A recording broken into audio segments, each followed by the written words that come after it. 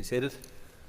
Before we begin our business today, it's important that I, as Speaker from this chair, recognise that last week was extremely disturbing, with despicable events of firstly the bomb attack on the constituency office of Liz Kimmins, and then the mob which gathered at the home of Naomi Long. This assembly was established on the principle that whatever differences we have, and we have plenty of them, we express them through the democratic process, that is this chamber. Not on the streets through violence, intimidation, threats or harassment. The Assembly should therefore stand as one to condemn attacks on constituency offices and for intimidation at people's family homes. Politicians are as entitled to privacy and a family life as any other member of the community. I wrote to members on Friday in relation to an event I will be hosting with the PSNI next week to highlight their MLA safety strategy. There will be the ability for members to take advice from both the PSNI and Assembly officials on the support available to them. I'd encourage all members to take that opportunity. All parties agree that it is of serious concern that abuse and harassment and extreme incidents last week have reached a point that it not only has an impact on serving members, but it also risks deterring people from seeking election or re-election to this place, in particular women. Let me conclude by saying that we have to challenge these notions that politicians should somehow be able to accept abuse, attacks and intimidation as a normal part of their job. It's not, and cannot be allowed to be the case. Thank you, members.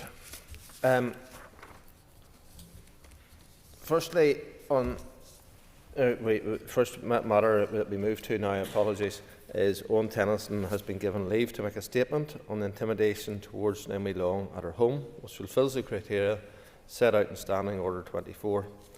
Other members wish to rise, they should do so, and they'll get 3 minutes to speak on the subject. There will be no interventions. I call Owen Tennyson. Thank you, Mr Speaker, and I rise to utterly condemn the disgraceful intimidation which took place at the home of Minister Naomi Long and Councillor Michael Long last week. And may I also take this opportunity to express my solidarity to Minister Liz Kimmins and to Dara Hughes MP on the foot of the disgraceful attack experienced at their office. Last week was a shameful week for Northern Ireland. An attack on any politician in this chamber is an attack on our democratic process. Naomi and Michael have been in public life for over 25 years. They're no shrinking violets. They have never shied away from robust debate, engagement with people from different perspectives and from robust public scrutiny. But what happened at their home when a mob of over 40 people, some in masks, gathered in the dark of night was not protest or scrutiny. It was intimidation, abuse and harassment. The irony is not lost on me, Mr Speaker, that many of those in that mob would have claimed to be defenders of women and girls, as they intimidated a woman in her family home, a minister who has a stronger record than anyone in this chamber in tackling violence against women and girls in our society. It's also true that the scenes last week have not developed in a vacuum. We have seen the rise of far-right misinformation and disinformation driven by malign elements over months and years. We also have a responsibility in this chamber. The words uttered in this building are not without consequence, and I think all of us must now reflect on the tone and tenor of our contributions to public discourse.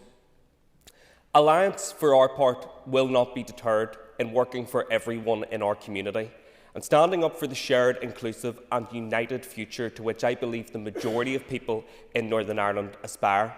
This party is no stranger to intimidation and abuse.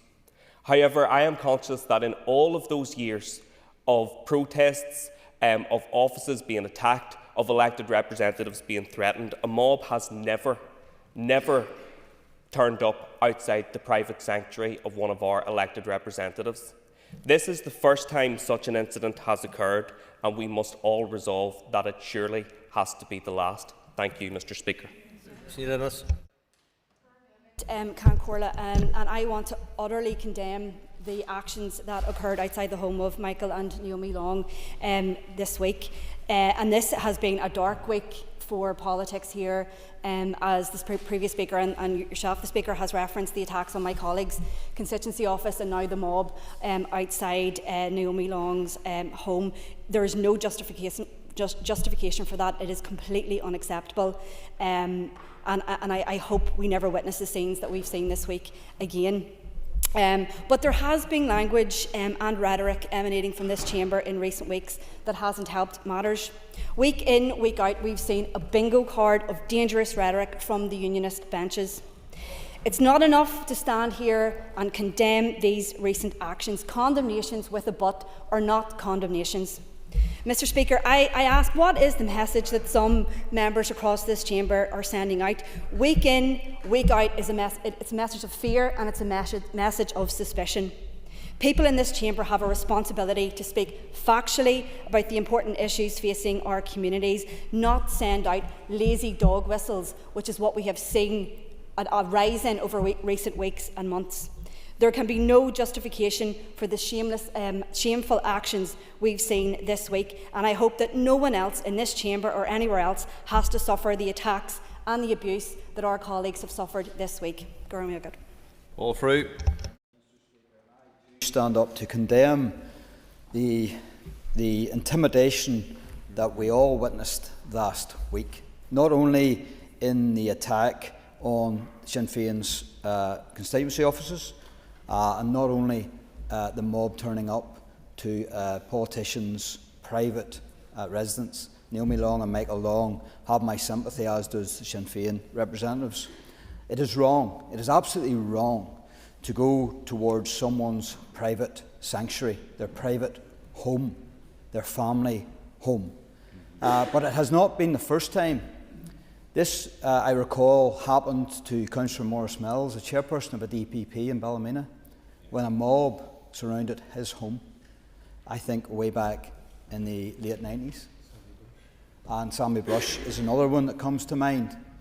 So no one has a monopoly on intimidation, and there have been many unionist politicians from all ilks and parties who have suffered intimidation themselves. And it is really important that the parties here do not use this atrocious behaviour of last week for political point scoring. That is absolutely atrocious. Only last week, I had one of my members, my colleague, had graffiti sprayed on his constituency office, not mentioned by this party. I have been also the victim of a libellous whispering campaign only last week, not mentioned in this chamber. Why would I? Because we all suffer the same activities. And so parties should be very careful that they do not exploit this and these atrocious actions for some political point scoring. And even today, when we have the opportunity to unite, we've had attack. That is horrific, Mr. Speaker. Because I'll tell you why it's horrific. Because it's this chamber that should fill any void or vacuum. It's this chamber where we hold ministers and politicians to account. And it's this chamber where there must be robust debate. And the Speaker is a champion of robust debate, as I am in this chamber. And there should be no political party seek to score political points in order to diminish our role as scrutinisers of this place and of the departments and of the individual ministers. And that is what concerns me here today, this morning, and what I've heard of the two contributors to date so far. That is wrong to use this atrocious behaviour as some sort of political point-scoring manoeuvre. And I would ask the parties who have spoken already to consider their wording and remember this is the champion of democracy, this place that we sit in, and that there should be robust debate. Thank you. Andy Allen. Speaker, and can I associate that of mine and my party with your remarks at the outset? Normally on matters such as this, most members would follow by saying, I'd like to associate myself with comments of all members, but unfortunately on this occasion I can't do that. What we seen last week was unacceptable, wholly unacceptable. There is no justification whatsoever. The intimidation outside of the Sinn Féin constituency office of Dara Hughes MP and Minister Liz Kimmins was totally unacceptable. It's actions of the past that nobody in this place wants to see now, and many didn't want to see in the past.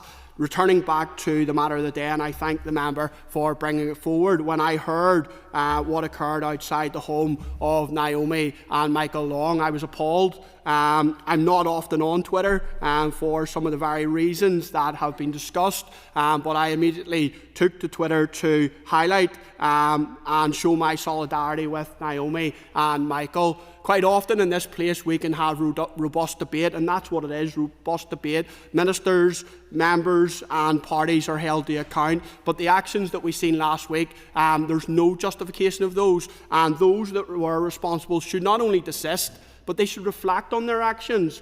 And anybody who would attempt to try to justify those actions are plainly wrong, and I would challenge them also. Thank you, Mr. Speaker. Durkan. Mr. Speaker, let me be clear. There is no place in our society or in any democratic society for threats, intimidation or harassment, especially against those who step forward and stand up to serve the public. And there never was. We may sit on different benches, we may all stand for different things, we may disagree, often passionately, on direction, on policy, on approach, but there's one fundamental truth, and there must always be that fundamental truth. Violence and threats are not tools of political expression. They are tools of fear, division and destruction. Minister Long has shown strength, courage and dedication in her role. The recent intimidation of her at her family home, the recent intimidation of Minister Kimmins and her colleagues at their office are not just attacks on those people as individuals, they're not just attacks on their political parties, but they are attacks on democracy itself. We in the SDLP have always stood against violence. We have always stood against threats, and we stand firmly with our colleagues from different parties and their families. And I call on everyone in here and on every leader in our communities to stand united, not only in condemnation, but in action. We must challenge the culture that allows, sometimes even encourages, this behaviour to fester. We must ensure that the voices of peace always shout louder than those of hatred. This assembly must be a place of civil discourse, even when our differences are huge. We owe that to each other, but even more importantly, we owe it to the people that we all represent. Timothy Gasson. You, Mr. Speaker, and I also want to join with other members of the House in condemning the protest outside the home of the Justice Minister. Regardless of anyone's public profile in this chamber, we are all entitled to a private family life. While there is a fundamental right to freedom of speech and to protest, and I will always defend those values, but I don't want to see protesters outside my house, and I will not defend anyone who goes to protest outside another politician's house. Of course, one can't comment on such an event such as that without noting the irony that some who have commented on this protest continue to defend the murder of the Reverend Robert Bradford MP, who was shot while sitting behind a desk at a constituency surgery. It is the height of hypocrisy for Miss O'Neill to express concern about a protest being directed at politicians while continuing to defend the murder of Reverend Bradford and other similar horrors. I must also express my disappointment at the way in which the Alliance Party have sought to use this protest. As I understand it, the protest was about the housing of alleged sex offenders. Yet the Alliance Party sought to use it in order to delegitimise criticism of their party when it came to the decision to side with Sinn Féin in City Hall on Irish language, and to attack those who pointed out their decision to back an amendment in this House from the Old Bailey bomber, which removed the distinction between innocent victims and the Shingle bomber who blew himself up. Mr. Speaker, the incident outside Mrs. Long's home was wrong, but it cannot be used to legitimise and to silence criticisms within this chamber. And we've heard it here from the Alliance Party today, and we've heard it also from Sinn Féin, their little helpers who like to try and use other means. The Alliance Party, what happened outside Mrs. Long's house was wrong, but at the same time, don't be bringing in other decisions your party has taken to try and muddy the waters. Carl. Mr. Speaker, there's no doubt that the right to protest should be respected and protected for everyone. Protesting is a human right and a vital mechanism for holding those in power to account. But what happened on Wednesday evening, Mr. Speaker, outside the Justice Minister's house was no protest and was not a legitimate protest. Individuals showing up in mass outside a family home is not a protest, it's an act of blatant intimidation, harassment, and it should be condemned, as should be the attacks on the Infrastructure Minister's office last week. Everyone should have the fundamental right, Mr. Speaker, to privacy. This right should extend to everyone, even those with whom we have significant political disagreements. It should extend to ministers, MLAs, councillors, and most importantly of all, citizens. Acts of personal intimidation are completely unacceptable and clearly cross a line. I think it's worth commenting the fact that some parties think it's okay for the Alliance Party to be upset just so long as they don't dare to mention anything political, which is obviously connected to this attack. It is political, of course it is, and shame on those for trying to limit the conversation to that. We also, Mr. Speaker, can't ignore the role in recent weeks and months of far-right agitators whipping up fear and spreading misinformation in Belfast and beyond. And a few ringleaders have repeatedly, Mr. Speaker, violated the rights of peaceful protest in Belfast and beyond, coming up to people's faces, filming them, jeering at them, harassing them, in an attempt to provoke peaceful protesters. They dox the same protesters online and quite often publish personal information like names and workplaces. This again is harassment and intimidation and needs to be condemned and called out. Those who engage in racist, far-right dog whistling are instilling fear into those who they claim to protect with their vigilante patrols and protests outside family homes in East Belfast and elsewhere. I fully condemn these anti-democratic, cowardly acts of intimidation. I also, Mr. Speaker, condemn those who lead people to the top of the hill with their hate-filled, aggressive rhetoric, and then when the full consequences of those actions become apparent, they walk away and say nothing to do with them, whether that be in Belfast, Ballymena or elsewhere. Thank you. Thank you, Mr. Speaker. I want to begin by expressing my solidarity with Minister Naomi Long and her husband, Councillor Michael Long. What happened outside their home last week was not a protest. It was intimidation, and it was wrong. A genuine protest is open. It's about conviction and ideas. Intimidation is about fear. When people cover their faces and target a private home, it is not about being heard. It's about silencing someone else. This is not democracy in action. It is an attack on it. But we also need to be honest about how we got here.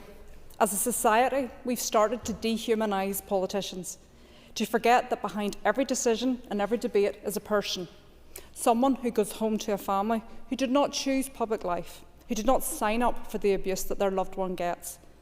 This is not a sacrifice that anyone should have to make, and indeed not the politicians themselves.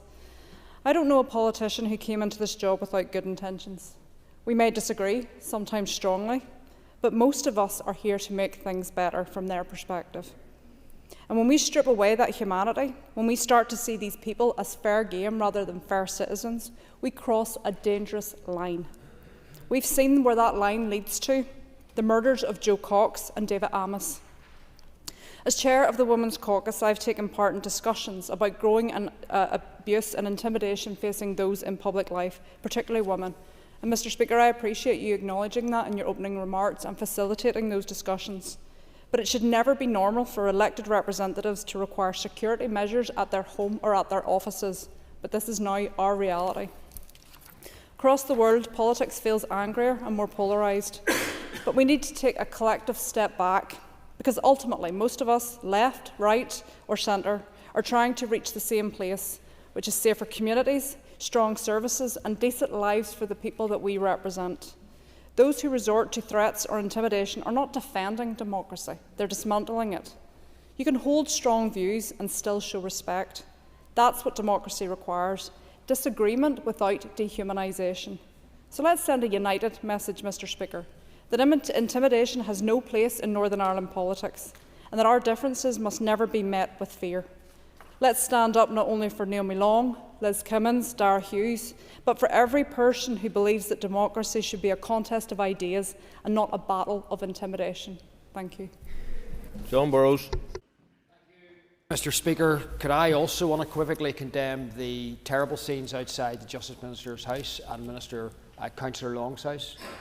As I did last week, the terrible attack at the constituency office of Minister Kimmins, and also the graffiti attack on Mr. Frew's constituency office.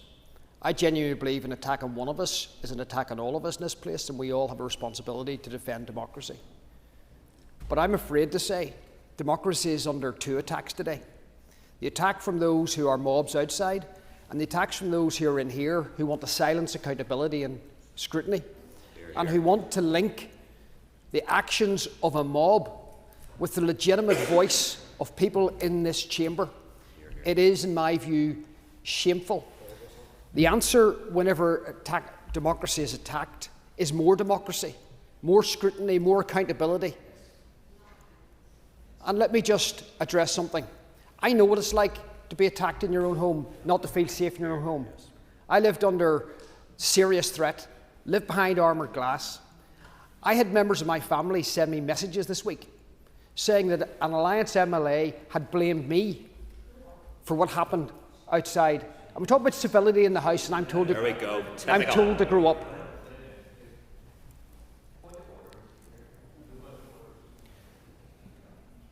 For me to be blamed for bringing scrutiny, for someone who has crossed the road to help people, for someone who's had broken bones for helping people in need, it went against every fibre in my body to be accused of somehow feigning, and that was the language that was used by a member of this House, that my solidarity for the Justice Minister was feigned.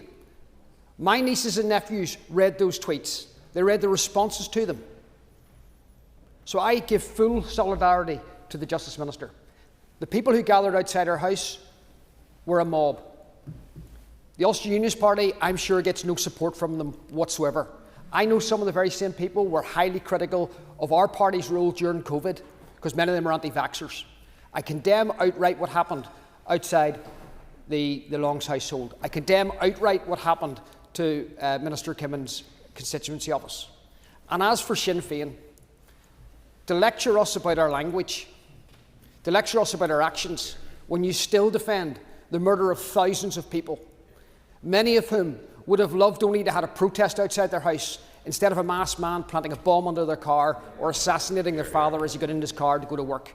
Shame on you. We will defend democracy, challenge what happens out there, but be robust in our scrutiny in this place. Thank you.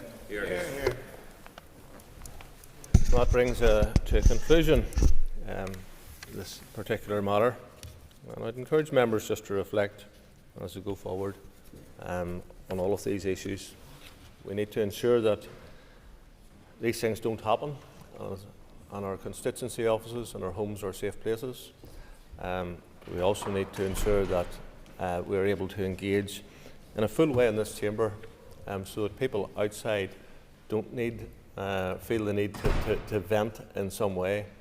And I don't believe there is any justification for people to engage in what they done last week, because we have a place like this and our local council chambers and Westminster and so forth, where people are able to go and express issues on behalf of the public that elected them, and that's where those things should happen. Point of order, Mr. Gibbon. Contribution, and the members now left for South Belfast, Ms Bradshaw.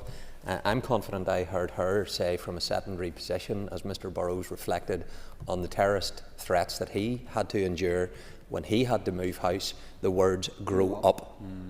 Grow up. Hypocritic. Mr Speaker, perhaps you can, if possible, to detect if that was said, confirm if that was the case, and then rule if that is appropriate language to have came from the member for South Belfast.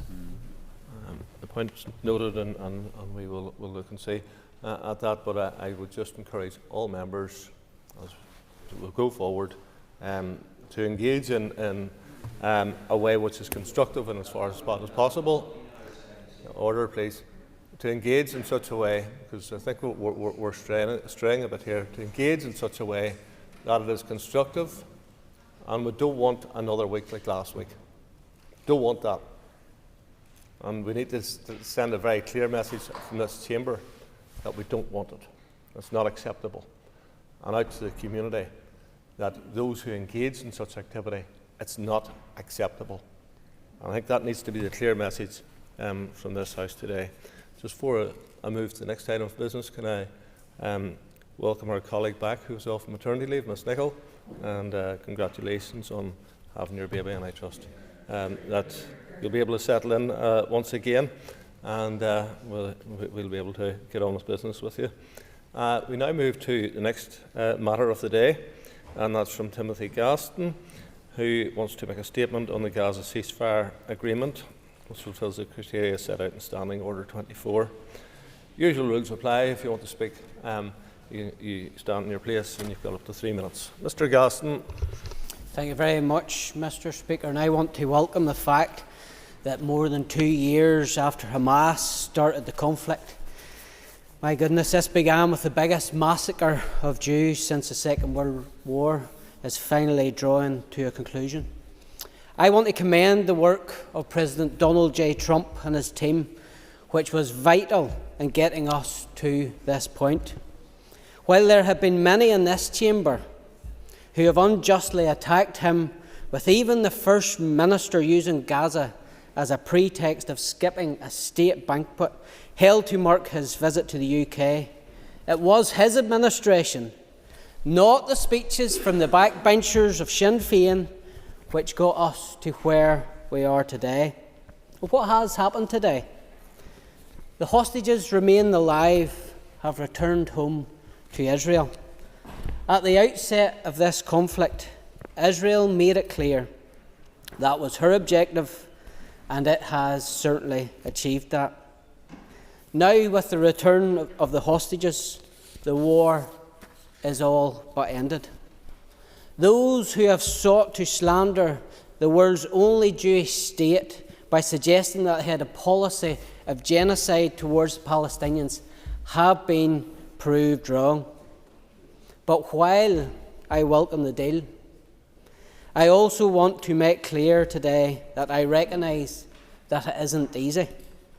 The calling of the ceasefire has resulted in Hamas terrorists once again openly taking to the streets of Gaza. Hamas is the only army in the world that wears civilian clothes during the war and then puts on uniforms during ceasefires. Perhaps that is why they find favour with fellow travellers in this House. But that must be very galling to the innocent victims of Hamas terrorism. My mind also turns to those who, as a result of this deal, will see the murderers of their loved ones released from the jails in Israel. People like Mahmoud Attallah, who was serving a life sentence for killing a Palestinian woman he suspected of cooperating with Israel. Or the members of the Hamas terror cell that carried out multiple bombings circa 2002 in East Jerusalem and elsewhere some of whom are convicted of murder, amongst other things. That reality is shamefully airbrushed by many, but I say to our friends in Israel that your pain and the injustice you feel with that element of the deal is something which resonates with many of us here in this part of the United Kingdom. Declan Kearney. We must hope that the ceasefire announcement in Gaza will now mark a step change in guaranteeing a durable peace process for Palestine and the Middle East. It must open up a pathway to Palestinian self-determination and national sovereignty. For 2 years, Israel has relentlessly bombarded the Gaza Strip, making it a graveyard for international law and the most dangerous place on the planet for a child to live. Israel has waged a genocidal war against the Palestinian people, while given political cover, funding and weapons by the US, Britain and other Western states. At the same time, annexation and ethnic cleansing are currently being systematically implemented in the West Bank and East Jerusalem. And all of this must end if there is to be a permanent peace for Palestine and Israel. So the talks' breakthrough represents a pivotal moment for the Palestinian people. It holds within it both potential and significant challenges. The immediate focus must be to alleviate the suffering and the starvation of Palestinians in Gaza. A potential opportunity now exists to establish a peace process based upon continuing negotiations which addresses all issues. New phases of talks must address the root causes of Israel's illegal occupation and apartheid system in Palestine. The creation of a permanent peace process, established within the framework of international law, and its success will depend on all sides committing to negotiate with good faith. Agreements made must be honoured. Guarantees on implementation will be essential. And that extends to all guarantors, holding Israel to its commitments, ensuring a withdrawal of all Israeli forces from the West Bank and from Gaza, and a demilitarisation of the overall situation. In the meantime, increased global pressure to ensure compliance with international law is more urgent than ever. Multilateral institutions, the Arab world, progressive governments and parties throughout the international community must act together and speak with one voice to ensure that the Palestinian people and their thirst for peace and justice and national freedom will finally be achieved. All given. Remember October the 7th, thousands of Hamas terrorists invaded the state of Israel. Over 1,200 victims, murdered, slaughtered, women, babies by terrorism. Hundreds taken hostage, held captive in the dungeons of Gaza. Israel rightly responded, mobilised the IDF, and to them we say thank you to the men and women of the Israeli Defence Forces. Israel and the rest of the world owe them a debt of gratitude for the work that they have carried out. Decimated Hamas, terrorists like Sawari, gone and face judgment in eternity. The Iranian nuclear arms destroyed. Thank you, Mr. Trump, for Operation Midnight Hammer in destroying their nuclear facilities. The Houthi leadership taken out.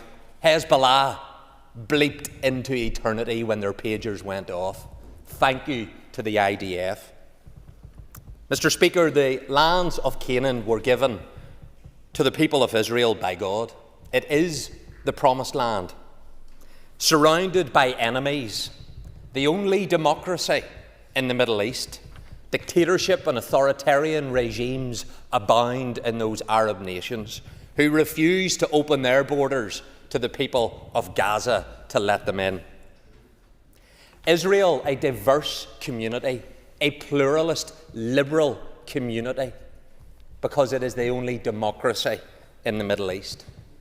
Failed by the United Nations, Israel was let down. Let down by the Republic of Ireland, let down by the United Kingdom, who both recognised a Hamas-led Palestinian state.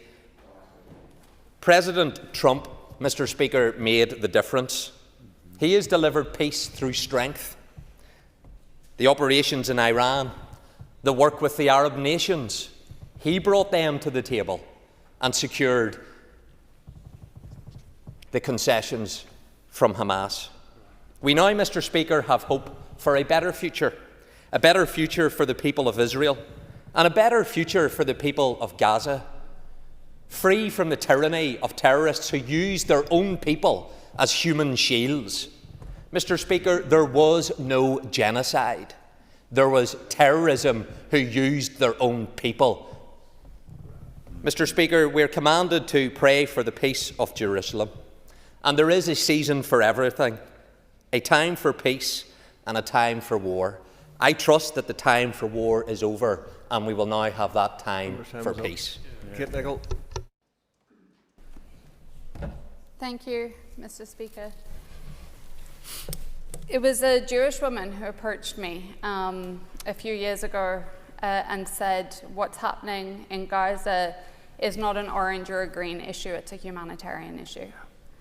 And as a mother of 3 children, I think the real turning point for me in this, and when I started engaging in the conversations around what was happening in Gaza, was the death of Hind Rajab. I think about that almost every week. I don't say thank you to the murder of a terrified child who was in a car waiting to be rescued. I don't say thank you to anyone who is responsible for the death of any person.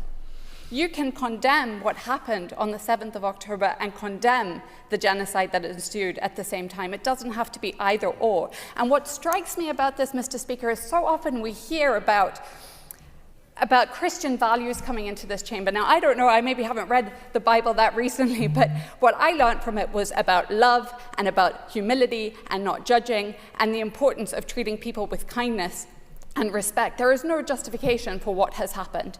I started chairing an informal working group with members of the Palestinian community, interested MLAs and activists well over a year and a half ago. And I remember a man who had just returned from Gaza coming to talk to us about what he witnessed, and it was harrowing. He talked about walking down the street with a child on his back and praying that the child wouldn't see the dead bodies along the way. What sort of world are we living in where this happens, where children are exposed to this? What sort of world are we living in when politicians justify any violence? This is a moment of hope for Israelis and for Palestinians, and I watched on with the hostages being released, and I can only imagine what their families went through, the fear, their lives. I can only imagine what they went through. It's awful. But what has happened in Palestine is also awful. What has happened in Gaza is also awful. We don't have to make it either or. We can just make it about humanity. We went to a very moving several members of this House and I went to a very moving house of mourning with the Palestinian community. And it ended in Muslim and Christian prayer, because it is not just Muslims who have been killed, it is Christians as well. And I hope that this is the start of better for the people in Palestine and Israel as well. And the only way we can have lasting peace is if there is a two-state solution and people working for our common humanity. There's so much division in our politics and in our world, you know? We need to remember our humanity and we need to do better. Thank you. Dr. Aiken. Mr. Speaker, today, the 13th of October, is Rosh Hashanah Rabbah, the final day of Sukkot, in which the Jewish people everywhere pray and look to the fate of the new year. As we have seen from the joyous scenes in Jerusalem and Tel Aviv, today is also one of significant hope. The 20 living hostages are being restored after 2 years of horror, barbarity, torture, sexual abuse and mental torment to their families, friends and loved ones as well. Their recovery will be long and arduous, but I'm sure all here will join with me in praying for their eventual healing. It is also a time of immense sadness, not only for the families of the dead hostages murdered by Hamas and other Palestinians, but for the millions across the world affected by the barbarity of the 7th of October. For them, There is no joy of reuniting and resumption of disrupted lives. Instead, there will be further mourning and pain. They too are at the forefront of our prayers and my prayers today. The murder of these people, women and children, will forever remain a stain on both the Palestinian terrorists and those within Gaza who facilitated their murder, torture and the desecration of their remains. It is also a stain on those useful idiots and fellow travellers who chanted for global intifada and rivers to the sea while giving agency to the global surge of anti-Semitism. No less than on this island. As we continue to see, these lies are not only not proven, but are a clear example of propaganda, adding to the Jew hate that ironically purports to be the truth to far too many, both in this chamber and elsewhere. But, Mr. Speaker, for those who say there was no alternative to terror, the reality is if the 7th of October hadn't happened, many thousands would still be alive. There are paradoxes that the Iranian-instigated Hamas, Hezbollah, Houthis and Sinn Féin's presidential pick's friend Assad in Syria and thousands of other useful idiots were all designed by Iran to destroy the Abraham Peace Accords and enable Iran to develop its nuclear bomb. Right now, Israel has restored deterrence, and on the 22nd of June, Iran's nuclear programme lies buried 400 feet under rock. Hezbollah has been emasculated, the Houthis' leadership destroyed, Assad, much to Catherine of Galway's chagrin, gone, Hamas crushed, but more importantly, the restoration of the peace process and normalisation of politics in the Middle East between the Gulf state and the Saudis has been achieved. This has been done by the support and by the help of one man, the President of the United States of America. Let's say it again, the President of the United States of America, Donald Trump, a person several parties in this Assembly wouldn't even deign to meet to help do a trade mission. We all owe a debt of gratitude to Donald J. Trump today. Thank you, Mr. Speaker. First of all, I just want to pause and reflect on a moment of hope amid a world which is frightening, divided and full of destruction at the minute. The release of hostages, those that are living, and hopefully the speedy release of remains is something that any human being with an ounce of morality has to welcome. The actions of Hamas on the 7th of October weren't just wrong, they were appalling and they were against the interests of the Palestinian people. I have no difficulty saying that, it has to be said. I do, however, pause and think about some of the members opposite who have made related points, but they can't bring themselves to acknowledge that more than 60,000 Palestinians, many of them children, have been killed in the past 2 years. I find it frankly unconscionable that members of this Assembly could stand up and fail to acknowledge those lost lives. I think we, as individual representatives, need to take a long, hard look at ourselves if we can't acknowledge that scale of human loss. On the peace plan, it is welcome. I'm not going to say thank you to Donald Trump, as some of the members opposite want me to say and want us to say. I think President Trump is a force for destruction in the world. On this occasion, I do welcome the fact that there has been specific progress in relation to peace, so I'm not going to be churlish about that. But there is a long, long way to go.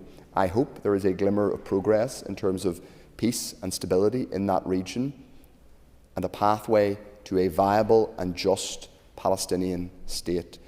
Lots has been said about the security of Israel. I want Israelis, and by the way, it's important to say, though it hasn't been acknowledged, that many thousands, tens of thousands, hundreds of thousands of Israelis have been wholly opposed to the regime of Benjamin Netanyahu. They have dissociated themselves from the genocide that has happened by their state, and they have called it a genocide, by the way. But for them to live in security, alongside that, there has to be a durable Palestinian state living in peace and justice in Gaza and the West Bank. Gaza has been reduced to rubble, Mr. Speaker. There will have to be accountability for the war crimes that were perpetrated against innocent Gazans.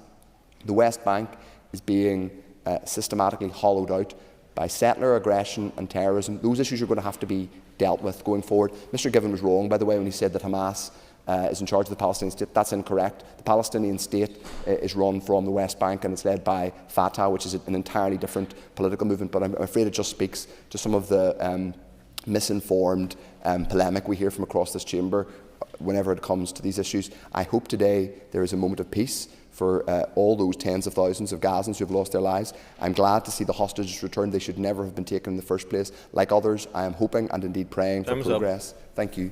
Jerry Carl. Mr. Speaker, despite the self-congratulating scenes and the backpacking in the Knesset, it's awful to see warmongers gloat and celebrate. It does remain unclear at this stage whether this deal, and I hope it is, but it remains unclear whether it is a sustainable and long-term plan for peace and justice for Palestinians and actually everyone in the Middle East.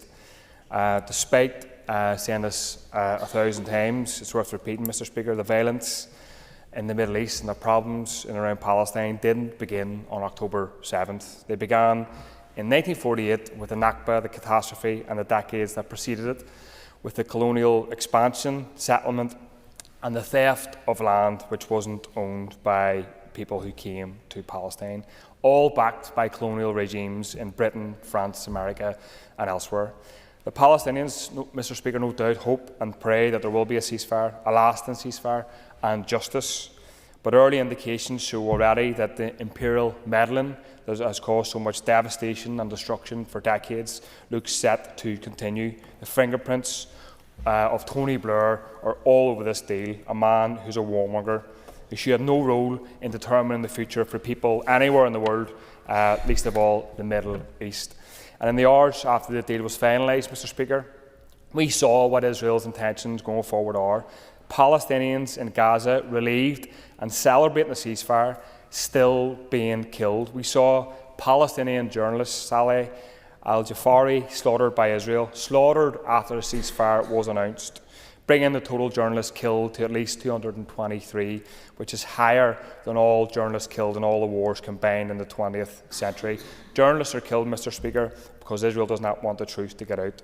And on top of that, we saw 10 Palestinians killed in Gaza after the ceasefire was announced. So there's huge questions, Mr. Speaker, about what happens now in the West Bank. Will settlers be allowed to continue their violence, the stealing of land, or will that stop? And I hope that the ceasefire remains, and despite the genocidal denial going on in this House, hundreds of millions of people, Mr. Speaker, across the world will not go back into their boxes, will not go back into their homes, and are awakened to the fight for ending apartheid and for fighting for a free, sustainable Palestinian state.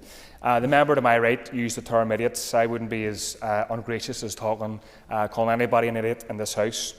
But I'd like to remind him, through you, Mr. Speaker, it's not intifada. You should maybe go and learn some Arabic. The word he's looking for is intifada, and it's Arabic for uprising, despite his propagation of mistruths. Thank you, Mr. Speaker. Claire Sugden. Thank you, Mr. Speaker. Like many across this chamber, I welcome the reports of progress towards a ceasefire in Gaza. Cautiously, because hopes have been raised and dashed so many times that it is difficult to feel optimism without feeling scepticism. But if this agreement offers even the faintest possibility of ending the unbearable suffering that so many have endured, then we must hold on to that hope. I have never taken a side in this conflict because, in truth, I don't entirely know much about it. And also I feel quite hopeless in being able to change anything. But I've always looked towards the inhumanity of what we are seeing. Be on the side of children who have lost their parents, of parents searching for children, of children emaciated, of families torn apart by violence on both sides of this horror. What happened on October 7th, the brutal attacks and taking of hostages, was inexcusable. It was horrific. But so too is what followed. The relentless destruction, the displacement of a population, and the denial of basic human dignity to millions of people. When we look at the images coming out of Gaza, we're not watching a conflict between equals. We are witnessing people, men, women, children, trapped in a place where survival itself has become political. And there are no winners in that, only loss. And I give credit to the White House, and indeed others, for the diplomacy that may have brought us to this point. It would be naive of any of us to think that the motives are entirely selfless, because geopolitics rarely is. But if the consequence is peace, or even the beginning of it, then that's a moment worth acknowledging. My hope, and I think the hope of all decent people, is that this ceasefire, if it holds, will be more than just a pause in violence. It will be the start of a process that restores humanity, rebuilds lives, and allows Palestinians and Israelis alike to live free from fear, from oppression, and free to build a future that does not repeat the atrocities that we have witnessed since October 7th. Thank you. McAllister. Mr. Speaker, I rise, like so many in this chamber today, to welcome the ceasefire in Israel and Gaza and hope for a long and lasting peace. Over the past week, and indeed over the past 2 years, my thoughts have been with many people. To the people and families attacked on 7th of October 2023 by Hamas, over 1,200 people murdered and over 250 that were captured. I think of their families still to this day suffering the pain and loss of those loved ones. My thoughts are also with the people of the West Bank who have been suffering racial oppression and discrimination, land seizure that has been multiplied since October 2023. My thoughts have also been with the aid workers, the journalists, the Palestine Red Crescent, many of us know as the British Red Cross, to the health workers from around the world who flew to the war zone to help, literally running into the line of fire. I've often thought of the women waiting in their makeshift tents or carpets that have just been laying on the road, waiting on word from their families if they will return from trying to get even a morsel of food. But mostly, over the past 2 years, I've been thinking of the children. More than 20,000 children's lives have been lost. Death from guns, bombs, and man-made famine. I think of those children, many, who have expressed a desire to go to heaven so they can be fed. I think of those children and hope that they have lasting relief from war. Peace in the Middle East is often seen as unachievable, a dream, but we cannot just hope. For the future of humanity, of decency, and of morality, it must be a long and lasting peace. Thank you.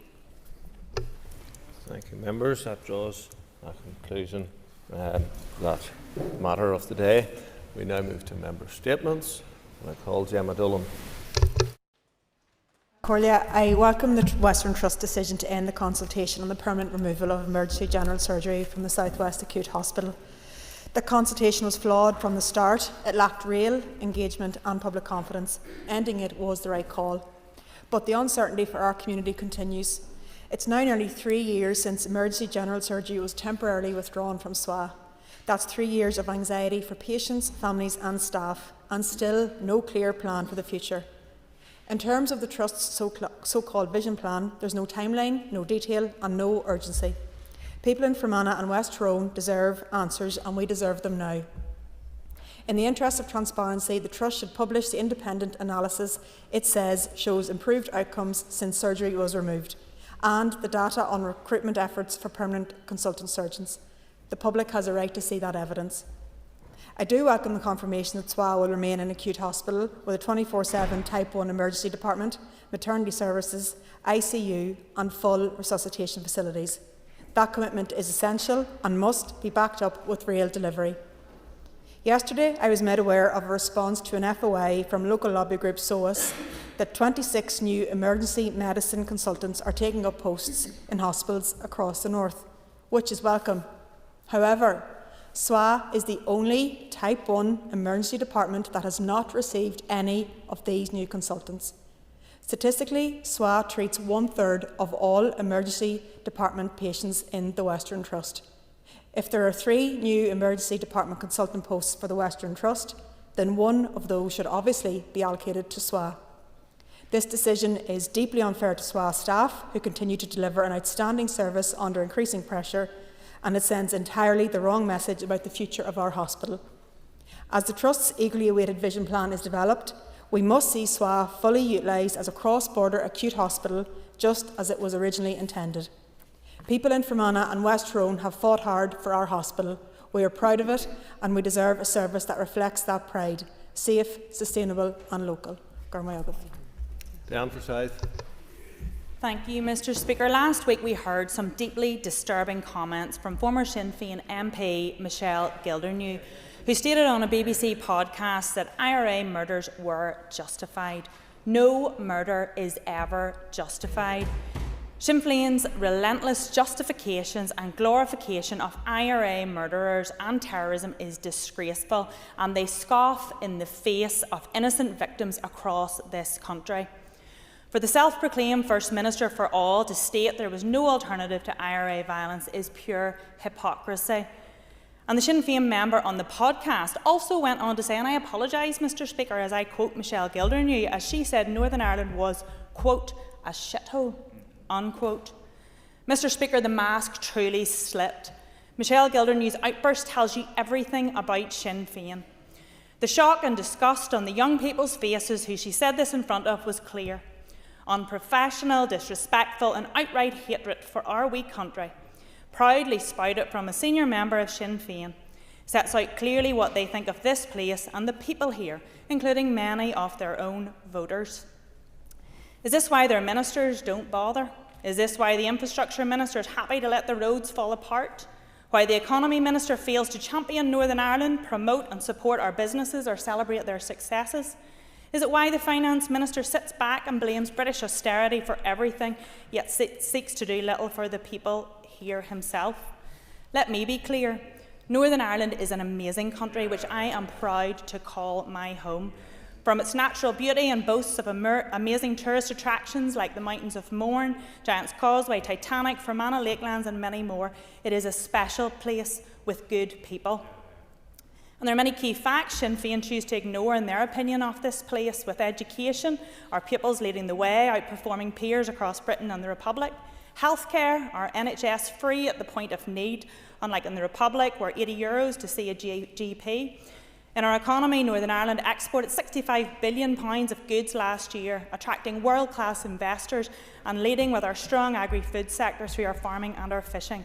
Unemployment in Northern Ireland standing at 2.6%, lower than the Republic's 4.6%. In housing, Dublin's in crisis, while home ownership here is still within reach for our working families. Northern Ireland benefits from being part of the world's 6th largest economy, that of our United Kingdom. And that is what Sinn Féin refuses to acknowledge. Northern Ireland works, and it works for everyone. And I will always be proud to defend Northern Ireland and its place in our United Kingdom. Thank you, Mr Speaker. I rise to highlight the road safety outside Downshire Primary School in Hillsborough. We know that DFI don't take a risk management approach to road safety, rather they wait for something to happen and react. Well, something has happened near this school. A child was hit by a car.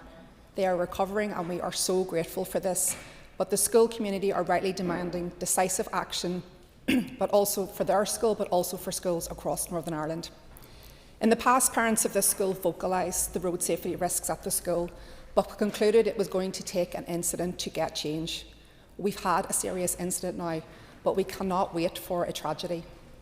Active travel is a key objective for the department, but if we are to encourage more walking and cycling journeys for our young people, it has to be safe.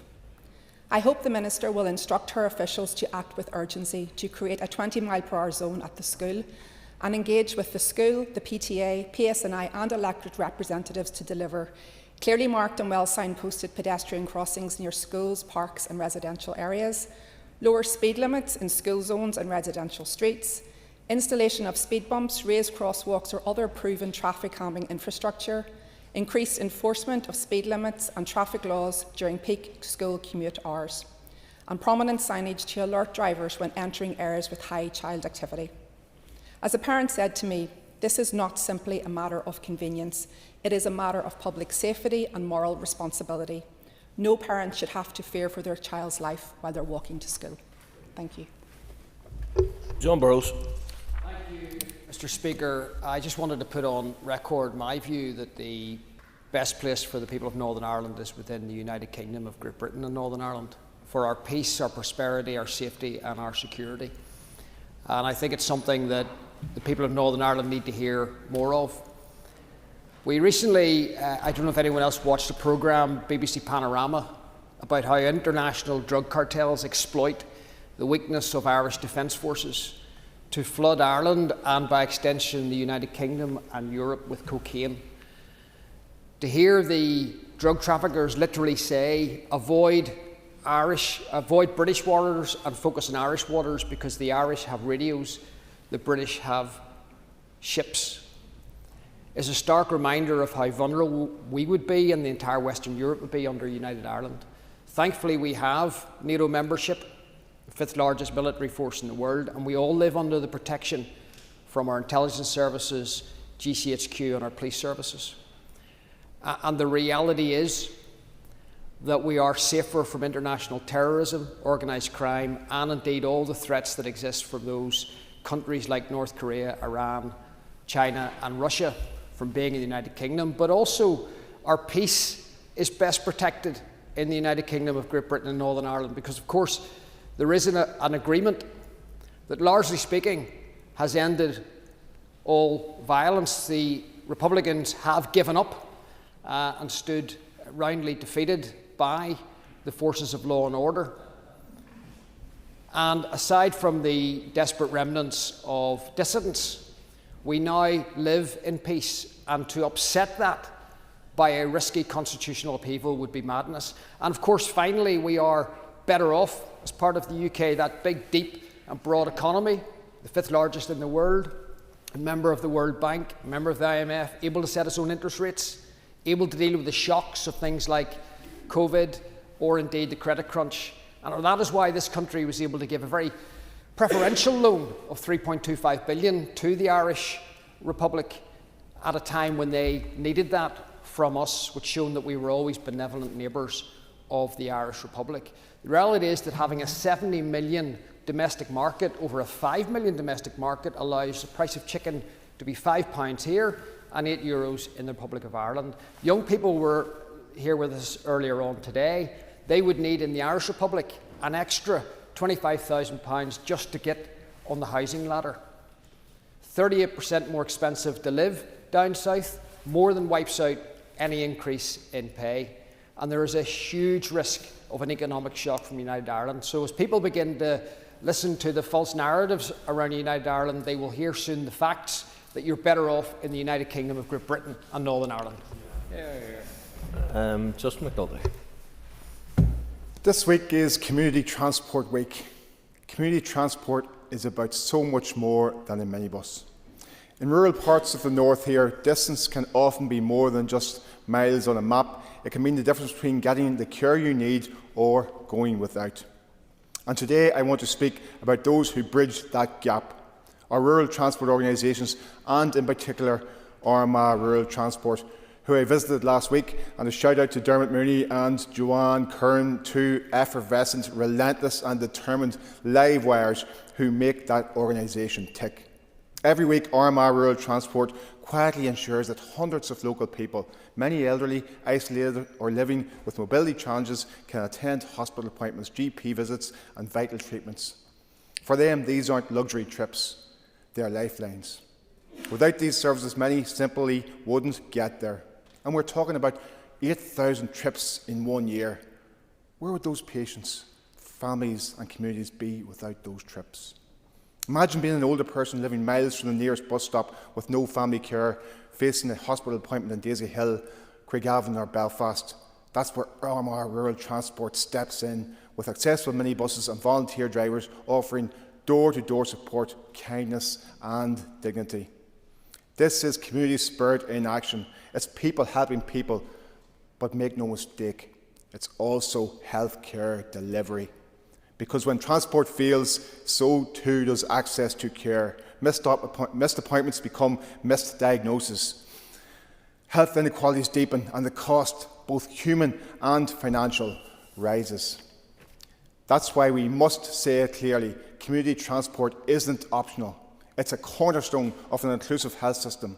Yet many of these organisations, including Armagh Rural Transport, are operating under growing financial pressures, rising fuel costs, ageing vehicles and insecure funding streams. Rural transport organisations need to be able to generate funds, and this can be done through group hire. They need sufficient capital funding to provide adequate buses. So today I make this call directly to policymakers, to the executive parties.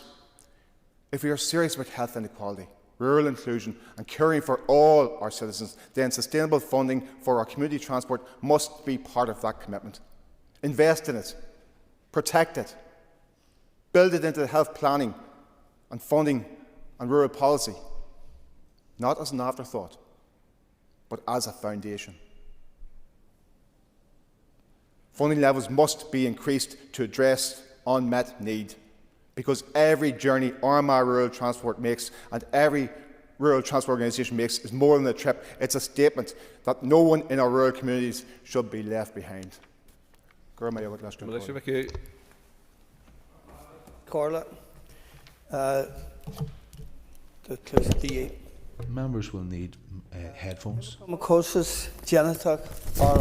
I live with genetic hemochromatosis, which is the most common genetic condition in Northern Europe. With timely treatment, it is manageable. Patients like me in the north face a postcode lottery in Kerr. This is not the same in England or Wales, where patients meet the consultants at defined intervals. There is no unified system in the north for regular specialist oversight. Regular specialist oversight is crucial for early intervention, managing complications and providing patients with peace of mind. This is not fair, just or acceptable. The South of Ireland has implemented a national model of care for hemochromatosis that assures access to GPs and nurse-led venesection services. The benefits of a structured, nationally coordinated approach are vital.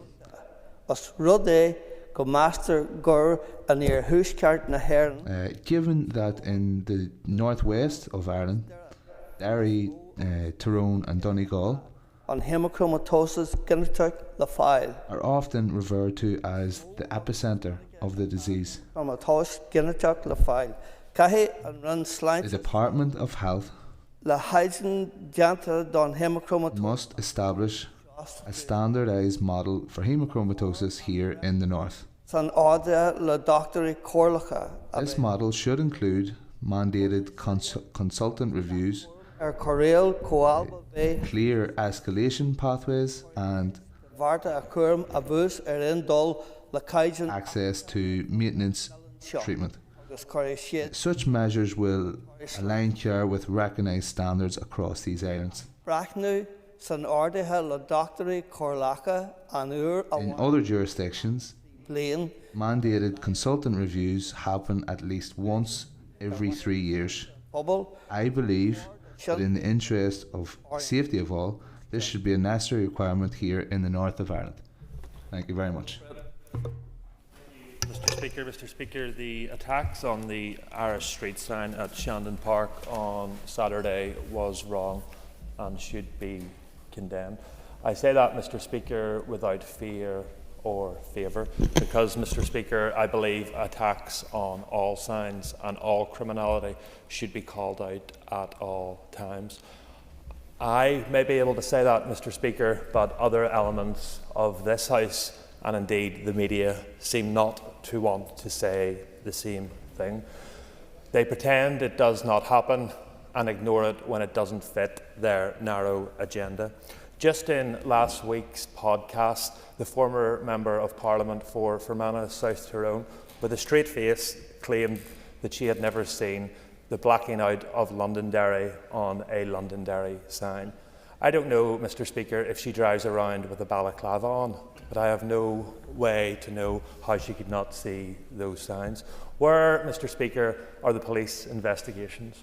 Where is the media outrage and where are the political statements? Where, Mr. Speaker, is the police investigations, the media outrage and the political statements condemning bullet holes, Mr. Speaker, on the welcome signs at our international borders with the Irish Republic? No comment from other political parties in this chamber. My community, Mr. Speaker, sees the double standards in this House and in the media, and we will call it out. Just last week, Mr. Speaker, the War Memorial in my constituency of Glengormley was spray painted and defaced. I was the only MLA represented in this chamber who called that out. Where were the comments, Mr. Speaker, from the Member of Parliament for that constituency? Where was the media outrage? None. Mr. Speaker, we see their double standards.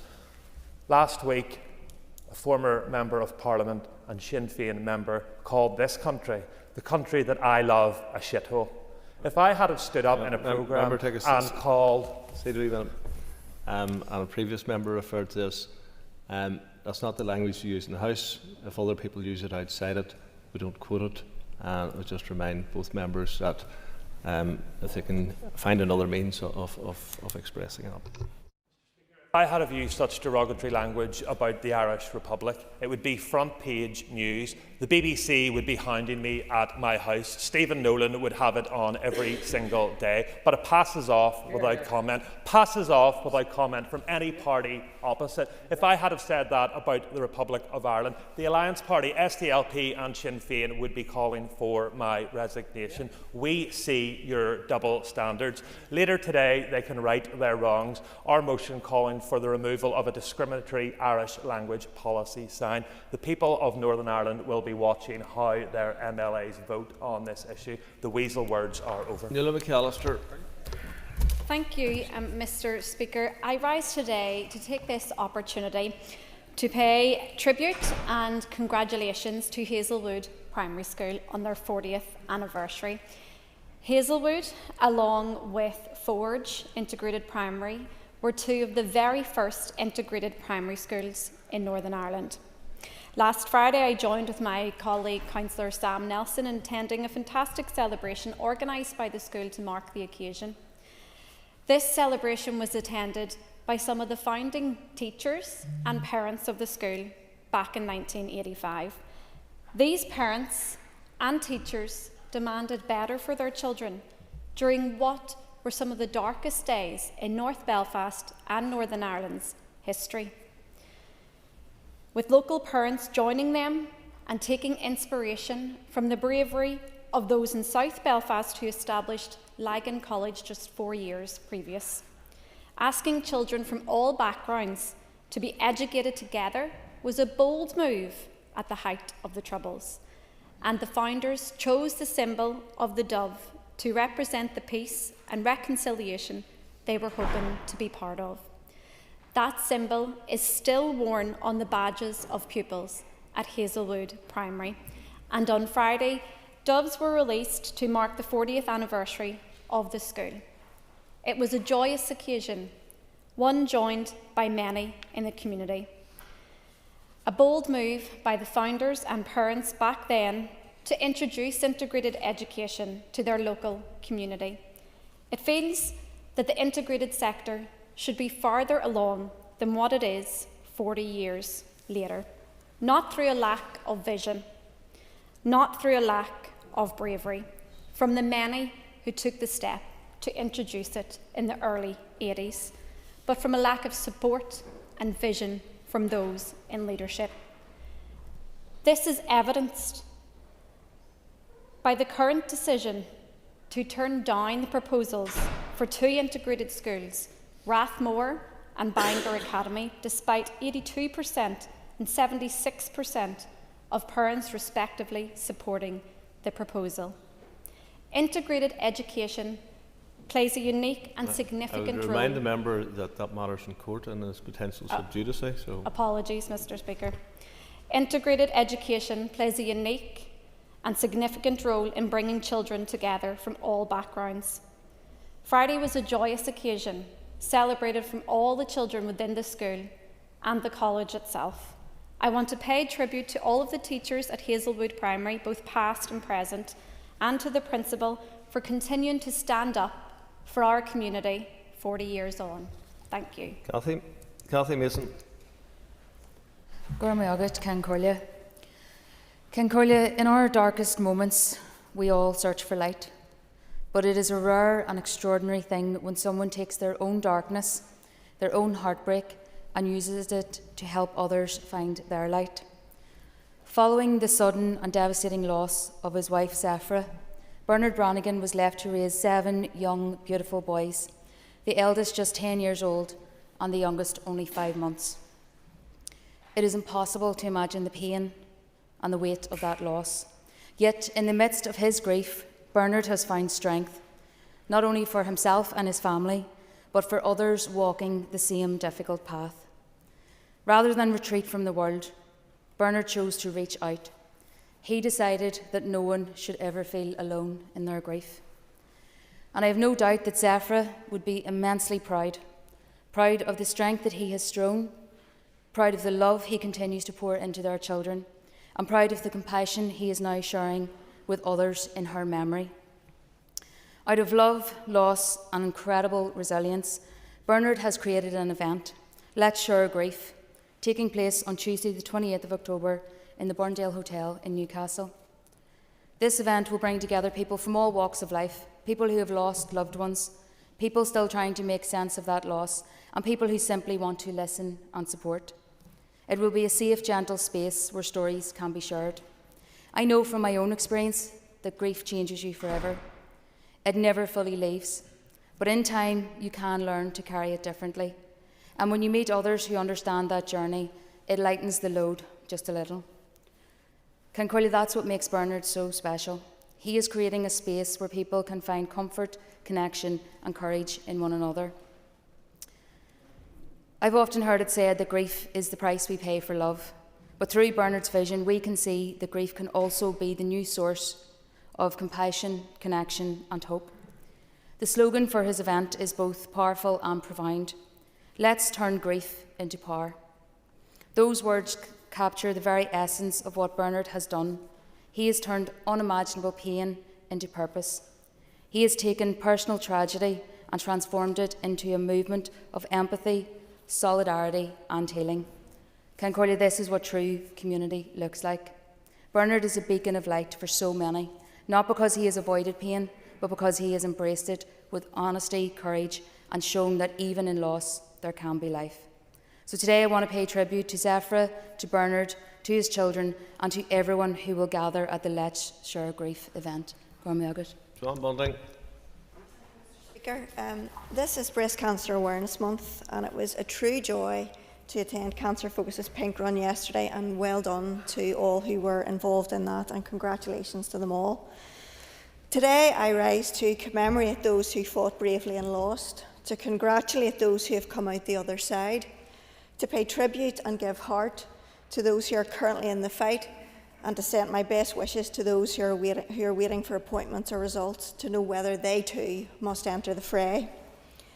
While every journey is different and some are more severe than others, they are each warriors in their own way. Credit too to their families and loved ones who swallow down their own thoughts, fears and worries for those they love in order to better support and keep a positive outward appearance. They are the people who carry us through. I also want to express gratitude to those in healthcare and the various charities and their volunteers who conduct research and provide support and guidance to the many women, and indeed some men, inflicted by this horrible disease. Most importantly, though, I want to call on all women and men, regardless of age, to check themselves. Don't wait until you're apparently the right age for mammograms. Build those checks into your routine now, without delay. Get in the shower, lather up, and start at your collarbone, feeling in small circles with your fingertips, including under your arms. Don't just feel the surface, press in, push and feel. And what you're checking for is something that may feel like an apple or an orange pip. Pay attention to your body. and look to see if there are changes to your nipples. Look for inversion, difference in shape, discharge or blood, or even a persistent itch. Notice any of those or find a lump and contact your GP immediately. Time is of the essence. There's no shame or embarrassment in being checked. In this case, it's absolutely better safe than sorry. Delay could mean the difference in having a lump removed or losing your breast, or indeed your life. So forget about embarrassment or causing inconvenience to the hard-pressed medical professionals. They've seen it all before, and they want people to come quickly. Delay could cost you dearly, so don't. I went to an information evening in East Belfast Community Development Agency that taught us how to feel for lumps and check ourselves, and honestly, that may well have saved my life. I never checked myself. I was too young for a mammogram, and like we all do, I didn't think it could happen to me. And it was pure accident that I found my lump, but by the grace of God I did, only because of its location, and it didn't show up on mammograms. That alone demonstrates the need to check. Members know, I hope, that it's not really my thing to share very personal things, and the only reason I ever have is to raise awareness about breast cancer. And if by sharing I can encourage people to check themselves and it makes a difference to even one, then it's worth letting people know. So please, please check yourself and do it regularly. It could make all the difference in the world, and it could save your life. Thank you. Robinson. Thank you, Mr. Speaker. Tonight isn't just another game. This is not just 90 minutes of football in Belfast. No. Tonight, under the floodlights of Windsor Park, we welcome the giants in world football. We welcome Germany, the 12th highest ranked team in the world and European champions on 7 occasions. They've done it all. Indeed, I read last night that they had lost only 4 out of 107 World Cup qualifiers. But let me say this, Mr. Speaker. They've never faced this. They've never faced the full throttle passion of the Green and White Army on home turf in such a key game. They will face our pride, and they will face serious noise, a noise that Windsor has never experienced before. They will walk out to a wall of green in Belfast, and while we're not the biggest country in world football and don't have the biggest world name stars, but by goodness, we've got the biggest of hearts. Full credit to Gary McAllister and the amalgamation who are driving home the campaign of the importance of doing our bit tonight and wearing the green and turning up the noise. I have to say, I've experienced the German fans at both home and away games, and to their credit, they're nothing but friendly. While we go into battle on the pitch, our fans will again show there is and has been mutual respect of it. Our wee country has had highs and lows, and we've seen lean years, cold nights, some empty seats, but the Green and White Army never stopped turning up. They never stopped singing. And then the magic started to come back, having previously qualified for 3 World Cup finals. France in 2016, those goals against Ukraine, Macaulay's header and then McGinn, the pride, the tears, the memories that live long. And tonight could be another one of those nights, one of those games that you potentially talk about for years. We go into this with no fear. So to Michael O'Neill, who takes charge of the national side for the 100th time, and the lads out there wearing that shirt, a shirt we are so very proud to wear all over the world. All we ask for is fight, for belief, for that never say die spirit that makes this place so special. Germany may bring the superstars, but we will bring something they can't train for. We will bring spirit, the kind of fight that doesn't show up. So as the hours count down to what is a David and Goliath moment, from this house to the changing room at Windsor Park, all I have to say is come on, the Green and White Army. Thank you. The next item in the order paper is a motion to suspend standing orders 10.2 to 10.4. Clerk, please read the motion. That standing orders 10.2 to 10.4 be suspended for 13th of October 2025. I call Robbie Butler to move the motion on behalf of the Business Committee. So moved, Mr. Speaker. Before we proceed, I remind members that this motion requires cross-community support. The question is that the motion on the order paper be agreed. All those in favour say aye. Contrary, if any, no. As there is ayes from all sides of the House and no dissenting voices, the ayes have it. The ayes have it. Just to let members know that I will be speaking at a private engagement later this week and will be travelling to that tomorrow. Next item, I will not be in the House. Next item of business is the final stage of the School Uniforms Guideline and Allowances Bill. I call the Minister of Education to move the final stage. I beg to move that the School Uniforms Bill do now pass.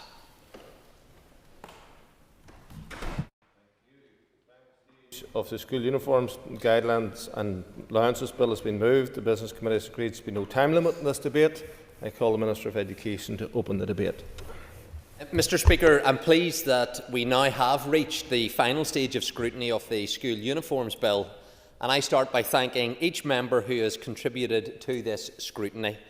Even before I introduced the bill on the 18th of February, the need to take action to address affordability of school uniforms was expressed from all sides of the chamber.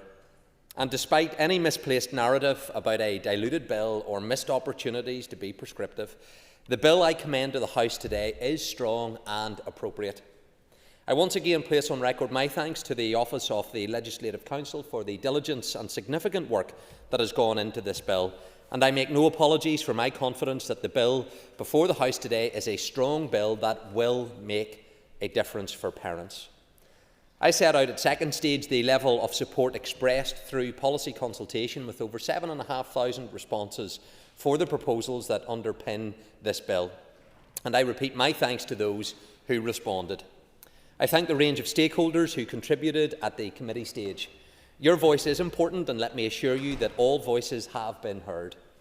The principles of the bill were agreed by the Executive prior to the bill's introduction and approved by the Assembly at second stage. Nothing since then has lessened the provisions. I know the Education Committee wanted to take more time to deliberate over the bill, but the amendment that my party colleagues brought forward to the timing of committee stage was important. It was important because it means that this bill can be in operation, subject to voting today, in time to make a difference for the 2026-27 school year, next year. Without that amendment, the bill would still be at committee stage now for up to another 2 months. There would have been no benefit for parents for a further school year. So I make no apology putting the needs of hard-working parents before a leisurely analysis by the committee, which I do not believe would have resulted in a materially different outcome. So I repeat my thanks, though, to the committee for reporting before summer recess in the end. And I do know that members did take their scrutiny role seriously. No further amendments can now be made. Either members vote to support the bill as it stands before us and therefore help families struggling with the cost of school uniforms, or not. That's a decision that the House makes today. Last week, the committee discussed an amending bill without members taking on board any of the legally based information that has been provided throughout this process, without members understanding what the bill enables guidelines to address, without members monitoring the impact of guidelines once these are introduced. I'm content that the Executive's bill can deliver on the ambition that we set at the beginning of this process. I fully appreciate the impact on timing given the publication in the coming months of school prospectuses. I wrote to the committee reminding them of this. Whether members are disgruntled about not having seen draft guidelines themselves or not, the guidelines will be shared with schools in the coming weeks as a matter of urgency. Guidelines follow the law. Today will determine whether the school uniform bill becomes law. To be clear, I would not have presented the bill if I was not determined that the guidelines will work. I'm absolutely satisfied that it gives everything needed for the guidelines to work. There is nothing lacking in the bill. No one should rush to judge the outcome of this bill without having the guidelines in operation first. That serves no one well, parents included. Let me take members through what the bill we will vote on today will actually do. And I'll be brief. However, it's important for members, even at this late stage, to understand the bill. It will make the departmental guidelines statutory. It will place a duty on schools to adhere to, not merely have regard to, but adhere to those guidelines. It will give a legally enforceable power of direction to the department should any school either decide not to materially follow the guidelines or to discipline or exclude its pupils for non-compliance with the uniform policy when they may not be able to afford it. And I assure members that despite some suggestions at consideration and further consideration stage, There will be no hesitation. Where a direction is needed, it will be given. I trust in the professionalism of our schools. I know schools want to do the right thing for their pupils. The guidelines that the bill requires will be strong, and I trust that schools will follow these fully. The concern about pupils not meeting the full uniform requirements because of cost should not be an ongoing issue. The bill requires guidelines about school uniform policies to explicitly address a range of matters. That will result in more affordable uniforms, designed in consultation with those wearing it and those paying for it. The bill requires that parents and pupils must be consulted by a school when the uniform policy is being devised. That guidelines must specify how often the policy is to be reviewed, and that this again requires consultation. All existing human rights and equality legislation apply to how the department writes the guidelines and how schools implement them. The bill requires that unfair costs aspects which it defines must be addressed. This is explicitly set in the context of affordability for lower income households. There should be no confusion that the bill addresses affordability. It is fundamental to how it is drafted. It also requires that comfort, practicality, the nature and adequacy of clothing being required, and a range of school-based activities must be addressed. That uniform policies must address value for money, lending of uniform and the use of clothing banks. That uniforms must be available from more than one supplier unless evidence is provided that a single supplier agreement secures value for money for parents. That a range of information must be published so transparency is secured. That will include rationale for uniform design, cost of uniform items, where the uniform can be purchased, as well as a range of other matters. And the bill allows for a cap to be set, either on the numbers of branded items and or the cost of uniform items or the total uniform. And I've been clear that further consultation on these details will take place, and the outcome of this will inform the setting of any cap. This is to ensure that any cap is agile and fit for purpose, and that it remains so. In addition to a cap, the bill allows for uniform guidelines to set out what is reasonable or unreasonable in terms of branded items, limited or single suppliers, daywear, PE kit, and it allows for differentiation to be applied by school type, year groups, key stages. That is all set out within the provisions of the bill today. To say the bill has been diluted or is a missed opportunity, as some members have done, is to misunderstand the strength of this legislation and what it can deliver. It extends eligibility for the uniform grant to pupils in independent schools who cannot currently receive it. It future-proofs through draft affirmative regulation-making powers so that, if needed, guidelines can be applied to preschool providers. Guidelines will be laid before the Assembly, and a report will be completed at least every 3 years. Members can be assured that even without these provisions, I and my department will be monitoring the impact of the bill. I have worked to make a difference by bringing this legislation forward. Monitoring the impact of the bill and the associated guidelines is critical to making sure that happens. And I return to my earlier point. I am confident that this impact will be positive for parents. The bill does deliver. My confidence is based on legal expertise, not mine or any other members, but professional expertise. The school uniforms bill is strong and it will be effective. If members vote to support it today, then it will be effective from the 2026-27 school year. That's something that I'm also confident that every member wants to see for every family in their constituency. Mr. Speaker, I commend this bill to the House. Nick Matheson. Thank you, Mr. Speaker, and I would like to contribute to the final stage debate, first in my capacity as chairperson of the Education Committee and then as an Alliance member. As this bill passed its second stage in March this year, with broad welcome across the House, albeit with caveats at that stage around the need to get into the real detail of what the bill would deliver, we moved into the committee stage of the bill, where the detailed scrutiny work began. And I would just want to take issue, and I think probably on behalf of the whole committee, I think we may all have agreement on this, the characterisation of any desire to have a leisurely committee stage I don't think is an accurate reflection. And I think the Minister knows that every single undertaking the committee gave was around wanting to deliver the committee stage as quickly as possible, but building in the required time to ensure that proper scrutiny could be done. We never set any date for the conclusion of the committee stage as a target to be reached. We were very clear that it did need to be delivered quickly. But it is a clear principle and it's a precedent that the committee decides its own time frame and parameters for its work, and it creates its own framework for engagement with the people whose lives will be most impacted by the legislative change proposed. This is the committee's statutory responsibility, and it must be given the time it needs to report on its findings, fully satisfied that the appropriate level of scrutiny has been applied. And in the case of this bill, I would say there did seem to be an interest from the very outset from the Minister and Department to directly influence or attempt to directly influence the timescales for committee scrutiny. And as chair of the committee, I want to put it on record that I think it is regrettable that at the outset of the committee's work, a decision was taken to so significantly reduce the timescale for committee scrutiny of the bill. It was put to the committee by the Minister that it was absolutely vital that the bill was in law in time for the deadline for schools to publish school uniform policies in their prospectuses, and the date of November was highlighted repeatedly in that regard. And the Minister has raised it again today. But we are here in the middle of October, and schools have no sight of the promised guidelines that this bill will give rise to. That is ultimately the legislative effect of this bill. It will create guidelines that schools must adhere to.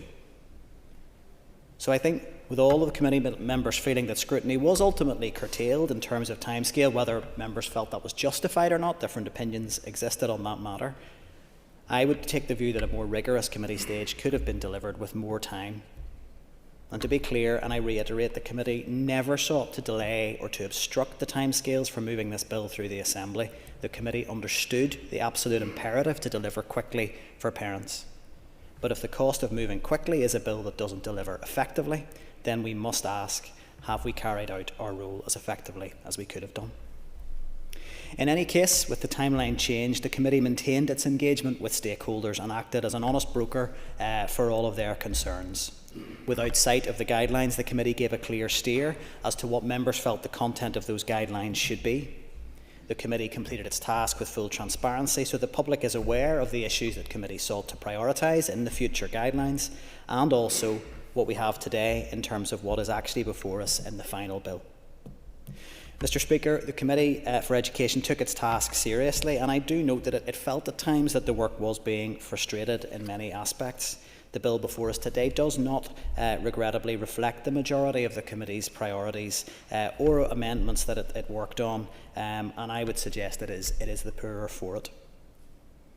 All members agreed, absolutely unequivocally, that uniform should be affordable, and that the cost of attending school should not be a barrier for any pupil, regardless of what school they sought to attend, in what sector or where they were in Northern Ireland. A uniform is to be worn every day, so it should be suitable for all school activities. It should resist wear and reduce the need for additional clothing to be purchased. And at its best, uniform can give pupils a sense of community and belonging, creating a level playing field for learning on an even footing regardless of economic background. So on affordability, the committee was very clear that there was a need for clearer interventions. Challenges around implementing a cost cap were identified. There was limited evidence available on how it would operate in practice. But it is regrettable that the committee's attempt to amend the bill to mandate the department to limit branded items rather than to create an enabling power. And it's those branded items that are seen as a real cost driver by many parents. It is regrettable that that did not make its way onto the face of the bill, and we are left simply with enabling powers that Mr. may... Matheson, please take your seat. You're coming very close to challenging the authority of the Speaker. And I'll just say this before the House. I've been in here longer than anybody in this room, considerably longer than anybody in this room. I've dealt with more legislation than anybody else in this building, let alone this chamber, having been a minister in 4 different departments. And so if you want to challenge my authority, go ahead, there'll be consequences for it, and that applies to all members of the House. Continue. Thank you, Mr. Speaker.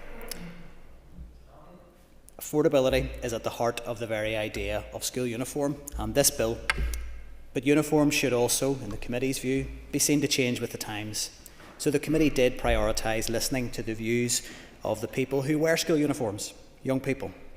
And young people were very clear in the evidence that they gave to committee about their experiences of the different aspects of school life and how school uniform can impact that. And they were clear about the things that were priorities for them. They were concerned with issues around equality, comfort and practicality. And it is deeply disappointing that the Minister's bill did not take those issues forward. Youth engagement is not just about listening to young people, ticking a box and then doing what we originally planned regardless. Many young people, I think, will be feeling disappointed that the evidence they gave to committee was not taken up by the Minister, as it seems that what is on the face of the bill reflects very few, if any, of their concerns. The committee heard from young people on a range of issues connected to uniform. They covered a desire not to limit choice based on gender, sensory issues arising from special educational needs, the higher cost of uniform for girls than boys, issues around period dignity, uniform that makes PE participation accessible, issues around warmth, comfort, access to outdoor learning and play, the list goes on. These were the things that young people were raising with us consistently as being important to them. And I hope sincerely that some of these themes will be addressed in the, I trust, soon to be published guidelines. But that ultimately now is entirely in the gift of the Minister, and that was one of the committee's concerns throughout this process, that the bill that is drafted and the bill that is before us today leaves all of this ultimately at the will of the Minister in terms of what goes into the guidelines. And I want to be clear, I want those guidelines to be effective. The committee was clear that it wanted those guidelines to be effective, but we don't currently know what they will look like. We don't know if it will address any of those issues that young people raised. So it is now over to the Minister in this regard to assure the committee and this Assembly that the guidelines will make a real difference, absolutely on cost, but also on those wider issues that the bill does stray into. It was never just about affordability. The own financial and explanatory memorandum that goes with this bill was clear that issues around comfort and practicality were also to be considered. And it feels to me that the bill before us today has not addressed those as comprehensively as they could have done. And I think it is worth noting the committee heard evidence, particularly from some primary school children who were award-winning activists describing their campaign for school uniform policies to allow girls to wear trousers. And we had hoped that perhaps the Minister would take up some of that evidence and reflect at consideration or further consideration stage if there was scope to bring forward a proposal in that regard. But ultimately, we haven't landed in that position. We also heard from Menstruation Matters, and the evidence we heard from them pointed to some of the issues around the self-consciousness and potential school withdrawal, and issues around attendance and participation in PE that can arise from school uniform policies not really taking proper account of period dignity or issues around menstruation. Again, we don't see the Minister taking any of those issues forward today. And again, I hope perhaps the Minister can give us assurance today that guidelines will actually address some of those concerns. The committee was cognisant of issues around gender budgeting, and while period poverty legislation made in the last mandate is one very helpful measure to remove some of those systemic barriers from girls' equal access to education, the dropping the requirement to wear skirts and allowing the girls to wear trousers would certainly have been another. And again, I would be keen to hear from the Minister today if the guidelines, perhaps he can give us some assurances, some confidence that may be something we see in those guidelines to bring a really progressive intervention into that space. And I would just want to acknowledge Claire Sugden's contribution to the debate around this issue in particular. Witnesses across the spectrum did go further and said that uniform options should be capable of being worn regardless of gender. And again, we haven't seen that ending up on the face of the bill. Not for the first time, the committee reflected on the potential for policies that address the needs of minority students to potentially improve the conditions for all students, and considered a whole range of inclusive options with that end in mind. I feel strongly that we have ultimately potentially done our young people a disservice, as the evidence that we discussed and have heard don't seem to me to be reflected in the legislation we have and that we are debating today. And I hope that in future committee stages and future bills, young people will still have the confidence that the evidence they give and the time they take to make their views known will actually be taken on board. That it won't just be the adults in the room nodding politely, patting them on the head, and then continuing to do what we'd already intended. I think the committee across the board, we would not want to be in that space for legislation that we're dealing with in the future. And we all know that in the Education Committee, essentially anything we do is likely to impact the lives of young people in schools. So it's important that we get this right.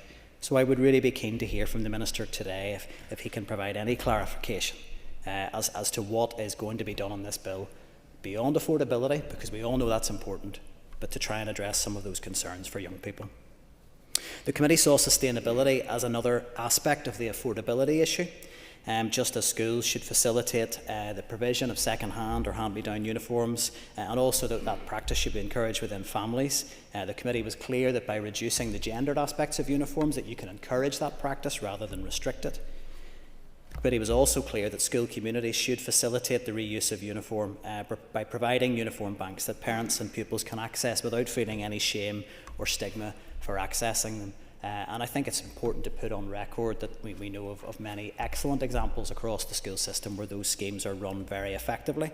And the committee did welcome the reference to this explicitly in the bill, but would have hoped for a clearer requirement for schools to participate in such a scheme, not just that it will appear in the guidelines in some form, again, as we're not sure exactly how that will look. Looking at the bill in its final iteration today, it is a shame that it doesn't reflect the views or needs of all the stakeholders who gave evidence to committee. But I am pleased that the principle of one key committee amendment has made the final bill today. And that was the principle, and it has been highlighted by the Minister today in his opening remarks, that principle of reporting on the progress of this legislation in terms of dealing with affordability and the accountability of the impact on the bill on costs of uniform. That need to regularly review it, and the need to regularly review the need to implement a cost cap. This at least ensures accountability, even if ultimately members may be sceptical as to the clear effects of this bill on parents' pockets and the young people who wear the uniform. Mr. Speaker, I have no doubt that my colleagues in committee will have more to say about all of these issues, as we did cover a huge amount of ground in the evidence sessions on this bill. I will conclude my remarks as Chair simply by saying that I do want this bill to deliver. I think everybody in this Assembly wants this bill to deliver. We all have parents in our constituents who need it to. But I do hope that it does not prove to be a missed opportunity, where improvements considered didn't end up being reflected in the legislation. I think we need to make sure that the bill is genuinely impactful, and that will be in the detail of the guidelines. So we all await those with interest and hope that the publication of them comes forward quickly. Mr. Speaker, I will now make some remarks in my capacity as an Alliance member.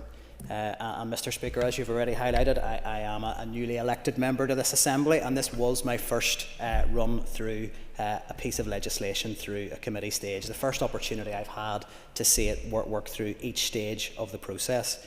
And I had, when coming into this Assembly, originally intended to bring a private member's bill on this very issue, but the Minister was there with this bill early on when these institutions were restored, so didn't have the opportunity to bring those forward in more detail.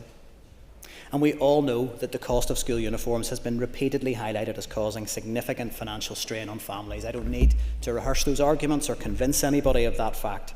And this was clearly amplified when we began to hear directly in committee from those most impacted by the cost of living crisis. Parents get into debt in order to pay for school uniforms. Parents will talk about skipping meals in order to be able to afford something that is required simply for their child to be able to attend school. That cannot be an acceptable state of affairs.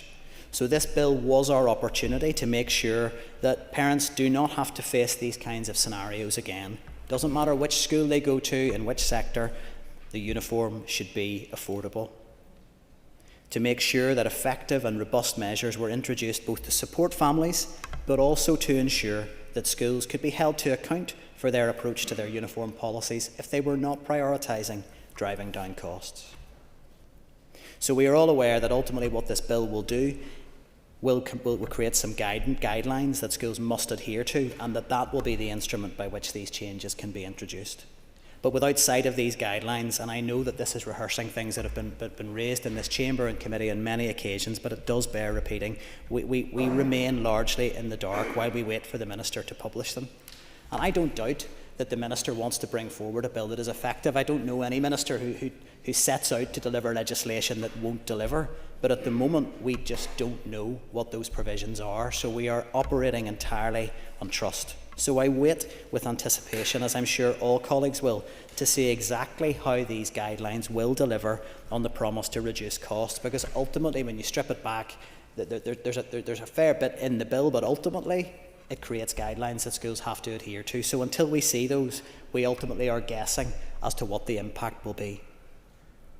And I know that parents will also be watching with that same anticipation to see what the guidelines actually say. What will their school that their child attends, that sets the cost of school uniforms that they have to pay, what will those guidelines actually do?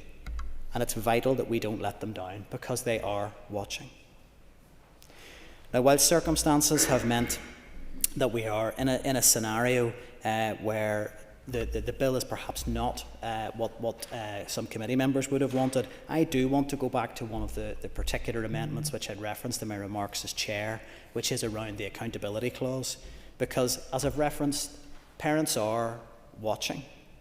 They want to know clearly, what does this mean for me? So this bill goes through final stage. There'll no doubt be lots of statements made that we've now dealt with the cost of school uniforms and we can close that chapter. But parents want to know what is actually going to change. So I think in that scenario where there has been some doubt and a question mark over what actually the change will look like, it is absolutely essential that there was a mechanism to create a really clear accountability mechanisms within the bill. And I am pleased that that is on the face of the bill today, so that we know that this Assembly will routinely, at least once a mandate, have to be updated on whether this bill has delivered or not, whether a cost cap will be introduced or not, and if it's not going to be introduced, why not? Ultimately, a cost cap for me is the key mechanism that is really going to deliver meaningful change in this area, and it is the department, with its resources and its ability to carry out that work, to deliver that sort of really radical legislative intervention. I hope that it is meaningfully and seriously taking forward that work. During the committee evidence sessions, as I've referenced earlier in my remarks as chair, it was clear that repeated themes did come through in relation to school uniform policy, and again I want to go back to the issues around children and young people. I'll not go through the areas that they particularly highlighted, but I do want to just address some of the things that have been said in other debates around this issue, that those issues were a distraction, that talking about SEN and the impact of uniform on young people who may be experiencing discomfort, that was a distraction, or that discussing whether or not girls should be assured of their right to wear trousers rather than skirts, or issues around the outdoor curriculum, whatever it might be. There were arguments set forward. That's a distraction. That's not what this bill was about. But the department's own explanatory and financial memorandum for the bill stated the aim of this bill is to ensure that school governing bodies put affordability, comfort and sustainability at the centre of their decision making when they set their school uniform requirements. So I think as soon as the issue of comfort was introduced, I think we were quite right to be asking those questions about what does make a school uniform comfortable and sustainable. Yes, affordable, but also comfortable and sustainable. So as legislators, it is our job to listen to the evidence and act on it. So again, I would urge the Minister, and welcome to hear from him on this point, but that he would keep that evidence that committee heard in mind when the guidelines are being drafted. As things stand, the bill remains light on detail on how those aspects raised particularly by young people, are going to be reflected in the guidelines. It's light on that detail, and I would be really keen to hear more from the Minister in that regard. Now, the issue of timescales has been raised, and I do want to revisit it again in terms of how this bill progressed through the Assembly.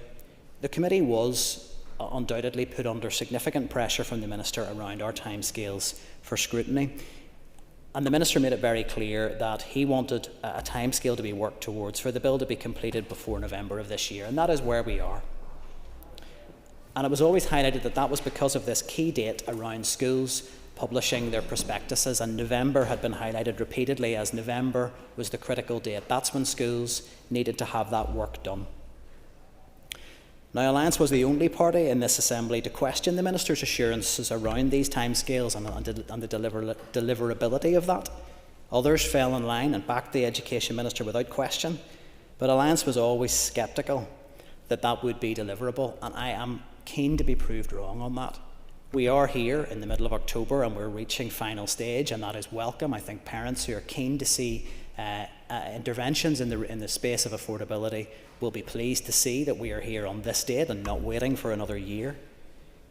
But we're also in a position where November is just a couple of weeks ago and there is no clarity for schools on what is actually going to change next year. We were told November is a critical deadline. Schools will be writing and publishing their policies. So I ask genuinely, I'm not attempting to score a political point. If the Minister can clarify what schools are meant to be doing in this scenario? Can he provide clarity on when they will get those guidelines? Because once they're published, schools are going to need to start thinking about consulting with parents, consulting with pupils, engaging with their suppliers. Suppliers will then have to start looking at their arrangements and the uniform stocks that they hold. But we're being told November, new policies in the prospectuses is all deliverable. I would love that to be the case, and I want to hear how that will be delivered, because I will give way. Indicated in my remarks, it'll be within weeks, but there'll also be communication issuing from my permanent secretary in anticipation of this bill being passed today. But what the member isn't highlighting here is that the lengthy committee process wasn't due to complete for another number of months. So while he's holding me to account that I need to get this out right now, his own timescale was to kick this 2 months later. So I welcome the challenge that I need to get this done now, but that was not the degree of urgency that the committee was taking when it set out its time frame, and I welcomed Sinn Féin supporting me whenever we brought it forward. Just remind the member, we have to cut off at 2 o'clock for members or for questions to ministers. So I will be interrupting you about 13:59 and 30 seconds to allow Mr. Aiken to take the seat. Thank you, Mr. Speaker, and I may be able to get through this in time for 2 p.m. Regardless. Look, I thank the Minister for his intervention, and yes, I was concerned in relation to the timescales that were being put forward, simply because, as I'm highlighting here, it seems to me unrealistic to expect, if guidelines arrive within, let's say, the next 2 or 3 weeks, and we're being told that November's that's the key date for publication, how schools are expected to turn that around. And that was always my point when we looked at the timescales. How on earth we would ask schools to turn around that sort of significant policy change in that sort of timescale. Doesn't feel deliverable to me. Sincerely hope that it is, because we do need to see the costs dealt with. So there was an insistence with this quick turnaround that it was needed, and undoubtedly that impacted the timescale that we had to scrutinise the legislation.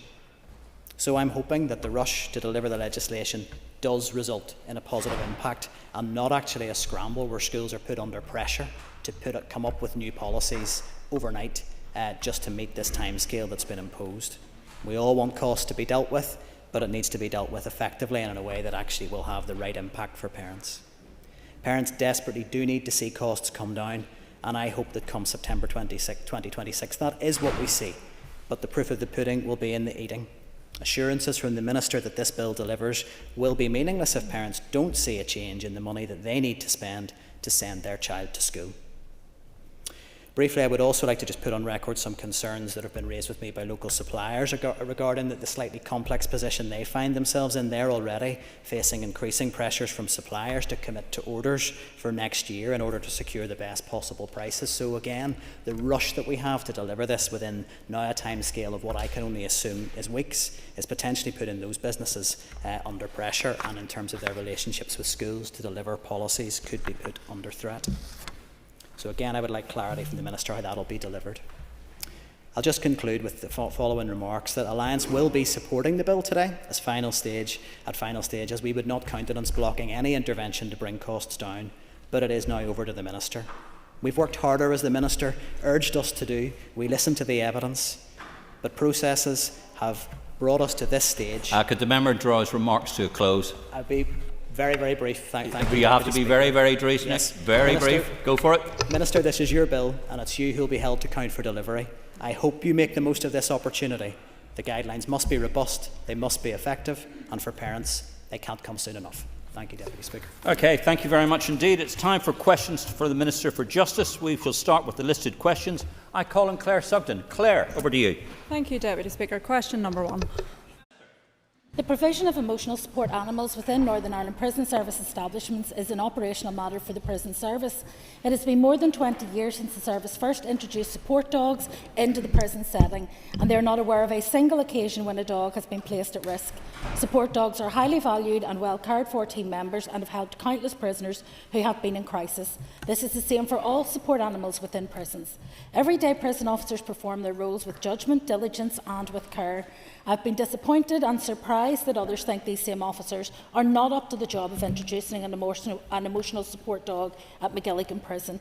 If a policy is required to satisfy the ongoing interests in all animals within prisons, I'm certain prison service and staff will have the measure of that task. However, that work will be appropriately prioritised among the many other challenges facing the service at this time, not least the rising prison population and the increasingly complex needs of that population. Legislative matters relating to animals are not the responsibility of my department.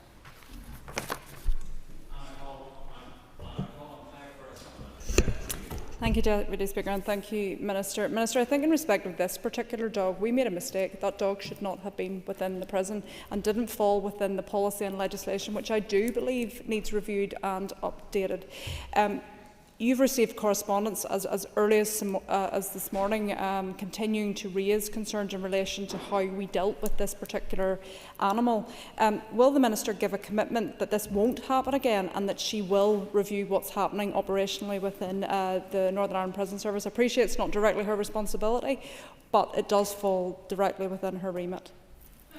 Well, first of all, I have to say that I disagree entirely with the picture that has been painted by the member in terms of saying that the way that this was dealt with by prison service originally was wrong. I think what has been scandalous is the whipping up of false information, misinformation and disinformation in the public domain, both in terms of social media and the wider media. The truth is that when the dog was inspected in place, it was found to be in excellent condition, happy, well adjusted and enjoying the work that it was doing. And sadly, because of the hysteria whipped up outside, a threat was received regarding Bailey, and Bailey was removed from the prison for his own safety. Because let us be clear, the welfare and safety of the animals in our care are our primary concern in all of these matters. Thank you, Mr. Deputy Speaker. Does the Minister not have any concern that after 20 years of putting dogs in prisons like this, there is no legislation, there is no definition of what emotional support dog is, there was no pre-suitability assessment done of that dog, and that there is just a made-up policy of putting a pet dog in prison without any safeguards? And that was confirmed to me by the Director General of Prisons in Northern Ireland and the Prison Governor of McGilligan. I'd have to say that my greater concern is the amount of time that has been consumed by prison service staff in responding to an issue that was based on nothing but lies and smears. And in fact, the member himself had to admit in public that he hadn't even read the independent welfare report, despite tweeting consistently and persistently about the matter, I think for over 3 weeks. So I think if we want to be serious about our concern around animals, the first thing you would do is look at what the animal welfare experts said with respect to Bailey. They said he was a dog in excellent condition, well adjusted and well cared for. These are not working dogs in the traditional sense. The training that goes with them is to those prison officers who deploy them in certain circumstances. They are treated, for all intents and purposes, as a family pet would be treated. And that is why we're able to do this. And to say that there was no pre-assessment of suitability, again, factually incorrect. Because there was one issue around whether or not the dog was well socialised with men, and that was dealt with before the dog was selected and brought to the prison. So these are further facts, further misinformation and further inability to accept that when somebody gives you a response and it's a detailed and evidence-based one, that you actually have to take it into account. Cara Hunter, Colin Cara Hunter. Thank you, Deputy Speaker. In solidarity with you, Minister, following a mob at your house last week, we're all thinking of you. Just following up from previous questions there, can the Minister confirm whether or not emotional support animals, particularly dogs, receive any specific training before being placed in a prison? And if you're aware, the prison officers receive any kind of specific training regarding being assigned responsibility for caring for an animal during their period? Prison officers, as I've just said, are trained in terms of deployment of the emotional support dog, which is pretty much like looking after any other dog in that environment. These are not dogs that are there for protection or for guarding or to work, for example, as sniffer dogs, where there is a particular skill engaged in terms of training the dog and a particular level of vigilance required of the dog. These are situations in which the dog is simply there to show companionship to those prisoners who are there. So the dogs don't need specific training, but they do need to have a particular temperament. So they have to be good around people, they have to be calm and assured, and Bailey fitted all of those categories. Sadly now his life has been disrupted due to a threat received from outside the prison. Which I think if anybody actually cares about dogs and their welfare, they would not want to see a happy, well-adjusted and well-cared-for dog taken out of its routine environment. Mark Durkin. Question number 2. Police powers around drinking in public in Northern Ireland derive from a mix of local bylaws and broader public order legislation. Councils can prohibit drinking in designated public areas by way of local bylaws made under the Local Government Act, Northern Ireland 1972. Consuming alcohol in these areas is an offence. Police can take an offender's name and address, however, prosecutions are brought by councils. The PSNI can address several alcohol-related public order offences via penalty notices for disorder provided for by the Justice Act 2011. This allows officers to quickly address offences such as being drunk in a public place, disorderly behaviour or conduct likely to cause a breach of the peace. In addition, the Confiscation of Alcohol Young Persons Act 1997 gives police the power to require those under 18 to surrender alcohol in public, with refusal constituting an offence. I am aware there is a desire that the legislative framework is updated, and as this is likely to be a cross-cutting issue, my department is working together with PSNI and the Department for Communities to ensure that it is fit for purpose, with a view to bringing forward legislation if needed in the next mandate. Mr Durkin for a supplementary. Mark. Thanks, Deputy Speaker. I'd also like to express solidarity with the Minister. Parts of Derry city centre at times now resemble the Wild West, with groups of vulnerable individuals drinking and engaging in antisocial behaviour. It's not only putting them at risk, but it's also impacting negatively on locals, tourists and the local economy. Police have lamented the lack of legislation that would permit them to confiscate alcohol from adults and believe that this would be a game changer in tackling this issue. Can the Minister update us on the work that she and her department are doing with others to close this legislative loophole? Well, conversations with partners are ongoing at this point in time. The previous joint consultation with DFC on the issue indicated a strong desire for change. We're proposing providing PSNI officers with the additional power to seize and dispose of alcohol in exceptional circumstances, such as certain public order situations. We're also exploring whether any other agencies may wish to use enforcement powers, although it is important to note that any power of seizure would be limited to the PSNI. The overall aim is to deliver a modern, enforceable and proportionate framework that balances effective enforcement with individual rights and signposting to support services. There is no desire to penalise vulnerable individuals. However, as I said, this will be a cross-cutting matter given that the powers lie between legislation that we can create in the Department of Justice and also then work that can be done by the Department for Communities. Thank you very much, Deputy Speaker. May I ask the Minister to outline the role that policing and community safety partnerships have in tackling drinking in public and alcohol misuse? Well, policing and community safety partnerships are jointly funded by my department and by the Policing Board, and they lead on the department's operational response to specific concerns at a local level. They're working with designated partners, local statutory bodies and agencies and the voluntary and community sector to tackle community safety issues right across the community. They can fund and support initiatives such as awareness campaigns, diversionary programmes for young people and local addiction initiatives. In a number of areas, PCSPs also help fund community safety wardens to help ensure our towns and cities are safe. Through those PCSPs, communities have a direct voice in shaping responses to alcohol misuse and ensuring that local concerns are reflected in practical actions. Question number 3. My department funds support services to assist all victims of crime on an equal basis. The entitlements and services that victims of crime in Northern Ireland can expect to receive from criminal justice organisations are set out in the Statutory Victim Charter. The Northern Ireland Courts and Tribunal Service is responsible for administrating the courts. It is impartial in upholding the rights of all to seek justice through the court system. Thank you, Deputy Speaker. And I wish to put on record my utter condemnation of the incident which took place at the Minister's home last week, because there's no justification for this kind of intimidating behaviour, and private homes must be off limits. Can I thank the Minister for her answer? The Minister will know that the victims campaigner Anne Travers has asked for a public apology to innocent victims over the removal of the word innocent from the recent motion in this House. Does the Minister understand the hurt and the anger felt by innocent victims' families, and will she take this opportunity to apologise? Yeah.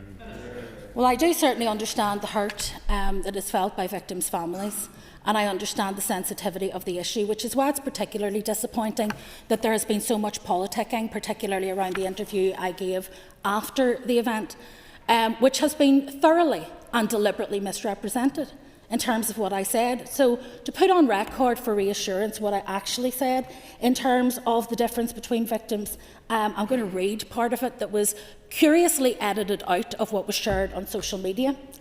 It doesn't change the moral authority around whether or not what somebody did was right or wrong. That's unquestionable. If people were doing things that were wrong, they should be held to account for that, and we're clear about that. So hopefully that provides the reassurance that members and indeed families are looking for, that nothing we did in that debate, that nothing we voted for or against in that debate in any way changes our view that those who go out with intent to cause harm should be held accountable for their actions, and that there is no moral equivalence between those who go out to cause harm and those who are harmed by their actions. What I was simply pointing out is a matter of fact, that at different points in a person's life, they can be both a victim and a perpetrator.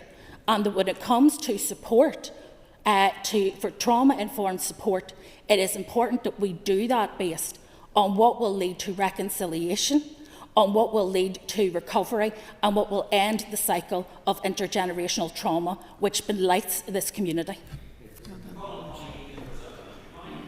Thank you. Minister, could you please outline the support that your department provides for victims of sexual offences? Well, in terms of the general work that we do in terms of supporting victims, we provide over £2.4 million in funding to ensure that victims and witnesses of crime can access the support services they need. Those services are delivered by Victim Support NI and the NSPCC Young Witness Service. Through the witness support services, victims and witnesses get emotional support, information, practical assistance, and that helps them give their best evidence.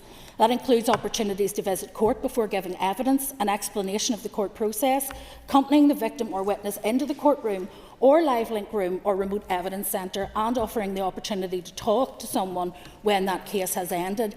In addition, for those who are victims of specific sexual offences, we obviously also have the sexual offences legal advisors and child sexual offences legal advisors who can give pre-court and pre-trial legal advice to victims to help guide them through the many requests that they will face around issues such as disclosure.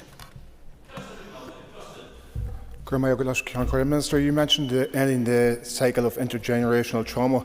What about ending the trauma being experienced by victims who were maimed and attacked in their own homes by the IRA and who are not able to access the pension scheme because they were maimed and attacked by members of their own community? What's your assessment of that reality and how that levels with the ability to end the intergenerational trauma and the trauma experienced by the victims? Well, the issue of how people were treated, and particularly the case of paramilitary-style attacks, is one where I have raised the issue with the UK Government already in writing, and also with the President of the Victims Payment Board, because I believe that shootings and beatings that are taken on by paramilitary organisations, whether they are intra-community or inter-community, need to be addressed in the same way. That is unfortunately not how the legislation suddenly sits. It would require an amendment at Westminster. However, I have raised my concerns about the differentiation between those victims who were beaten by people who ostensibly came from the same community versus those who were beaten by people who were viewed to be from a different community. Question 4.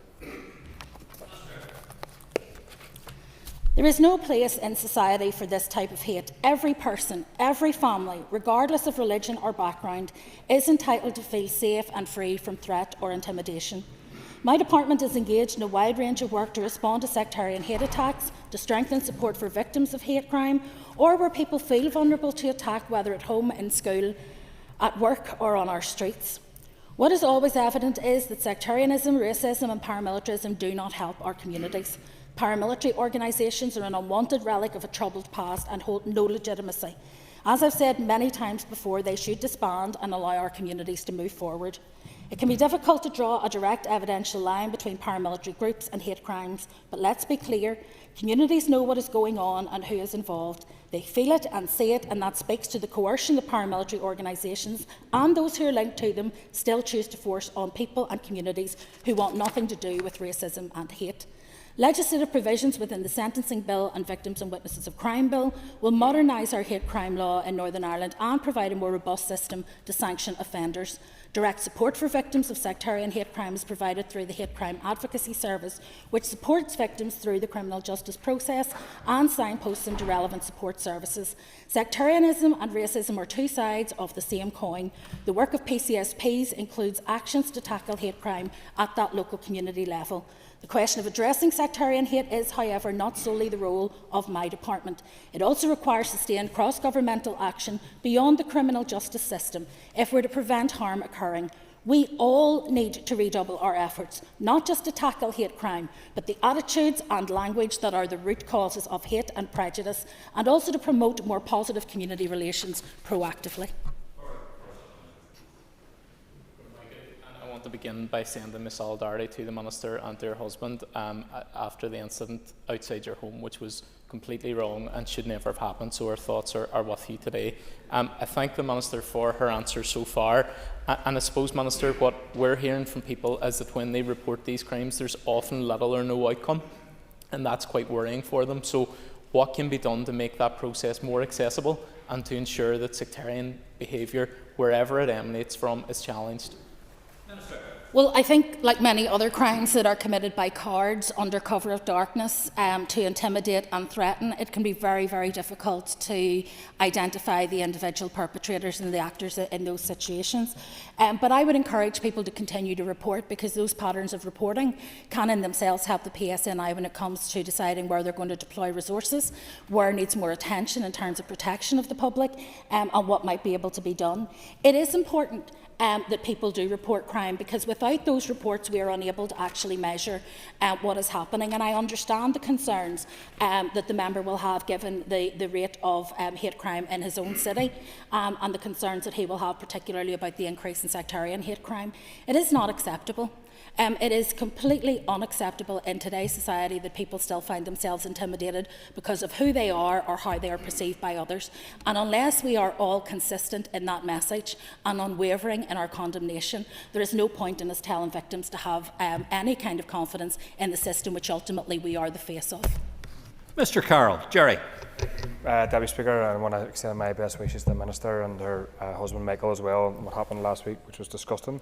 Minister, in a general sense, I'd like to ask your assessment of how closely far-right and paramilitary groups are working together in unison to harass people, to intimidate people. You said obviously sectarianism and racism are two sides of the same coin. I believe that's right, and I believe those who perpetrate one are doing the same. So any assessment of how they're working together? Thank you. Well, I know that the PSNI have conducted an assessment of this, and their assessment is that whilst there are individuals who are connected to existing paramilitary organisations engaged and active in a number of these protests, there is less evidence that would substantiate any claim that they are orchestrating or organising those protests. In addition to those, I suppose, more traditional actors in this space, we also have groups of people who are being radicalised online by far-right organisations and networks there. And they're often lone actors, people who do not have a network of support, traditional base in Northern Ireland, but are being activated online and are then finding their community online and acting in that sense. So I think that there are two separate dynamics which are happening, particularly with far-right threat. It is far more likely that somebody will be individually radicalised in the privacy of their own home than radicalised in a more public way. But undoubtedly, both will take to the streets and both will use a degree of muscle in terms of trying to intimidate either those who themselves are vulnerable in the community or those who dare have the audacity to speak up on their behalf. Deputy Speaker, and it was interesting to hear the Minister speak about the tightness of resources in the context of we've heard in the last day that the PSNI has opened a hate crime investigation into the damage of the sign at Shandon Park. Can we be assured that there will now be similar investigations across the country into any similar damage to signs, including by the PSNI's own initiative? Well, I think the damage in the street signs in general is one of the most petty and childish acts that a person can undertake. If you can't drive past a sign that you don't like without feeling the need to take an angle grinder to it or a bucket of paint to it, I think you need to have a long, hard look at yourself. But I won't be providing any assurance in this chamber as to how the PSNI will prioritise investigations, because, as you will be well aware, it is a matter for the Chief Constable to direct the resources of the PSNI, not for me as Minister. Thank you, Deputy Speaker. Minister, it goes without saying that I and my party stand in solidarity with you. Democracy means you being robustly held to account in this chamber. You were more than able to deal with that in this chamber, but what happened was contemptible. A family home is sacrosanct, so we stand in solidarity with you. In relation to sentencing provisions coming forward in the bill, are you and your officials looking at the intersection between racism and the continued prevalence of paramilitarism? Will there be an attempt to create compound, as it were, sentencing provisions, aggravating factors for membership of prescribed organisations? And what do you think the message is being sent by continued engagement with by your ministerial colleagues from organisations like the Loyalist Communities Council? Well, in terms of intersectionality, it is something that it forms part of the hate crime legislation that we hope to bring forward, and there will be aggravators there where hate crime motive for the signal offence can be proven. We will also obviously prosecute those as standalone offences in order that if the hate crime motivation cannot be proven, a person can still be held accountable for the act, the crime that they undertook. When it comes to the issue of membership of paramilitary organisations, membership of a paramilitary organisation is a criminal offence. It can be prosecuted, and there are jail terms available in legislation for that to happen. And if somebody is arrested for a hate crime and are also able to be proven to be membership of proven to be members of a paramilitary organisation, there's nothing to preclude the two offences being taken through the court together, as would be the case in other circumstances where somebody is arrested for an offence, but there is also a paramilitary link to the crime. We will also be bringing forward through the current bill additional means of sentencing and additional offences around organised crime, both participating in and directing organised crime, which I think is also important, because whilst all of the paramilitary organisations have a finger in organised crime, not all organised crime organisations are involved in paramilitarism, and we just need to untangle all of that, so it's important that we look at those as well. But I think when it comes to my views on the legitimisation of illegal groups by these kinds of engagements, whether it's by other ministers or whether it's by an interlocutor appointed by two governments, I think I've been fairly clear that I think it's unhelpful. I think the community, their confidence is shaken when they see people being treated as the spokespeople for a community, and they see them very much as a jackboot on their own neck. Question 5, please. The Criminal Damage Compensation Scheme provides important financial support to victims where there has been physical damage to a property or vehicle in Northern Ireland, and where it can be shown that damage was caused unlawfully, maliciously or wantonly by an unlawful assembly of 3 or more people, or maliciously by a person acting in connection with an unlawful association, like an act of terrorism. Compensation may also be payable for agricultural property or property which is free from rates if the damage was caused maliciously or deliberately. Most commercial insurance policies should cover businesses for damage to their premises, including interruption to business operations. Some policies will also cover those businesses which are not damaged, but whose trade has been affected in the aftermath. Where insurance is in place, companies will be available to provide immediate support to victims of criminal damage. If unable to secure support from an insurer, the Criminal Damage Compensation Scheme provides an important source of assistance for those victims. As with all schemes, it is important to keep them under review, and consideration is being given to the need for any changes to the scheme to ensure that it meets the needs of victims. Any proposals for change would, of course, be subject to consultation. Thank you, Deputy Speaker, and can I echo the comments of others, Minister, to say our thoughts are with you. What happened last week was totally disgraceful and unacceptable. Minister, in my constituency in the last 18 months, several people who I'm representing have been victims of confirmed hate crime. Their property has been damaged, the incidents have been deeply traumatising, but when they've gone to seek compensation, as you alluded to in your answer, they were unable to claim that compensation because the police could not confirm that 3 or more people were involved in that hate crime. That is unacceptable. A hate crime is a hate crime regardless of how many people are involved. Will you look at maybe changing this policy in order for those people to be able to claim compensation where it arises? Thank you. Well, the member makes a point that I understand because it's one that's been raised with me before. However, we have to go back to what the purpose of the compensation scheme was, and it was for a time when often businesses and individuals were unable to get insurance because of the level of property damage being inflicted during the terrorist campaign here. And so compensation service was designed to deal with those sorts of incidents as opposed to simple criminal damage or even simple hate crime offences. So in terms of, for example, the civil disorder in Ballymena, 27 claims were submitted to compensation services. In relation to those, 1 claim has been paid, 1 applicant has withdrawn, 15 are awaiting police reports, and 10 are awaiting further documentation that needs to be there to support the claim. We do all we can within compensation services to progress those claims as expeditiously as possible. However, when you're waiting for police reports and information from the applicant or further evidence, such as deeds, insurance information, and any business interruption information, that's often outside of our control.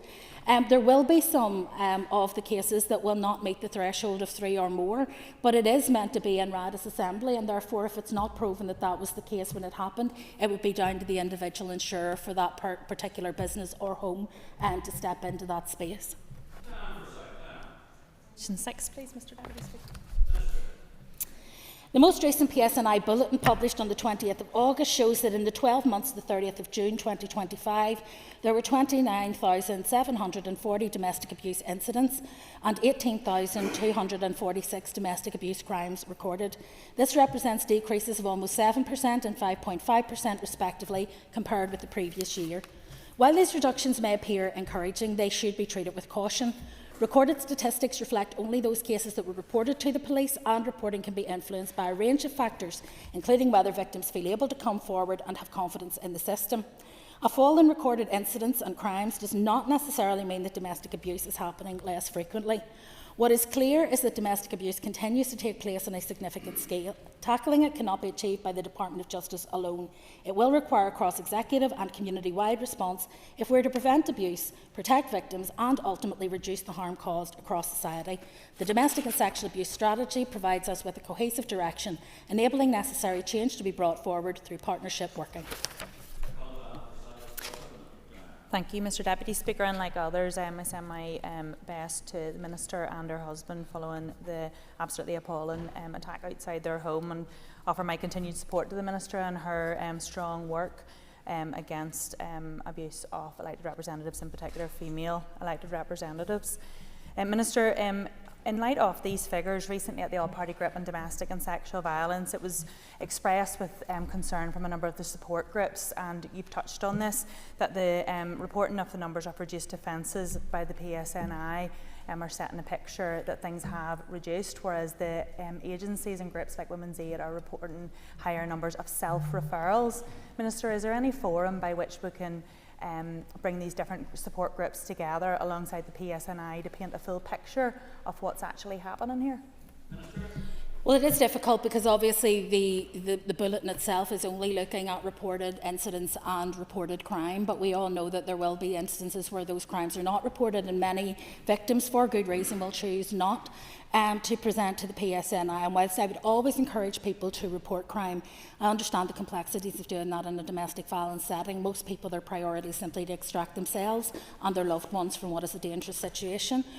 We do have the opportunity through the work that we do with community and voluntary sector partners to be able to get some sense of what direction of travel there is, but it would be hard, I think, to quantify that in a way that would be robust enough to provide kind of formal statistics in that space. But it is something that we will continue to explore with our partners, because again, we know that there will be underreporting for a number of reasons, and even those who go and make initial contact with those charitable organisations may not then follow through later on, and some of those Minister, contacts Minister, could you draw your remarks to close? Thank you. Some of those reports may be as a result of other family members who are raising concerns. Thank you. That ends the period for listed questions. We now move on to 15 minutes of topical questions. Topical question number 2 has been withdrawn. I call on Patsy McClone. Patsy. Minister, just at the very start, I would like to condemn outright the disgraceful behaviour outside your home. For any of us who have been in politics for a while and have seen intimidation, crime of this nature, it is abysmal that this should be happening to you, an elected representative, outside your home, which should be private to us all.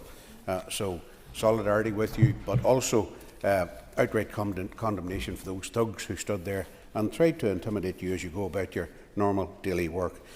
Minister, just on that, you mentioned earlier, and listened carefully, as to the types of measures that could be taken by your department and indeed in collaboration with other departments to help tackle the scourge of extremism, often manifesting itself as right-wing, often manifesting itself as sectarian and racist. How do you see both the increase in sentencing and the collaboration with other departments panning out?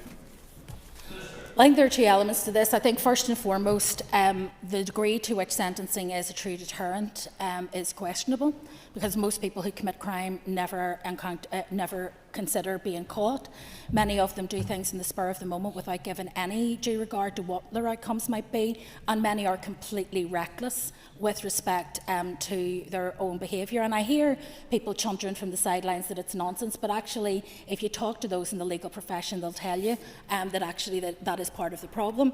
However, I believe that with the right sentencing framework in place, we can show when these cases come to court that we are serious about tackling it, and I think that is an important message. The law will not change people's minds, but it will change their behaviours over time. What we need to do, however, is identify much earlier, before harm has been caused, the issues that are being used to radicalise individuals, the means and methods that are being used to radicalise individuals, and seek to intervene much earlier in the chain before those individuals themselves become radicalised and end up undertaking actions that will bring themselves into conflict with the law and place others in the way of harm. Thank you for that, Minister. And yes, sentencing is one part of it. You mentioned there the radicalising of individuals. Could you maybe just elaborate a wee bit further as to how you see your department, perhaps working with other UK departments, to try and stymie the influence, particularly of social media, on radicalising people who previously may well not have been radicalised and got themselves into the mess that they've got themselves into? Well, the online harms bill is but one of the tools available, and obviously my own department have made representations to the Home Office, who lead on communications and telecommunications, because obviously that's a reserved matter, but we continue to feed in our concerns in this space. We also, through the Tackling Paramilitarism programme, are about to trial some desistance programmes for people who have already been radicalised into either paramilitary or organised crime, but who we believe are still reachable and teachable in that space, and how we can actually get alongside them and start to change their attitudes and offer them an alternative route forward at the very earliest stage of conflict with the justice system. So that's one of the things we can do. We're also looking to what is available in other places in terms of the suite of interventions that are available where young people become radicalised. Where this differs from the traditional radicalisation that we've seen in our community over many years is that those individuals tend to be lone actors. They tend to be radicalised in their own home, and therefore it's only when their behaviours reach a certain level of danger that they will be alerted, that we will become alert to their involvement, or alternatively when they have actually undertaken an offence, which makes it slightly more complicated to address.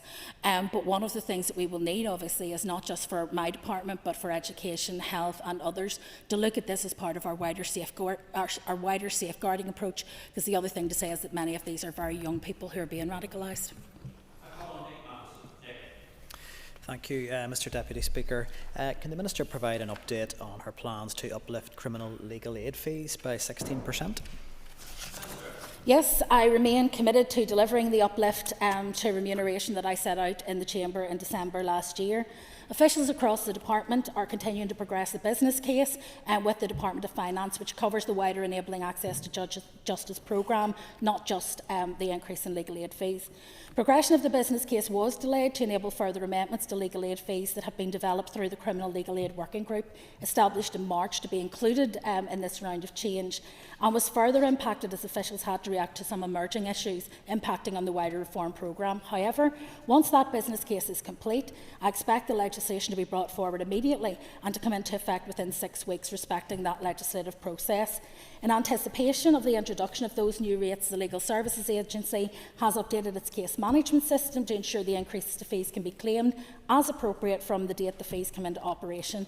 And they're also looking at how they will then be able to process, without requiring application from the practitioners, the additional back payments that I have promised to the December date of last year. Thank the Minister for that update. Could you provide a further update on the progress in increasing the fee payable under the County Court scale?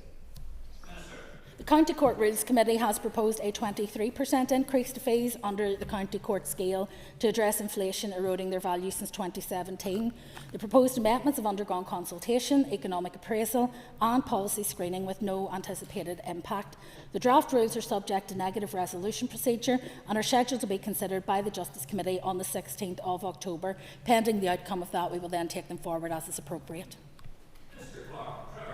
Thank you much, Deputy Speaker. And like others today, can I condemn outrightly what happened at your house last week? It seems that things have been stripped to a new low. It's not the first in terms of attack of politicians, but it absolutely condemn it outright. Minister, in terms of policing, quite a lot of us are now starting to receive correspondence from police officers in terms of this year's pay rise. Can you give an indication of when that's likely to conclude? Minister. Well, like other ministers, the Department of Health and the Department of Education, we also have a projected overspend. There's a deficit of around 23 million for PSNI, and until we have a plan in place to deal with that, it is being deemed unaffordable, though it has been approved in terms of value for money business case. What I'm trying to do at the moment is to work through that with the other colleagues in the executive so that there is a consistent approach to pay. I set aside 3.5% for pay at the start of the year in order to ensure that that money would be available. However, the result of recommendations that came to me, which were between 1 and 1.5% higher than that, meant that there is still a shortfall. I know some other departments didn't set aside anything for pay. That's ring-fenced at the start of the year. We did do that, but we will still have a challenge in terms of affordability. But the contractual element of the pay has gone ahead as it should at the start of October, and I would be hopeful that we will be able to get to a point where we will be able to pay the rest of the pay this as soon as possible, as I say, subject to affordability. And we will also be starting, sadly, next year's pay round pretty soon as well, so that we would hopefully be able to move that forward. Can I thank the Minister for that answer, and a note from your answer, unlike other departments, you did set aside the 3.5%, but is that included in the £23 million overspend, or is that money still protected? And when likely do you see the likely outcome for those officers in terms of that pay rise? Well, the money was set aside and ring-fenced at the beginning when I was budgeting, which is why at the beginning I had quite limited budgetary concerns and I've had to take some fairly difficult decisions to live within budget. My overspend is entirely one at the moment, pretty much that's been projected within PSNI, so that's where the majority of the overspend in DOJ is happening. And we're working with PSNI in order to try to find ways of managing that overspend, in order that we've already reduced it by about half, and we would need to reduce it further still. For the Department of Finance to judge it to be affordable. But look, I will continue to work with colleagues to find a way through, because I believe that just because police officers and indeed prison officers don't go on strike doesn't mean that they should be any less worthy of receiving their pay when it's due. They do a difficult job. They should be remunerated fairly. Thank you, Deputy Speaker. Could I ask the Minister for an update on her Speeding Up Justice programme? Yes, the programme is an example, I think, of cross-justice collaboration to try and resolve what is a key issue. Criminal Justice Board has all of the senior leaders within the justice system, and they've prioritised this particular programme of work. It takes a whole system approach, focuses on reducing avoidable delay, reducing demand, freeing up capacity, facilitating more proportionate and effective responses to offending behaviour, and also aims to take advantage of technological developments to improve operational processes and communication between criminal justice organisations. Funding of £20.5 million from the Public Sector Transformation Board is enabling that work to progress in relation to early engagement and out-of-court disposals, and there are regular updates to the Criminal Justice Board as well as interim updates to the Programme Board itself around how we are making progress. Given the existing financial pressures, that funding is a boost and will enable us to do some essential work to progress efforts and to reduce avoidable delay. So part of that will be the work that we're doing around collating responses to the out-of-court disposals consultation. We'll be publishing the findings of that and recommendations in due course. There is an early engagement project which has seen the commencement of a Gateway initiative to seek to enhance communication and file preparation quality between PSNI and PPS at the earliest point in a case, and also working towards a pilot of new case management processes for courts. And then work is continuing in relation to the implementation of a second phase of committal reform, direct committal, which is planned for November 2026. There is still a lot more to be done, but what we are seeing in terms of departmental statistics, the average or median time taken for a case to be dealt with from the date the offence is reported to police is 189 days in the most recent bulletin. That was an 8.3% improvement over the past 2 years and will be a key measure of how the system is performing overall, and a sign that efforts to speed up justice are having an impact. Thank you, Deputy Speaker, and thanks to the Minister for that answer. Can the Minister provide an assessment of the impact that budgetary pressures are having on justice system transformation? Well, there is a long-standing and ongoing funding challenge for justice, and I think it's well recognised by everyone in this House because I repeat it frequently enough. It will undoubtedly impact on what we can deliver. The DOJ share of the Northern Ireland Block Grant has fallen continually over the last 14 years, from just under 11% in 2011 2012 to just over 8% in 25-26.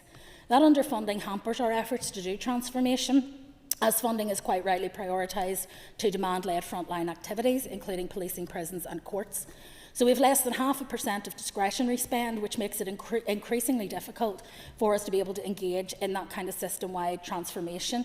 There is an appetite, however, for change right across the justice system, and so bids to initiatives such as the Public Sector Transformation Board are crucial, because that will allow us to fulfil that appetite, to actually fund some of those endeavours and hopefully make further savings into the future if we can make those changes. We all recognise around the Criminal Justice Board table that there needs to be transformation for us to be more effective and efficient, and so that investment now will actually help us to save money in the future. Thank you, Mr Deputy Speaker. And Minister, may I, like others in this House, express my solidarity with you and condemnation of what happened at your home last week. Minister, I know that you are committed to the strategy of ending violence against women and girls, but we have had a huge number of women murdered in Northern Ireland. Many of those cases have taken a very long time to come to court. Is there anything practical that can be done to ensure that families who have suffered the most awful of harms in the death of their loved ones see justice, the process at an earlier stage? Well, I've just set out the work we're doing in terms of speeding up justice, and one of the particular reasons that we're looking, for example, to changes in the jurisdiction of the courts, as well as more out-of-court disposals for those lower level offences, is in order to ensure that court time at the High Court is preserved for those most serious of offences, which would allow us hopefully to move more swiftly. Committal reform, for example, has already delivered hugely for victims of sexual offences and domestic abuse cases, whereby they don't have to give evidence potentially twice, which is a deterrent to people coming forward. We've also used the Remote Evidence Centre. There's a judge-led pilot there which has domestic abuse contest cases heard in the Remote Evidence Centre, and in the first tranche of 8 cases that went through, All 8 victims turned up, all 8 victims gave evidence, and all 8 perpetrators were happy to concede guilt at the outset. So just by being there, by having the confidence to come to court, they pled guilty. And we have seen that repeated. So the conviction rate at those domestic abuse contest cases where victims are able to give remote evidence, the success rate there is well over 90% conviction. So I think that there are things that we're doing which both speed up justice but also make the process itself a better process. Finally, with the case of domestic homicides, and every domestic homicide is a tragedy. Thank you, Minister. Could you draw your remarks to a close? I will. We are also looking at domestic homicide reviews, and I'm happy to provide the member with further information on that. Not at the moment. Minister, just before we wait for the new Minister to come on, first of all, I'd like to put on my personal, on record, my personal thoughts to you and Michael, and particularly the horrible attacks on your home, and that should not be on anybody's case. And indeed, I think it's very important we recognise that. The second one is on a slightly lighter note. There seems to be an acoustic anomaly in the chamber today. And yes, you too, my sort of esteemed members from the SDLP, please be aware that from that particular corner, your voices do carry and they can interfere with other members. But you do have ample opportunity to speak at any given time. And right now, I'm expecting the Agriculture Minister to poke his head. Yes, indeed. Thank you very much indeed. Parag, you happy? Yeah, good. Excellent.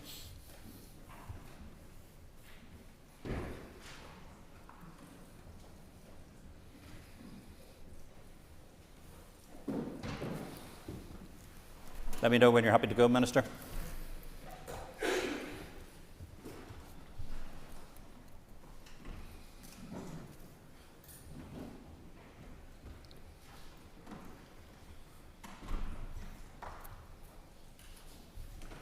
Excellent.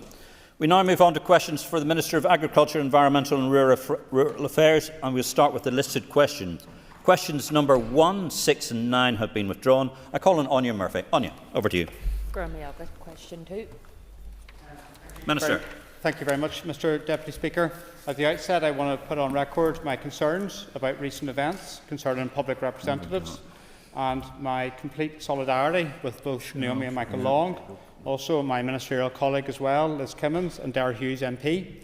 It's important that we all stand full square in defence of democracy in this place. I think it's important that all ministers put on record their support for their colleagues who have faced appalling intimidation. In relation to the issue at hand, my department previously supported regeneration activities in rural settlements with a population of 5,000 and below on behalf of the Northern Ireland Executive through successive European Union rural development programmes. Following the UK's decision to leave the European Union, I have welcomed the opportunity to collaborate with the Department for Communities as lead for regeneration policy and the Department for Infrastructure as lead for active travel on the proposed Shaping Sustainable Places programme. Together, we are collectively implementing a long-term, community-led approach to support regeneration initiatives in our village, town and city centres across Northern Ireland. It is my intention that the proposed investment by my department of £50 million to the £150 million fund will be earmarked for spend to support regeneration activities in rural settlements with populations of 5,000 and below to ensure that no rural community is left behind. Can Collier, and I'd like to thank the Minister for his answer. Minister, I noticed within the actual consultation itself there is mention of the possibility of a centre-first approach. Just in terms of DERA, how does that line with your own responsibilities in relation to rural affairs? So we're very conscious of our lead responsibility with regards to rural affairs, and I'm very proud to be able to hold that ministry and have that lead responsibility. But each government department has a duty in relation to serving rural communities in Northern Ireland, and this perhaps is a demonstration how we can collectively come together and ensure the needs of rural communities are reflected. We've lost out through the loss of the Rural Development Programme, but hopefully through this and other initiatives which would flow from the new Rural Affairs Policy, which we're going to consult upon early in the new year, we're going to see a new approach to ensuring people in rural areas are properly served. Agree with me that in addition to rural and urban balance, there will need also to be regional balance in the allocation of this £150 million, and that what will he do to ensure that happens, given that this is a joint scheme with the Department for Infrastructure and the Department for Communities? So a key role in relation to this will be in relation to councils. Councils play a central role in identifying and prioritising regeneration initiatives, and I fully support the empowering of councils to lead this effort. They will be encouraged to take a strategic, place-based approach, working closely with local communities to shape proposals that reflect local aspirations and challenges.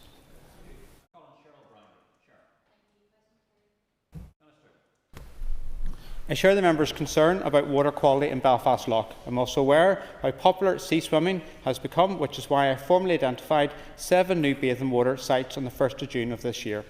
I have recently committed to a new bathing waters policy review for Northern Ireland, which will commence shortly. This review marks a significant milestone in our ongoing commitment to safeguarding public health, enhancing water quality and protecting our natural environment. New bathing water sites will be considered as part of this review. The review will also look at the length of the bathing season, as I recognise there is a lot of bathing that takes place outside of the current bathing season, which runs from the 1st of June to the 15th of September. Thank you, Deputy Speaker, and thank you to the Minister. Sea swimming is incredibly popular in the likes of Fisherman's Quay. We have a triathlon, we have sea swimmers, we have sea dippers and everything in between. But I suppose I was concerned, Midney Antrim did nominate Fisherman's Quay. It was turned down by the department, and areas like Carrickfergus are being left behind in this regard. So, Minister, what more can you do in terms of your department to ensure this area is included going forward and safe for everyone to use? Minister. Thank you, Cheryl. So I understand the previous review. There was lots of nominations. As a MLA for North Down, I nominated a number of areas, as did many other people in this House. The new review that's coming up will be an opportunity for us to take forward nominations, but it's crucial we work in conjunction with councils in regards to this, because they have a responsibility around that. So we're going to work closely with councils. We have ongoing engagement, and I think it's important we look not just at the sites that are designated, but also the season, because we're seeing a lot more people swimming outside the designated bathing season. Thank you very much, Deputy Speaker. Thank you, Minister, for your answers so far, particularly in relation to the ability for people to take that active swim in Carrickfergus. But may I ask you, Minister, what action you're taking to address the issue of wastewater pollution in Carrickfergus and Belfast? Thank you very much, Stuart. So the issue of wastewater pollution is something that's of significant concern to me. I have responsibility in relation to regulation and enforcement of that pollution. And I've been on the record, and I'll say it again today, I don't think it's acceptable that there's a separate arrangement in place for Northern Ireland Water, where they, since 2007, have in many instances a buy ball in relation to pollution. So I will be taking proposals to the Executive in regards to that, because it's important we regulise the situation with regards to enforcement around sewage pollution in Northern Ireland. The other issue is in relation to that investment that's required with regards to wastewater infrastructure. If I'm going to be really honest with you all here today, I'm fast losing patience here with regards to the need to take tough decisions in relation to wastewater infrastructure. This is impacting not just in relation to our environment, but also in relation to house building and economic development. As Minister, I'm taking the tough decisions. I'm putting my head above the parapet to turn around the situation with regards to Lough Neagh, but others need to do the same, particularly in relation to the Department for Infrastructure. There is mountains of reports that are gathering up about the inadequacy of our wastewater infrastructure. We need to turn the tap off sewage pollution. We need to take brave decisions, and we've got to end that sewage pollution, occurring not just in Belfast Lough, but in many other waterways across Northern Ireland. My colleague Bruce Dunham's concerns about Fisherman's Quay not being selected by the department. Minister, you talk about the impact of the horrendous amount of wastewater that's being pumped into Belfast Lough, and you said before that it's the next Lough Neagh waiting to happen. This is deeply worrying. What conversations have you had with Northern Ireland Water to see what more they can be doing to reduce the amount of wastewater that is being pumped into Belfast Lough, and what further investment and projects do you need to see to happen to protect that vital asset? So my role as Minister of Agriculture, Environment and Rural Affairs is in relation to regulation and enforcement. I made it very clear how I want to strengthen that situation with regards to sewage pollution. I want to end the situation with regards to Northern Ireland Water largely getting a buy ball if it's due to historic underinvestment. There is an issue here that we need to face up to tough decisions in relation to our wastewater infrastructure, because I know as a MLA for North Down, but also as Minister, the dire state of Belfast Lough. and I'm taking a number of actions in relation to, for example, the designation of an area as a special sensitive area requiring more investment. I'm also have said a bit more in relation to Sorpy. But fundamentally, this sits with the Department for Infrastructure, and if people want to improve water quality, we've got to face up to these issues, and we've got to look at how we actually fund our wastewater infrastructure in the future. The current situation is not sustainable. Speaker, Minister, sea swimming is very popular in my constituency, from Portrush to Coleraine, Benone and beyond. We even have our own groups, Menopausal Mermaids and the Salty Sea Sisters. Can I ask you what action you're taking to maintain areas that are used for bathing water, and if you've identified any parts across the north that don't have any, and how we can improve to have more? Thank you. So in terms of those areas where people bathe, often they are managed through district councils, and that's why we have a partnership arrangement in terms of water quality and testing and all the rest of it. So it's important people engage with district councils. Some of the areas sit within Northern Ireland Environment Agency, such as Crawfordsburn Country Park, and we have management responsibilities around this. But often these are sitting with district councils, and that's why we want to work in partnership with them. Question number 4, Lidhull. Since becoming Minister, I have been clear we must do more to reverse the increasing level of bovine TB in Northern Ireland. In January, in response to a recommendation from the Chief Vet, I established the TB Partnership Steering Group, a new body of farming, industry, veterinary and environmental stakeholders to work with my department to develop the actions needed to get this disease rates falling. I was therefore very pleased to endorse the group's agreed blueprint for eradication, which was published in April. The blueprint sets out priorities needed across 3 key themes: people, cattle and wildlife, and my department has a new TB eradication transformation programme in place to deliver the blueprint's actions. Initial priorities include work on wildlife intervention options. I've asked officials to prepare a new public consultation on potential options. Other priority work streams include work to ensure that TB testing is carried out to the required standard, work to progress a potential regionalisation pilot, work to provide on-farm biosecurity advice, and work to expand the use of the supplementary interferon gamma blood test. I am committed to progressing these new measures to tackle this disease as quickly as possible. It is clear that only by working together can we tackle all the factors that contribute to the spread and endurance of this costly disease. And Minister, appreciate that answer, and I know I've written to you about this, and I appreciate your response and sending out the Chief Veterinary Officer as well.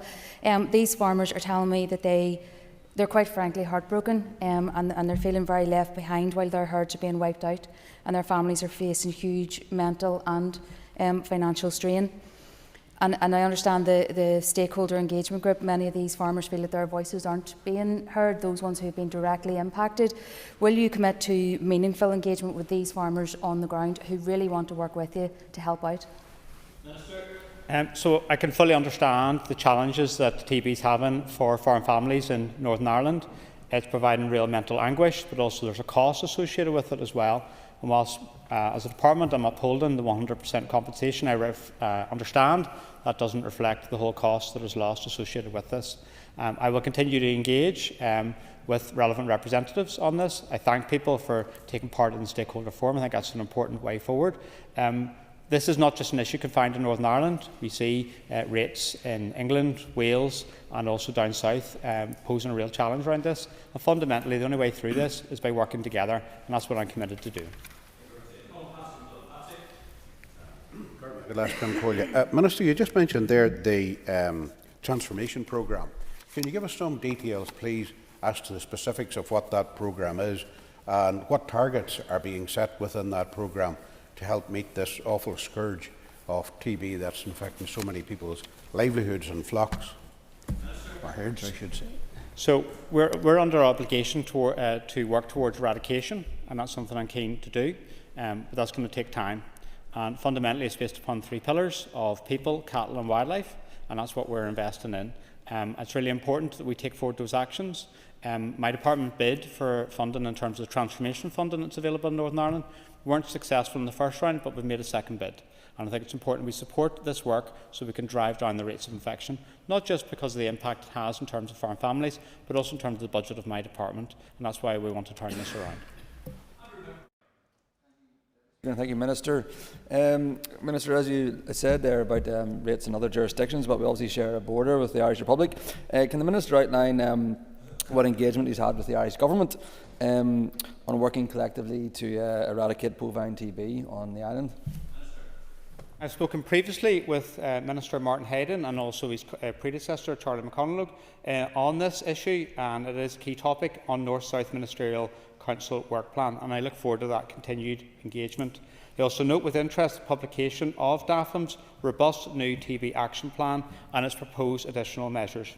I was pleased to announce on Friday, alongside Minister Martin Hayden, a new cross-border project as part of the Shared Island Initiative to tackle the growing impact of TB in farms in a pilot area. This new cross-border initiative is aimed at taking a regionalised approach to tackling bovine TB. Both departments will now engage in developing the overall approach for the cooperation project, which is to focus on implementation of measures on a coordinated regional basis to support reduction of bovine TB incidence and transmission.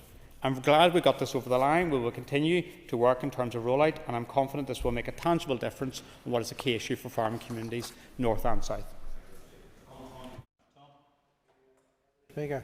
Minister, given that scientific evidence from other jurisdictions would show that culling wildlife has a positive impact on the reduction of TB, what consideration then have you or the partnership group that has been set up to look at culling or at eradicating TB given to this particular issue? So there is currently no primary or secondary legislation in operation which explicitly provides for the culling of badgers in Northern Ireland.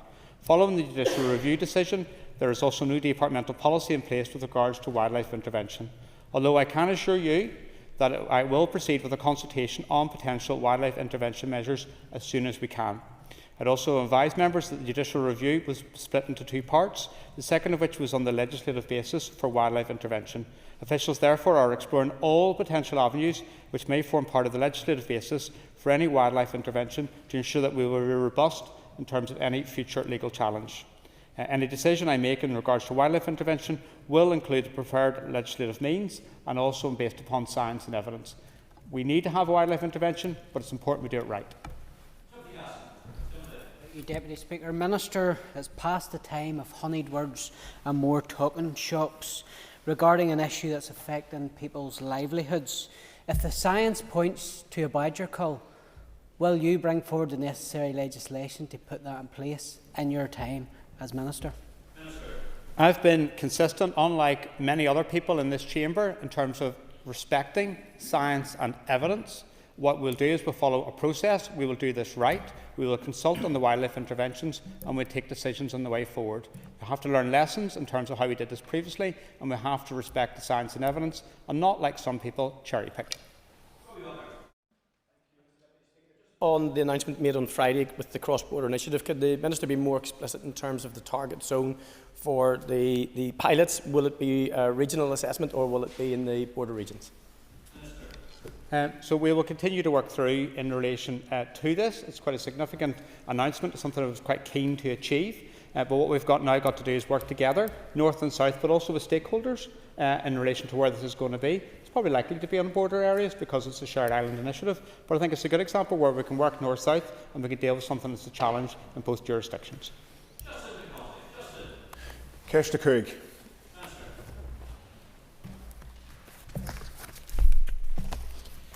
Whilst the bill does not specifically contain such guarantees, the provision of robust and effective measures to ensure that the appropriate person or organisation pays for the necessary remedial actions is key to minimising costs to the public purse.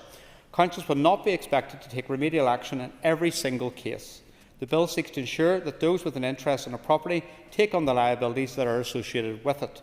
Councils will need to use a common-sense approach on a case-by-case basis as to whether to begin enforcement proceedings if the likelihood of recovering costs would be minimal. It is considered reasonable to assume that it would adopt an approach which doesn't put its finances at risk and ensures it maximises its success in the interest of its ratepayers.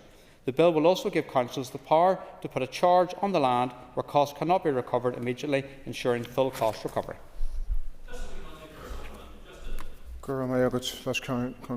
Minister, you seem to be outlining a sort of take it or leave it approach there. Minister, the financial guidance on this bill says that it is not anticipated that the bill will have any financial effects on the department. Doesn't the fact that no funding is attached to this bill mean that councils will be reluctant to spend scarce council resources And would he consider a small budget to support councils? Thank you, Justin, for your question. I take life in a bit more of a positive approach around this.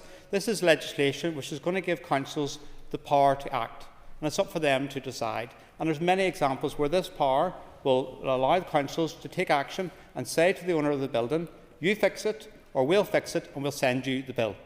This is good legislation. It's going through a scrutiny process, and I welcome that, because it allows us to be able to tease through some of the issues we're getting back as feedback, and we'll be able to understand if there's amendments we want to bring through in terms of consideration stage or further consideration stage. But I want to work with people so we can ensure this makes a difference. It's a long time coming, and hopefully we'll be able to get it scrutinised and get it on the statute book. Hugely central role of councils in this bill. Can you give a firm guarantee that your department will consult with the councils and with NILGA and other stakeholders during the legislative process? Thank you, Declan. So my officials have liaised with councils throughout the policy consultation process. Since the restoration of the Assembly, several councils have contacted my department asking for updates on the bill. My officials have also contacted Solace on the bill's progress. Solace have confirmed that local government remains supportive of the introduction of the dilapidation bill to the Assembly. Draft statutory guidance has now been shared with Solace and NILGA for comments, and the Permanent Secretary has reached out to Solace and offered a meeting to discuss any concerns they have. We need to work with people on this, and that's what we're committed to do.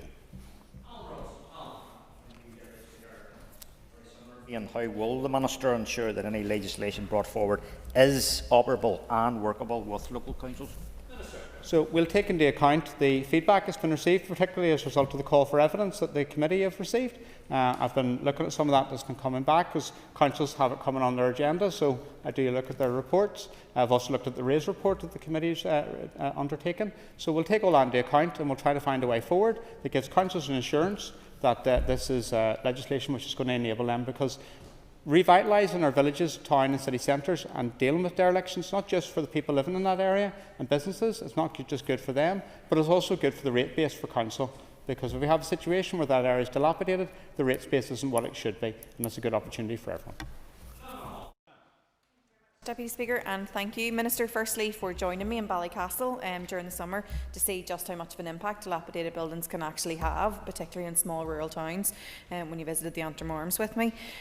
Secondly, I agree with your positive outlook on life, so can you tell me if you agree with me that the dilapidation bill will make a significant difference for people living with the consequences of derelict buildings? Thank you, Sian. Yes, far too much negativity in this chamber, but a bit of positivity. We need to show people, in Northern Ireland this can be a place for good. And far too often, even from the start of today, it's been negativity. And we can scrutinise and we can examine, but we also need to show people a bit of hope. And this legislation is an example of legislation which will allow district councils to have the powers to intervene, and often in a situation where that dilapidation is just starting. So it will allow fixed penalty notices to be issued, which will incentivise people who are owning those buildings to be able to address it. And I've visited Ballycastle and I can see examples where it would help, because we want people to be able to invest in areas and have confidence that if dilapidation is starting to occur, that the councils have powers to intervene. Mr. Deputy Speaker. I recognise the critical importance of safeguarding water quality in Belfast Lough and affirm a strong commitment to implementing comprehensive measures to improve water quality in Northern Ireland's water bodies. My department's corporate plan, 2025 to 2027, contains a specific pledge to deliver improvements in water quality. Significant pressure within Belfast Lough's catchment is from wastewater. Although wastewater infrastructure falls within the Department for Infrastructure, my department is engaging with both the Department of Infrastructure and Northern Ireland Water to enhance regulation, monitoring and treatment of wastewater.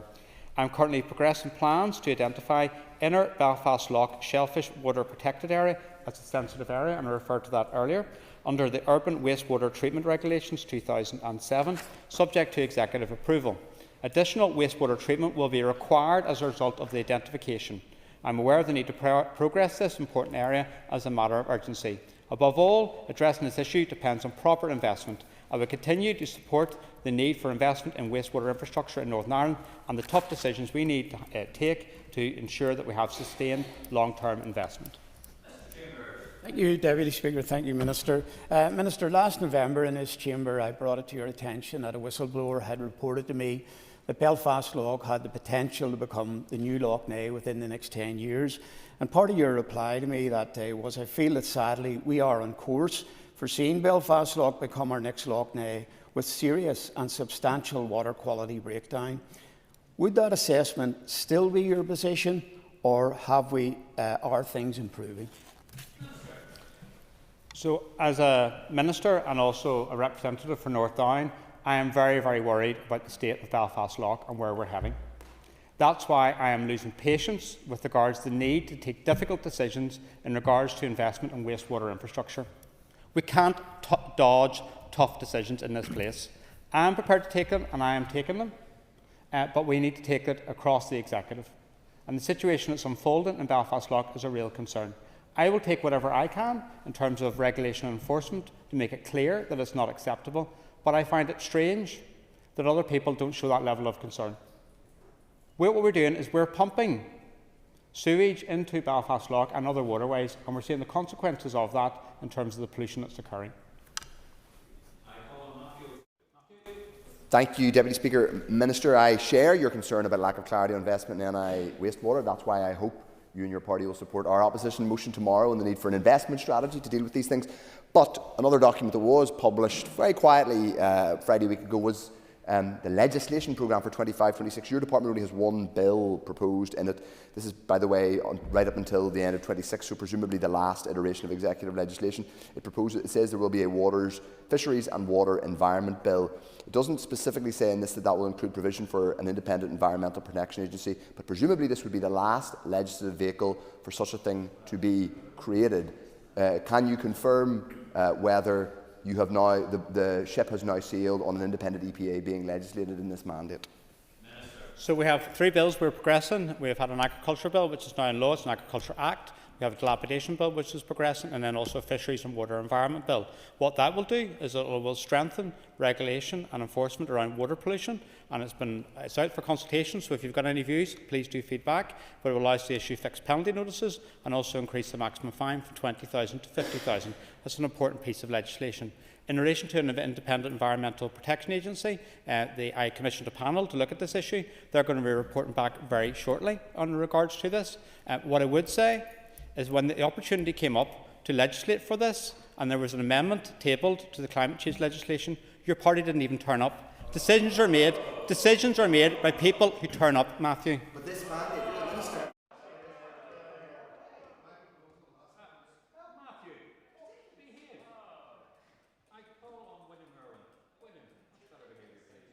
Deputy Speaker, and I can thank the Minister for his responses so far. As we are aware, the reports are that thousands of tonnes of raw sewage has been pumped into Belfast Lough. The Minister would agree this is totally unacceptable and something needs to be done as soon as possible. I entirely agree. Thank you, Minister. I share your concern about the unacceptable levels of pollution in Belfast Lough, and could I ask you for an update into the investigation on the sources of pollution at Ballyholme Bay? So Northern Ireland Water initiated work with AFBI in May 2024. Samples were collected at over 20 stations covering the marine environment and the catchment. There were approximately 15 sampling points along the Codden River. Northern Ireland Water agents also found a number of unidentified pipes discharging to the Codden River by walking its length. This has revealed a large number of misconnections in drains that should only contain surface waters. This typically happens when householders retrofit a downstairs toilet to an existing property and connect to the surface water drainage system rather than the sewer. Initial observations are that Northern Ireland Water assets along the Codden River are operating as intended and are only overflowing in extreme conditions. Event and duration monitors have been installed at these sites. Northern Ireland Water has advised that misconnections have been investigated at 164 properties in total. 7 misconnections have been confirmed and a further 34 sites classified as highly likely. All of these have now been referred to Northern Ireland Water Misconnections and Blockages team. Misconnections to a DFI covered stream were also detected and have been reported to DFI rivers.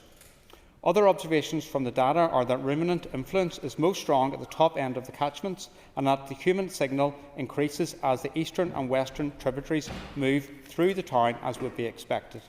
In terms of actions we can take in regards to this, we need to raise awareness in terms of the implications of misconnections. 2 pieces of legislation are also being progressed: Water Sustainable Drainage and Flood Management Bill, which will help deal with misconnections, and also the Fisheries and Water Environment Bill.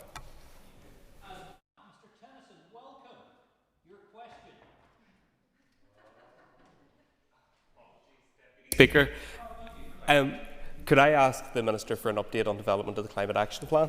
Question 8, apologies, I'm ahead of myself, Deputy Speaker. Thank you.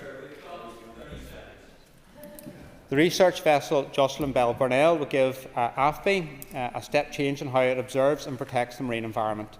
It will be able to gather high-quality data and samples across the marine environment, whilst reducing disturbance to marine life and lowering emissions. It will strengthen both AFBI and DEAR's ability to understand marine ecosystems, detect climate signals, and help marine industries adapt. It will also help us join up land and sea, recognising that what happens on land also affects the ocean, and that a healthy ocean in turn supports our coasts, climate and economy. With a 30-year design life, this ship equips for the next generation of marine scientists, and it secures the long-term evidence base needed for sound decisions. Thank you, Minister. That ends the period for listed questions. We will now move on to 15 minutes of topical questions. Topical question number 1 has been withdrawn. I call on Orla Flynn. Orla, over to you. Thank you, Minister. Given the British Government's potential to rethink on inheritance tax changes, will the Minister ensure that the specific needs of farmers in the north of Ireland are fully taken into account in any revised proposals? Thank you. I've been consistent in terms of my opposition to the family farm tax because of the disproportionate and detrimental impact it will have on farmers in Northern Ireland. And as a result, I have made representations to the UK Government on multiple occasions. I will again make representations to the UK Government this week because I think it's important that they listen to the impact that this is going to have. There is a useful report that came out from Semtex, which is an analysis in terms of tax advisory. I think it has a lot of merit, and I wish the UK Government would take it up. Thank the Minister for that response, and he actually touched on the next question I was going to ask him, but it was basically, does he accept that without the changes to the British Government's inheritance tax proposals that the future sustainability of family farms here could be undermined, and maybe just if he could give that commitment that he'll continue to press the British Government to try and rethink these plans? So the impact has been numerous, particularly in relation to the mental health of farmers and the concerns and anxieties they have, but also in terms of the sustainability of farming in Northern Ireland and the potential issues in terms of land and how that could be broken up. I will continue to make those representations to the UK Government because this is the wrong way to go, and it's important people listen to the implications on Northern Ireland. Minister, what steps are being taken to encourage rural entrepreneurship beyond traditional farming? Minister. So we have a role to play, not just as a department with lead responsibility for rural affairs, but also in relation to working with the Department of Economy. If there are specific issues you want me to progress, I'm happy to do that. But innovation is a key part of our department. We have a division that's dedicated towards it, and we want to be able to support people over the time ahead. And one of the ways we're going to do that, particularly in relation to farming, is the Sustainable Farm Investment Scheme, which we're going to launch in the next financial year. And Minister, you've kind of touched on this, but would you be in a position to provide additional funding or mentoring for small rural startups? So we have a number of schemes through TRIPSI, which is a rural microcapital support scheme, and also a scheme to support small businesses within rural areas. I can send you more details in relation to that. It's been very popular. Thank you, Minister, for your answers so far. Minister, I know that you care about animal welfare, and it is an issue that my constituents are regularly in contact with me about. Can I ask the Minister for an update on the implementation of the animal welfare pathway? In May, I published my Animal Welfare Pathway, which represents the most ambitious package of reforms for this area in over a decade, and the majority of which will be taken forward through secondary legislation, which is a quick and effective way to improve the protection for companion animals in Northern Ireland. The Animal Welfare Pathway includes several key initiatives which have the potential to transform companion animal welfare, including a review of dog breeding and canine fertility services, regulation of the sale and supply of pups and kittens, and consideration of issues associated with a ban on aversive training devices. Over 480 responses were received to my consultation document containing proposals to regulate the supply and sale of pups and kittens, which also outlined my aspiration to ban third-party sellers. My officials are continuing to analyse the submissions received and hope to be able to publish a formal consultation response soon, which we'll use to set out the final way forward. An expert advisory group has also been established to review the operation of current dog breeding regulations here and examine the provision of canine fertility services. Work's well underway, and I understand the group has been gathering evidence and has met a wide range of stakeholders. Finally, my officials have commenced initial policy development work on the remaining reforms in the pathway, which has been examining the case for microchipping of cats on a mandatory basis, regulation of rescue and rehoming organisations, and exploring potential changes to the operation of the current animal boarding regulations. While this work is in an early phase, I still hope to be in a position to initiate public consultation on all these topics around the end of this year. These actions demonstrate my ongoing commitment to strengthening protections for companion animals across Northern Ireland. I thank the Minister for that comprehensive answer. It's clear that animal welfare is an issue that you're passionate about and actually taking action on in your department. I want to ask the Minister about shock collars and for an update on where you are in banning shock collars. Thank you, Nuala, and I want to thank the all-party group on animal welfare, ably chaired by John, in terms of their engagement on these issues, because we want to do these things together and collaboratively with stakeholders. The Department's Code of Practice for the Welfare of Dogs recommends to the public that only positive reward-based training should be used, and potentially painful or frightening training methods such as electric shock collars should be avoided. I recognise the use of shock or e-collars is not explicitly banned in Northern Ireland. However, an animal fitted with a collar still remains protected by the Welfare of Animals Act Northern Ireland 2011. This means that a person can use an e-collar on an animal if it does not cause the animal any unnecessary suffering. For example, if a person sets a level and intensity of the signal given to the pet at 1 too high, they could be causing the animal unnecessary suffering, and this is an offence under the 2011 Act. Nevertheless, I am aware of the merits of banning these devices. I want to see these devices banned, and I've set it out within the animal welfare pathway, and I'm very keen to explore how we can do this. My department will explore the bans put in place in other jurisdictions, such as Wales, where they have banned these since 2010, as well as engaging with stakeholders in terms of how we effectively implement such a ban. Deputy Speaker. Minister, encouraging more people onto public transport is an important way to help meet our environmental targets. Could the Minister outline if he's been involved in executive discussions about ensuring that Belfast is no longer the only city on these islands that does not have year-round late-night public transport? Thank you, Mr. Brett. So I take my responsibilities as Minister of Agriculture, Environment and Rural Affairs very seriously. We have an environmental opportunity from moving more people from using the private car onto buses or trains, and I think that's a good way to go. Also in relation to active travel, and someone who's quite keen on that. What we have is a challenge here in Belfast City is that later at night people are struggling to get home. And there's issues not just in terms of the environmental implications, in terms of increased car usage, but also in terms of people's safety in the city. So I'm engaging with the Minister for Infrastructure and the Minister of Economy in terms of initiative, in terms of late night transport, which provide enhanced services, not just in terms of metro services, but in terms of Ulster bus services to a number of key routes so people can get home. The Minister will be aware of her party colleague of mine's ongoing support to try and get this service in place and delivered before Christmas. Would the Minister answer Ms McAllister and I's Christmas wish for Santa to put the support in place so that we can have late night public transport before Christmas? So I'd hope to get this over the line this week, but one thing, Philip, Santa only comes to good boys and girls.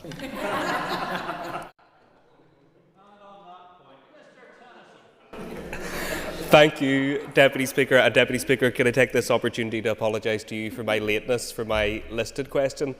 Second time lucky though, could I ask the Minister for an update on the development of the Climate Action Plan? As an Assembly and an Executive, we committed to delivering a Climate Action Plan, both in the climate change legislation and also the programme for government. Developing the Climate Action Plan has been a significant amount of work, and I want to thank officials for that. The policies and proposals laid out in the draft plan are expected to be sufficient for Northern Ireland to meet its first carbon budget. The consultation is recently closed, and there's been a significant number of responses and engagement at the events, and I want to thank people for that. It's important we take time to consider these responses, and we will then be bringing a paper to the Executive for approval as soon as possible. There's many challenges in relation to climate change. We know those. We're seeing those play out in Northern Ireland in terms of more severe storms, also in terms of Lough Neagh, but also there's opportunities. And I'm meeting with many businesses who are investing in decarbonisation, and I want to make sure that we can create those good green jobs in Northern Ireland. Thank you, Deputy Speaker, and thank you, Minister, for that answer. Minister, could I ask for your assessment of the importance of ensuring young people are included in conversations about protecting our environment and tackling climate change?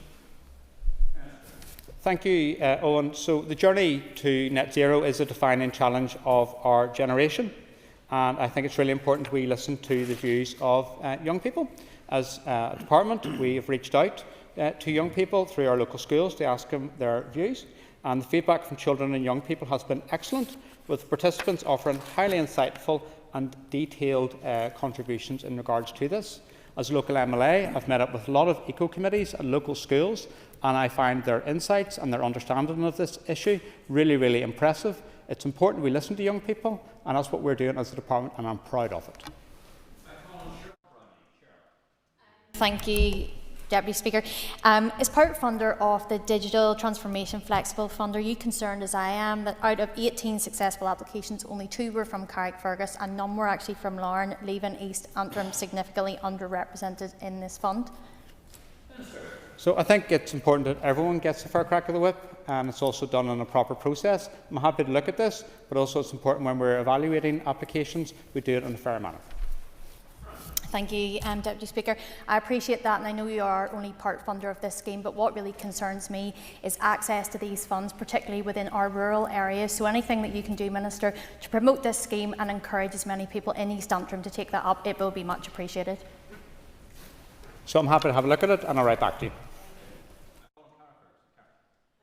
Speaker, could I ask the Minister maybe for an update on the outcome of the Moboy, the recent public consultation to the Moboy remediation strategy for the Moboy site? And I do very much welcome your meeting with local representatives in the Guildhall many weeks ago. Thank you.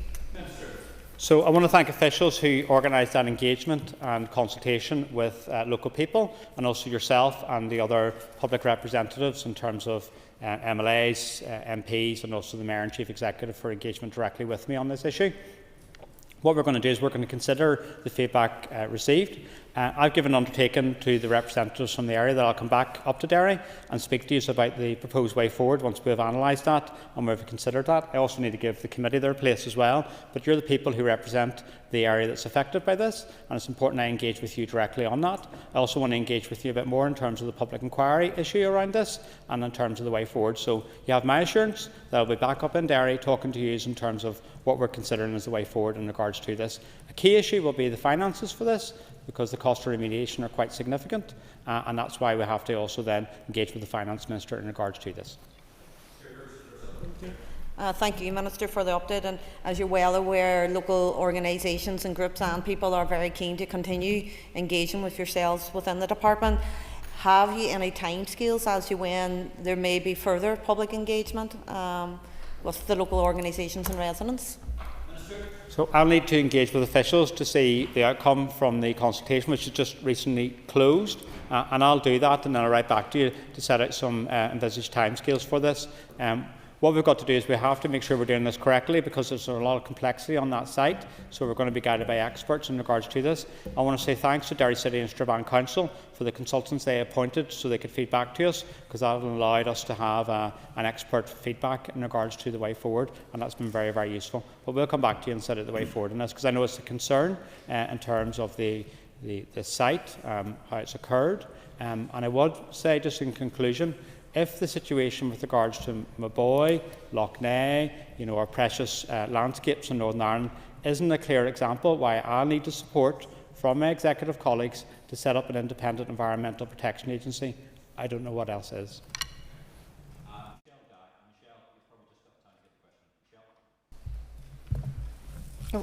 Thank you. Can I ask the Minister what his department's priorities will be for funding under a multi-year executive budget? Thank you, Michelle. So, in terms of the budget for my department, we have to make tough decisions to make sure that we balance our budgets, and I think it's important as Minister that we do that. In setting out the opportunities ahead, we have a 3-year resource and a 4-year capital budget, and I've been engaging with the Finance Minister in regards to our bids around that. In relation to resource, that is about meeting our statutory obligations first and foremost, so in relation to TB compensation, pay awards for staff, in terms of the episodic disease and avian influenza and blue tongue, for example, it's important we meet that. But alongside that, we also want to continue that investment in farming and agriculture in Northern Ireland. That's why it's important that that funding remains ring-fenced. But we also invest in relation to environmental improvements, Loch Ness, climate change delivery, and also our food strategy framework. Thank you. Can I ask how a Just Transition Fund for Agriculture will benefit farmers whilst delivering nature recovery and climate action? So, Just Transition Fund for Agriculture is something I bid for from UK Government last year. We weren't successful, so I engaged with the Finance Minister. We got £12 million this year. I want to see that increased so that we can allow that just transition, not just in relation to climate change, but also in relation to wider environmental issues like water and air quality. One thing I would like to say, just in conclusion, I am concerned about the budgetary situation we're having here in Northern Ireland and the potential overspends from other departments and the impact that could have on my department. It's important we have fiscal discipline in Northern Ireland, and when you're given a budget, you stick within it.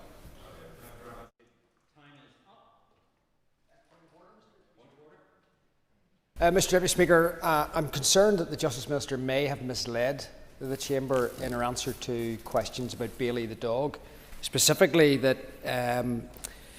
the prison officers are trained and were trained in the deployment of emotional support dogs, including Bailey, and number two, that there was a suitability assessment carried out before Bailey was placed in prison. When I engaged with the Director of Prisons for Northern Ireland and the Governor of McGilligan, they said that was not the case, and I do think the Minister needs to clarify and correct the record if appropriate. Thank you very much indeed for your remarks, Mr Burrows. That has been recorded, is on Hansard, and the Speaker's office will review those issues and respond if appropriate. That is, and we've already said time is up, so let's take our ease before we're ready for the next item of business. Thank you.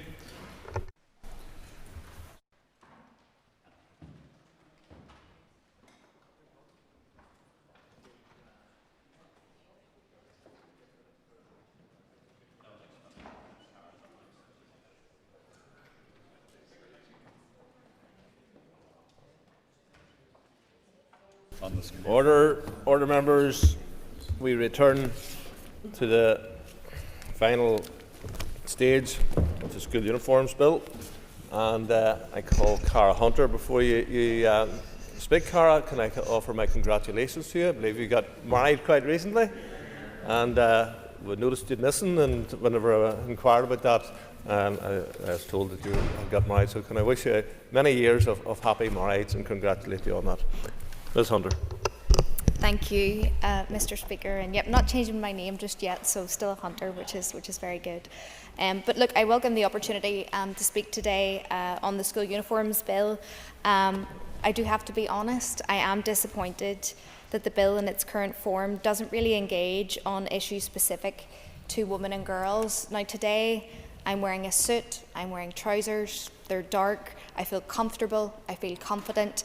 And that's not a luxury, it's a right. And I'm just really sad that that right hasn't been extended in this case to women and girls of a school age right across the north. So I'm disappointed and disheartened that this bill didn't take the steps necessary that many of us across the committee did want to see. With that being said, Mr Speaker, we in the SDLP do share the sentiment across the committee that ultimately in this bill we do want to lift the burden of the cost of school uniforms and to help parents and families right across the north. But our support comes, I suppose, with real frustration, because what is before us today is a far slimmer, safer version of what we feel could have been. The reason this bill is coming forward is because we acknowledge that the average cost of preparing a child for school is close to £1,000. Pivotal policy found that 110 school children in the north have missed school because they don't have the right kit. It is simply unacceptable. So yes, while the SDLP will be supporting legislation today, as the principle of this legislation is to make school uniforms more affordable and to measure fairness into what has been, frankly, an unchecked system for far too long. But I cannot ignore how watered down the bill has become through its passage to here. As earlier stages were mentioned, members across this House, including those of us who sit on the Education Committee, listened for hours and hours to put forward constructive amendments that would have made, we feel, this legislation much more stronger, more inclusive and more accountable. And we really did engage on a cross-party basis and had a lot of conversations about what we can do to make this bill the best that it can be. Sadly, many of our amendments were either withdrawn, ruled out or replaced. And I particularly note the absence of any commitment on gender-neutral uniform options. I feel is a real missed opportunity.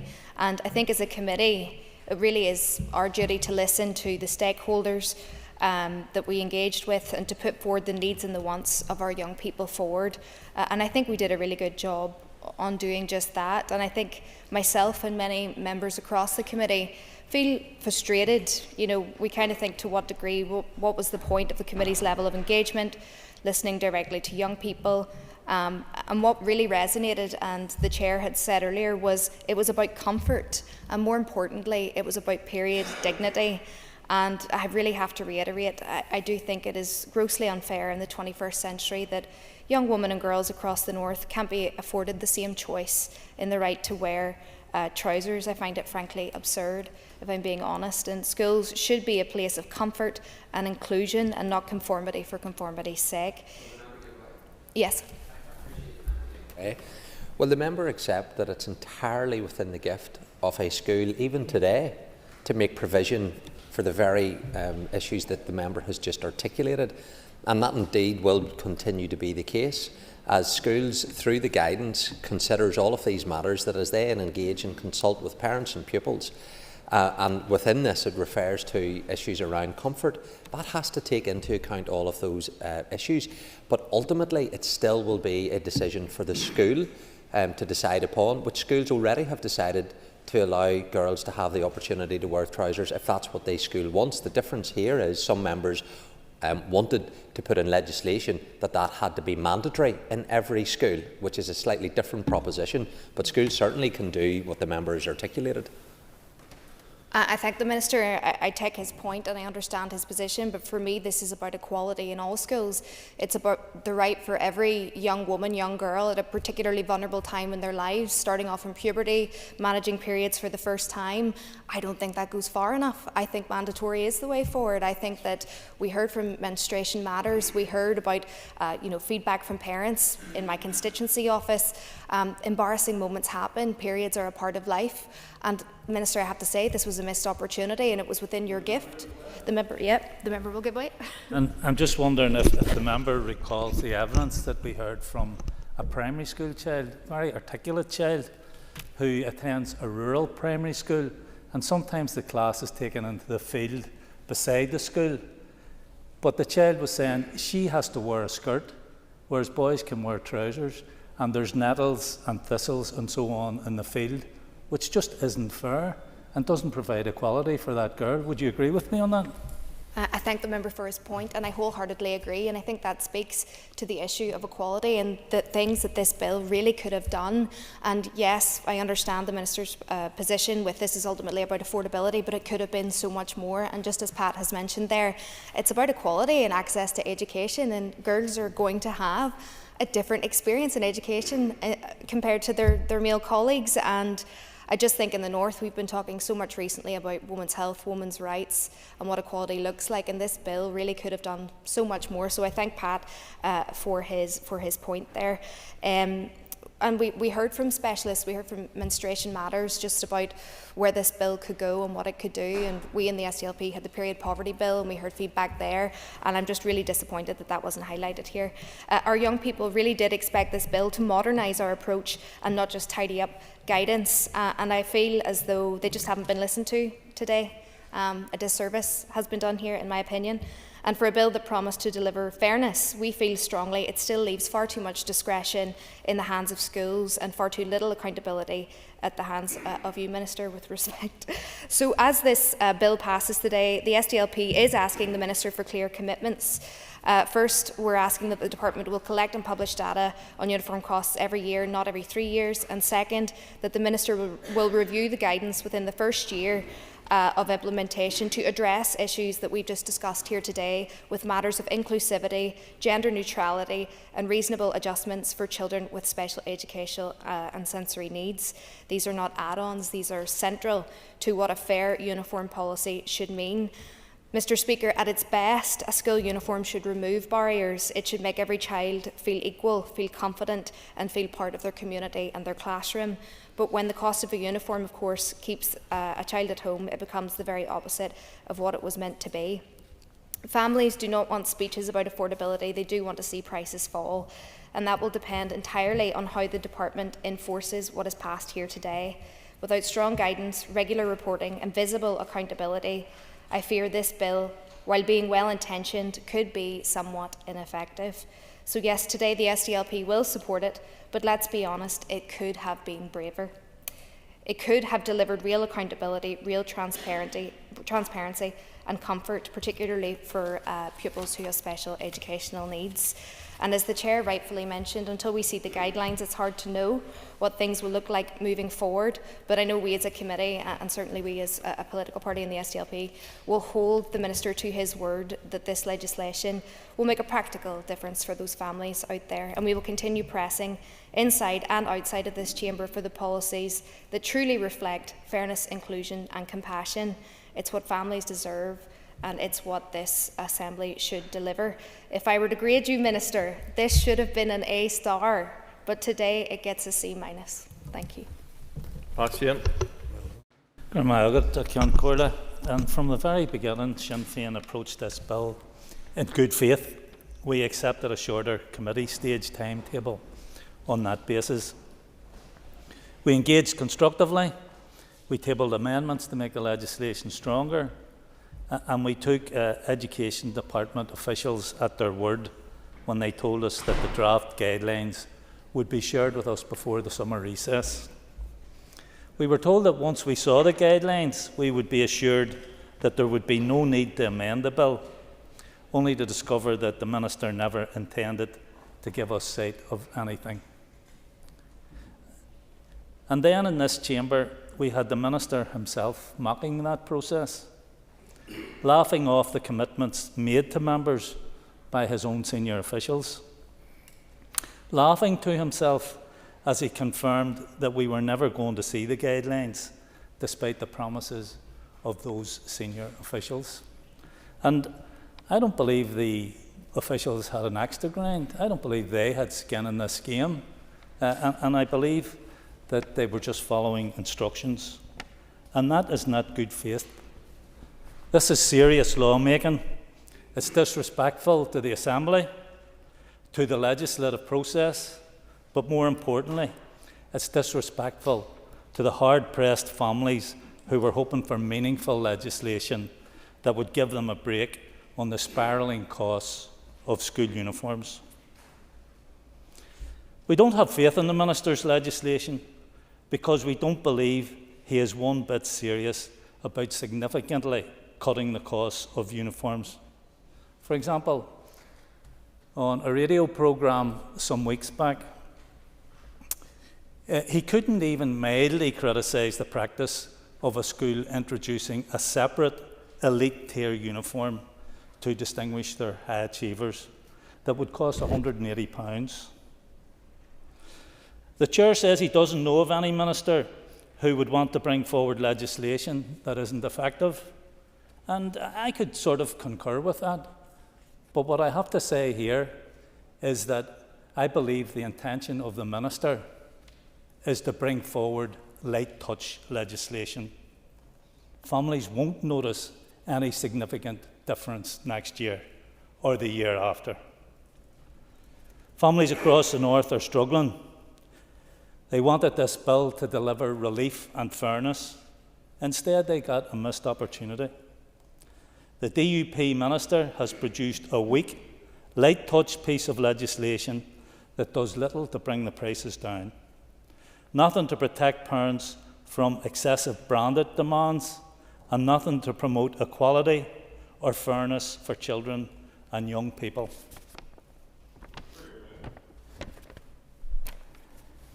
Would the member accept that the vast majority of our schools are already doing the right thing around uniforms, and it's a minority of schools that are abusing the system in that regard, and therefore, for the vast majority of families, the schools that serve them are already trying their best to keep the cost of uniforms down? I thank the member for that. I'm not sure I could agree with it, that it's just a minority. I think school uniforms are one of the biggest costs for families throughout the year, especially families that maybe have 2 or 3 children going to post-primary school. And we've mentioned on a number of occasions the example of Craigavon Integrated College, who, in consultation with parents and students, designed a new school uniform recently. And that will come in at £2 under the school uniform grant. And that's the type of radical thinking that we need and that we expected here. And now we know we're not going to get it. So when we're talking about reducing costs, that's what we're talking about. We're not talking about reducing something by a fiver. We want significant reduction in costs for hard-pressed families and parents. I'm working with others. Sinn Féin tabled sensible, practical proposals that would have done all of that. Not once, but twice, and they were blocked from even being debated. And let's recap on some of those proposals. A limited number of branded or bespoke items that a school could require. The right for girls to wear trousers if they want to. Not at the whim of a principal, because I agree with the minister, there are schools who will permit girls to wear trousers currently, but there are also schools who won't permit girls to wear trousers. And every one of us sitting here knows that. There are schools who will refuse girls the right to wear trousers, even during menstruation, or even when they're uncomfortable over other issues. And there's another opportunity that the minister missed. There was also the issue of ensuring comfort and practicality of uniforms for our children and young people with additional needs. Children who are stressed or who become anxious because of the type of materials that uniforms are made of, or because of the style of uniforms, for example, ties closed up to the neck. And also the issue of supporting schools to facilitate more uniform banks and swap schemes. Missed opportunity after missed opportunity. So while we will allow this legislation to pass today, because families deserve something rather than nothing, make no mistake, families deserve better than this. And that's why at Sinn Féin's request, the Education Committee has now agreed to begin exploratory work on a committee bill, one that will correct the Minister's homework, close the loopholes he left wide open, and deliver real affordability, fairness and equality for children and young people. And we won't rest until that happens. Families have waited far too long for action, and Sinn Féin will make sure they get it one way or another, regardless of how long it takes. Brooks. Thank you, Mr. Speaker. And I don't intend to draw my remarks out too long in the chamber today. It'll be a repetition of a lot of what has been said at previous stages. Nevertheless, I am pleased to rise support and welcome the School Uniforms Bill final stage.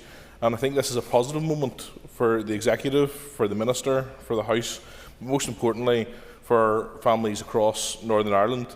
And it goes without saying that I don't share some of the undue pessimism or critiques of some of my committee colleagues. This bill represents exactly the kind of practical, people-focused legislation that our communities expect to see from this Assembly, addressing real issues faced by ordinary families in a sensible and balanced way. For many parents across Northern Ireland, the cost of school uniforms has been a growing concern. We have all heard from constituents who have struggled each August to meet those costs, and we've heard at committee some of the examples have been noted. The one that sticks out with me was the girl from the school who I met again actually in another context most recently, who felt that she could not engage in school sports because of the prohibitive cost of the uniform. And I think we all see that kind of thing as unacceptable and want to address that. Yeah? You see, the only way to ensure that situation is rectified is by ensuring that by right girls are allowed to wear trousers. They don't have to wear them. They could still choose to wear a skirt. But if you want to ensure that that young girl you're talking about is able to do sport, or the young girl I mentioned earlier who has to go into a field with nettles and thistles wearing a skirt, that situation can be changed, is by bringing equality legislation in here. Because we all know, and I said it earlier, there are principals who on their own whim won't allow girls to wear trousers to school.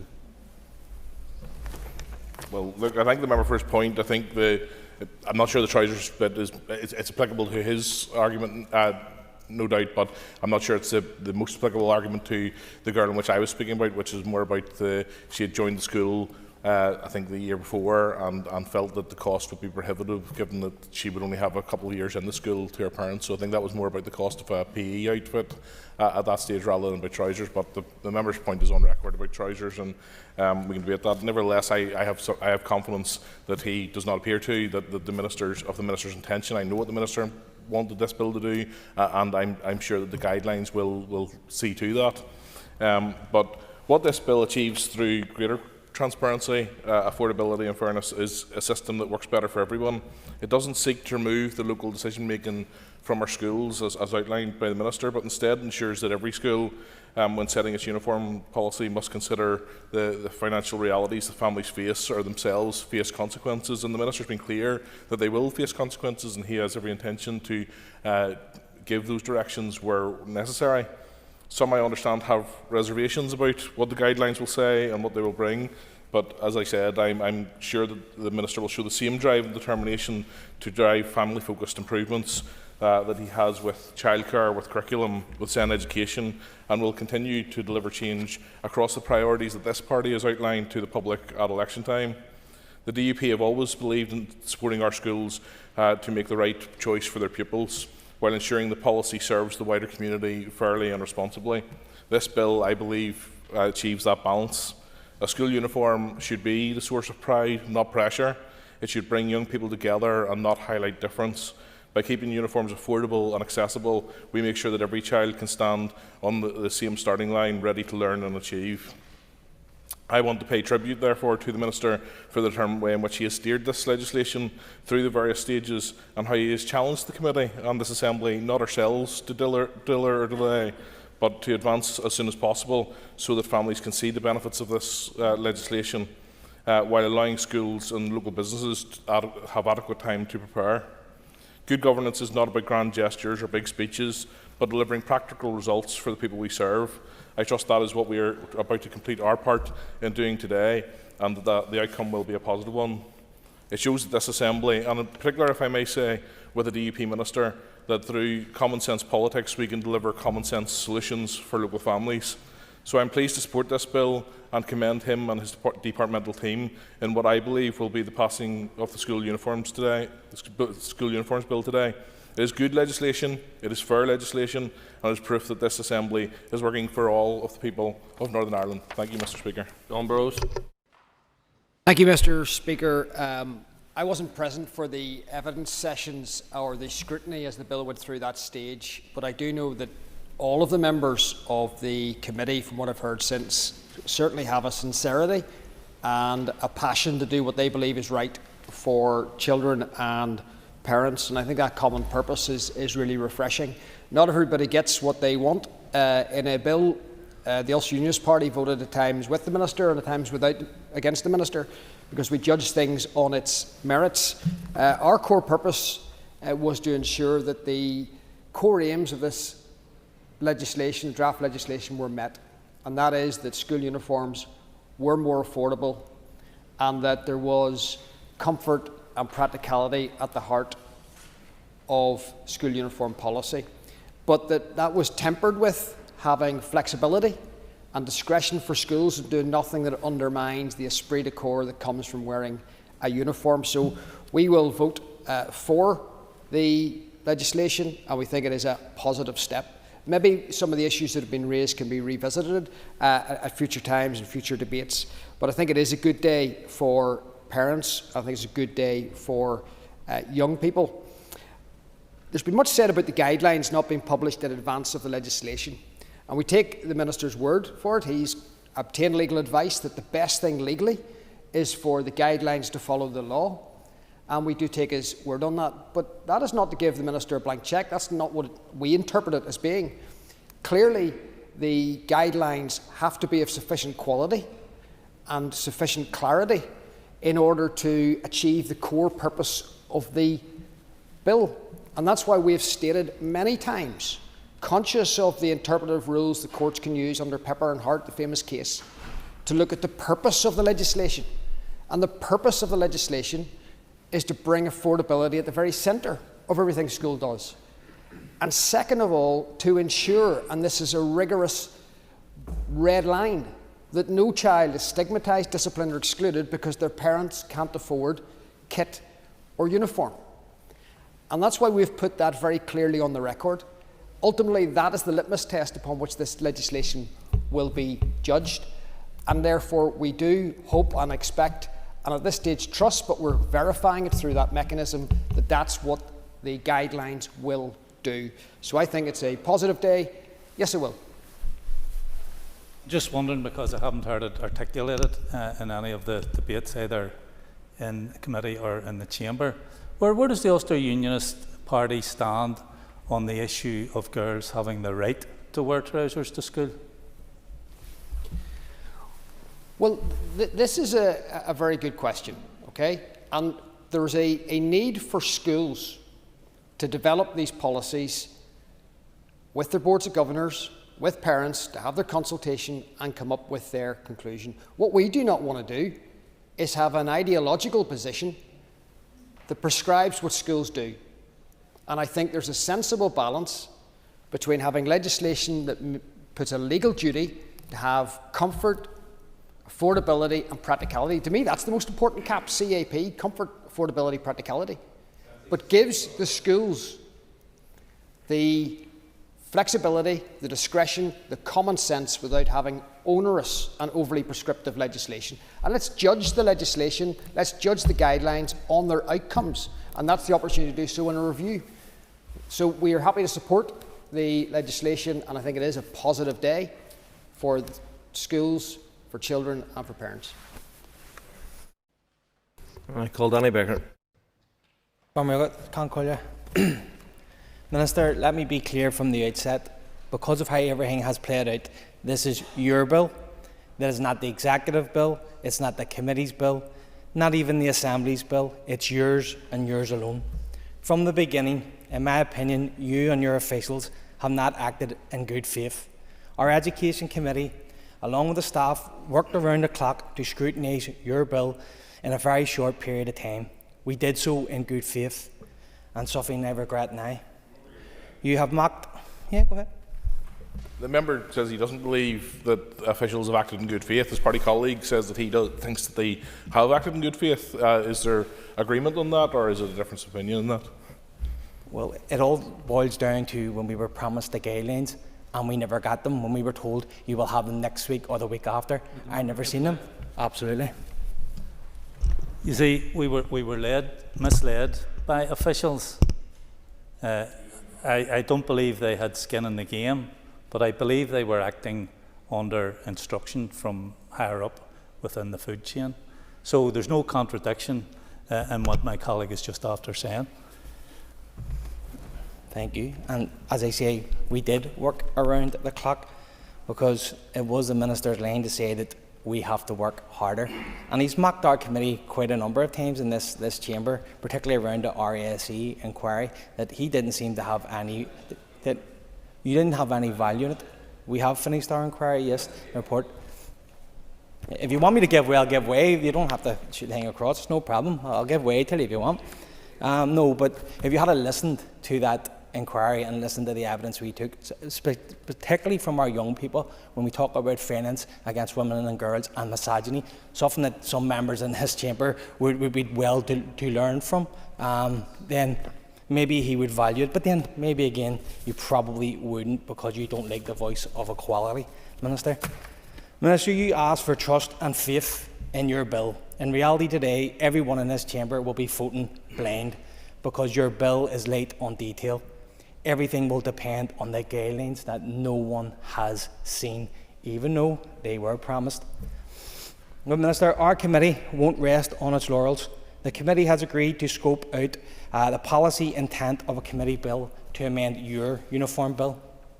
And I am disappointed, because the evidence that we heard in our education committee are not in your bill. Minister, you will be judged by parents next year.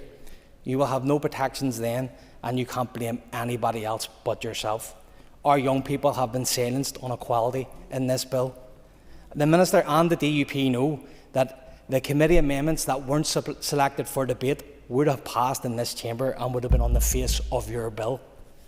Everything now depends on these guidelines.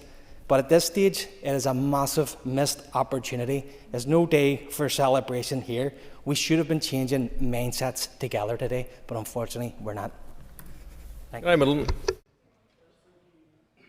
Speaker, and obviously on this final stage of the School Uniforms Bill, I want to take this opportunity to reaffirm my support for this legislation, but also to commend the Minister for Education and his officials for showing leadership and bringing forward tangible action to try and make a difference to people within our communities. One of the key commitments of this party was to make a difference for working families. This Assembly and Executive will be judged on what they do and what they bring forward to try and make a difference. And I'm pleased that this Minister has brought forward something that will benefit not only my constituents but parents and children right across our communities. This bill has been the subject of scrutiny both at the committee and in this Assembly chamber.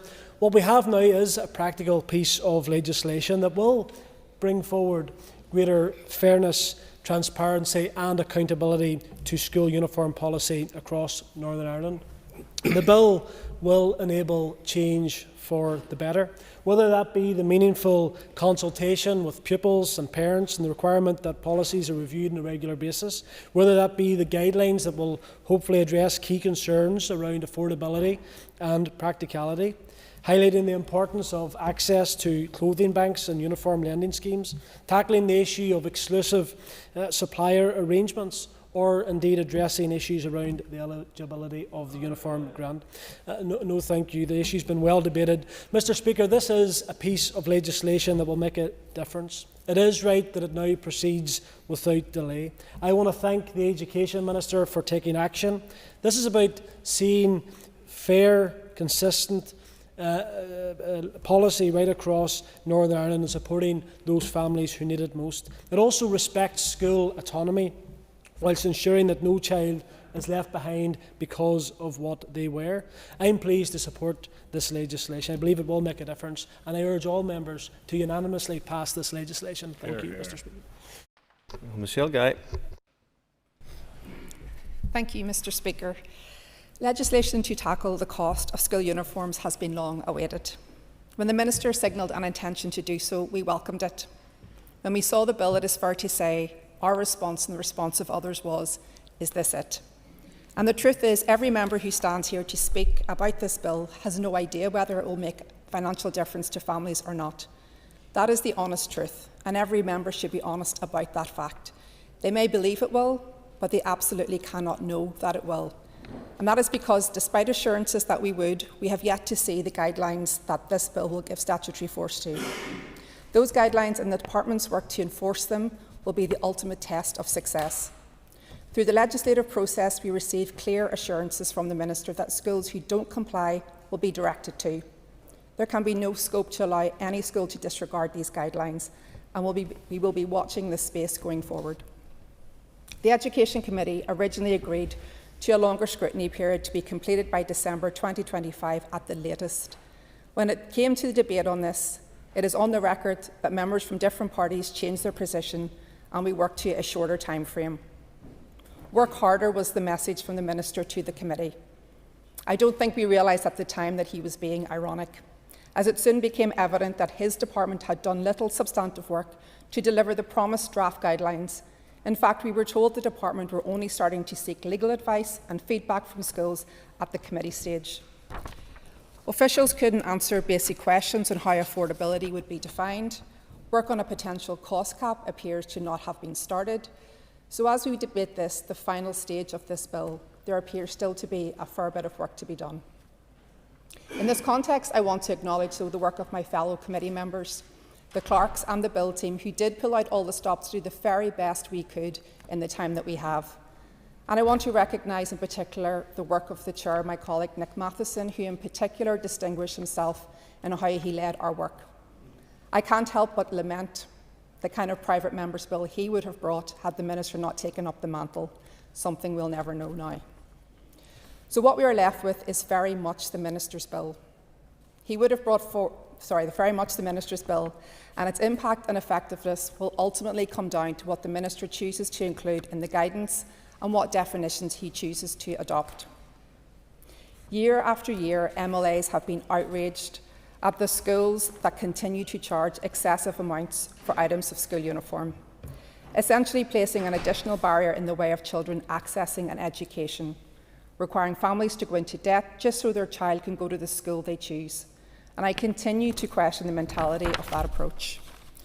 Ultimately, when guidelines are published, I will be looking to see if they reflect the evidence we heard as a committee and the views provided throughout the department's consultation. Yeah. I mean, we've mentioned the guidelines numerous times and the sort of lack of integrity that there appeared to have been in this whole process. But I'm just wondering, can you think of any reason yourself why draft guidelines couldn't have been shown to the committee? You know, for the Minister to say, this is what I have in mind, you know, take a look at those, have a discussion about them. If you think you could do better, come back to me and we'll have a larger discussion around it. That would have been a good way to move forward. We're all in agreement that we need greater affordability in terms of school uniforms and other issues connected with uniforms. Instead, we have this debate today, and all of us know, although all of us are going to vote in favour of this bill, that we're divided about the efficacy of this particular bill, and in terms particularly of affordability and equality, that it's not going to butter the parsnips. Would you agree with that? Member for the intervention, and I agree with much of what he said. I'm not going to speculate on what may or may not have been the reason. I can look at the evidence though, and the evidence that I've already outlined is that the work wasn't done. The draft guidelines didn't come before us because that preparation, that work to actually deliver something that would have been meaningful wasn't put in front of us. I appreciate that you can speculate that perhaps they're going to be a disappointment to us, but we'll wait and reserve our judgment until we actually see them. But the points you make around equality, I entirely agree with. So I go back to this now. So we heard directly from young people, and those with additional needs should have accommodations made. We heard from young girls who wanted to have the option to wear trousers. For the last debate on this, I chose to wear trousers. Today I chose to wear a skirt. That I had a choice is the point. The bill being tabled shied away from giving girls and young women the same choice when it comes to school uniforms. I hope the clear evidence we heard at the Education Committee from young people and others will give the Minister the impetus to ensure his guidelines will provide that schools consider menstruation needs and the impact this has on access to education and physical activity. Because in 2025, yep, absolutely. Thank the member for giving way, and lots of members have made reference to the evidence we heard from young people in committee. Would you agree that it potentially sets a dangerous precedent, that if committees listen to young people and tick the box to say that that is done, but then the legislation that we produce seems to pay no heed to a single thing they've told us, that may reduce the enthusiasm for young people to engage in the legislative process going forward? I thank my colleague for that intervention, and I agree entirely. We encourage young people to come, and we assure them that their voices will be heard in policy making and legislation, and then to completely disregard their time, their evidence, I think would be hugely disappointing and absolutely a worry that they'll just give up, assuming that we're just paying lip service to their contributions. Those contributions should be heard and they should be taken seriously. So I hope the clear evidence we heard at the Education Committee, as I say, will encourage the Minister to take action on this.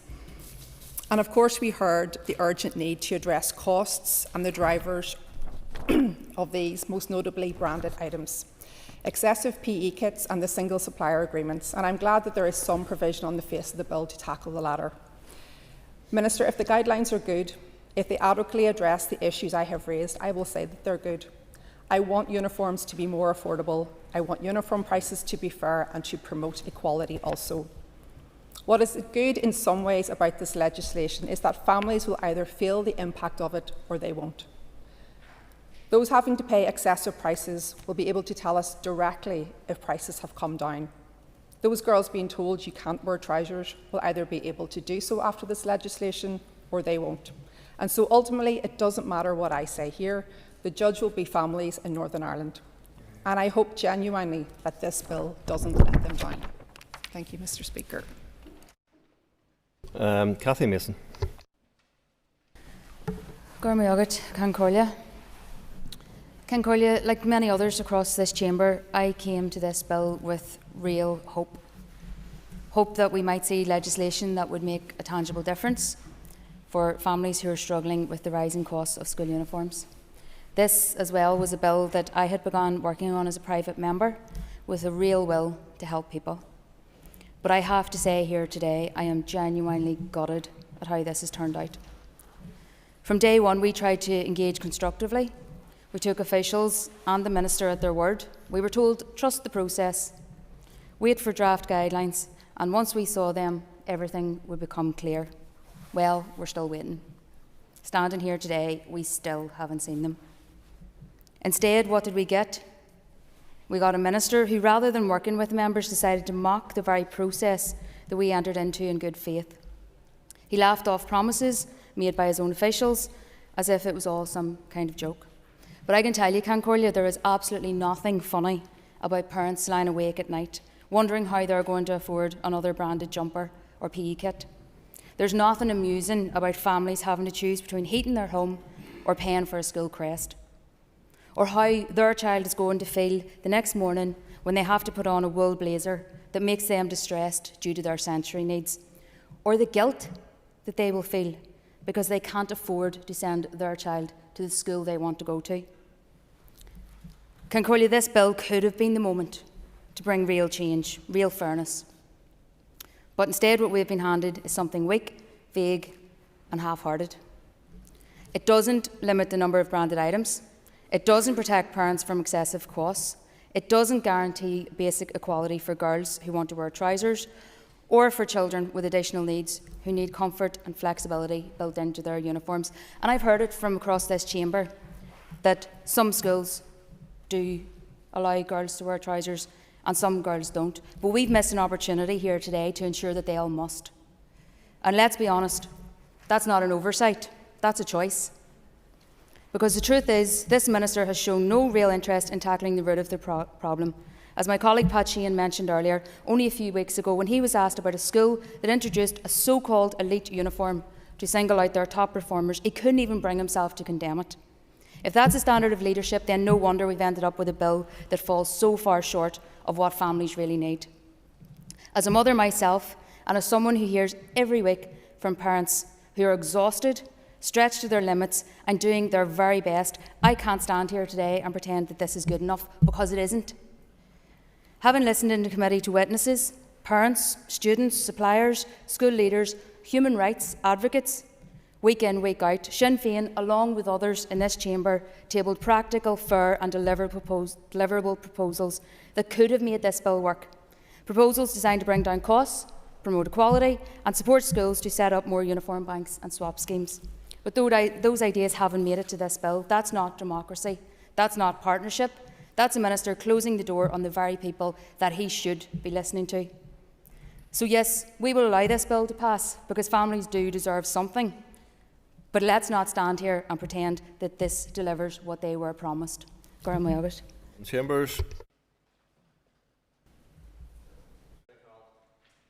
Speaker, like many others, I feel that this bill is a wasted opportunity to take quick, meaningful action to make school uniforms more affordable, and the fact that the Education Committee is now considering its own bill. The strength in legislation is clear evidence of its weakness, and I don't know if that's unprecedented, but certainly unusual. And some modest proposals in the bill, Mr. Speaker, may have positive impact, and I emphasise the may. Collecting and analysing data on the cost of school uniforms is worthwhile, but having information on just how extortionate school uniforms are and how quickly prices are rising means very little unless something is actually done to cut the costs. The bill will impose reporting duties, compelling schools to explain why uniforms cost the amount they do, and also gives the Education Minister the power to cap prices at some future date if he ever chooses to do so. And in short, this bill does very little, Mr. Speaker, to help the hundreds of thousands of families struggling in the here and the now. Each year, families are forking out hundreds of pounds before their child even starts the new school term. For families with multiple children, this goes into the thousands. Between blazers, jumpers, ties, PE kits and deals with specific suppliers, the cost of sending the child to school is eye-watering, and that's before you add the cost of school trips, meals, travel, technology and the rest. And a UK-wide report last year found that families are spending upwards of £400 on secondary school uniforms and nearly £300 on primary uniforms. And we take into account PE kits and the unnecessarily high number of branded items for many grammar schools, the price is much higher in reality. The current school uniform grant just covers a fraction of that cost, roughly £42 for primary school pupil and £67 for a post-primary pupil over 15, leaving families having to fork out hundreds of pounds every year. Last year's Parent Kind survey found that 66% of families were worried about the cost of uniforms. Uniform costs were by far the source of most anxiety for parents, many of whom are forced to make unacceptable sacrifices just to send their kids to school. And you look at the poverty levels, 41% of parents, Mr. Speaker, are rationing heating, 19% are skipping meals, and more than 1 in 10 are taking out loans or credit cards to pay for school costs. Families are being put through unacceptable levels of stress and anxiety, and the worst part is this is entirely unnecessary. No need for expensive blazers or branded PE kits. This serves nothing and nobody except for the bosses of the companies involved and the outdated sense of prestige that comes with a fancy uniform. And I like to pay tribute to everybody in my own constituency challenging this and fighting poverty and advocating for people being ripped off by expensive uniforms and those in poverty. But this executive should be ashamed so many are in poverty and it has become normalised. There are also significant equality issues, Mr. Speaker, with uniform policy this bill fails to address, and members have mentioned too many children with special educational needs as well as female, transgender and non-binary pupils are forced to wear uniforms that aren't comfortable or suited for their specific needs, which is cruel. No child or young person should face barriers to education, whether these are related to cost or accessibility. The state can and should intervene to curtail uniform costs. Although this bill lays the groundwork for that intervention, I have no confidence that this bill will result in any meaningful change for families. I'd be happy to be proved wrong. I'll call the Minister to wind. Thank you, Mr. Speaker. So I'll rise now to make the final speech in the final stage of the scrutiny of the school uniforms bill, and I do want to thank each member that has spoken today. But I want to, just at the start of this element, pay a particular thanks to my own officials in the Department of Education for their work. This has been a significant amount of work that whenever I first came in to office I prioritised, and we needed to make available the necessary support in the department in order to assemble the team to do that, and they have engaged in good faith and diligently throughout this entire process, made themselves available to the committee at every single request that was made of them. They were there and they answered those questions to the best of their ability. So I want to put on record my thanks and appreciation for the work of my departmental officials in helping me to get to this stage. Addressing the cost of school uniforms is something that should garner support from right across this chamber, and broadly speaking, I believe that it does. But I find the narrative from some members and some parties disappointing, although I have to concede it's not unsurprising. I began this process with an intention to introduce good legislation. Good legislation that will make a difference to families struggling with the cost of living crises, with the cost of school uniforms. That is what I introduced in this chamber. Good, effective legislation that was informed by experts, that does what it needs to do, but does not replicate or conflate existing law, that does not place requirements in primary legislation that renders guidelines in the real world unworkable. Yes. I thank the Minister for giving way, and I hope I've been clear in my comments that I really do want this legislation to be effective, and I will be the first to pay tribute to you if it is. But you're making very big statements that it is going to be effective. The only way we can know that is when we know what the guidelines do, because that's what the legislation delivers, guidelines that schools must adhere to. So how can we be assured that it will be effective when we don't know what the guidelines will ask schools to do? The member doesn't have long to wait for the guidelines to come into effect. But as I indicated in opening up the debate at this stage, we have already been engaging with school principals. This is not a surprise to schools. Indeed, it was on the 24th of September of 2024, last year, a year ago, we corresponded with all schools setting out the anticipated requirements of the bill and the associated guidelines, and advised those schools to get ready. Indeed, some schools have already made changes in anticipation with this. It's already had an impact. So we have been keeping schools informed. This is not going to be a surprise to schools whenever the guidelines comes into being. But what I would also say to the member, he wanted to put in, and this is the difference I think in some of the approaches that people have articulated, you wanted to put in, Mr. Speaker, in primary legislation, specific detail. And to change that, you then would need primary legislation to make changes.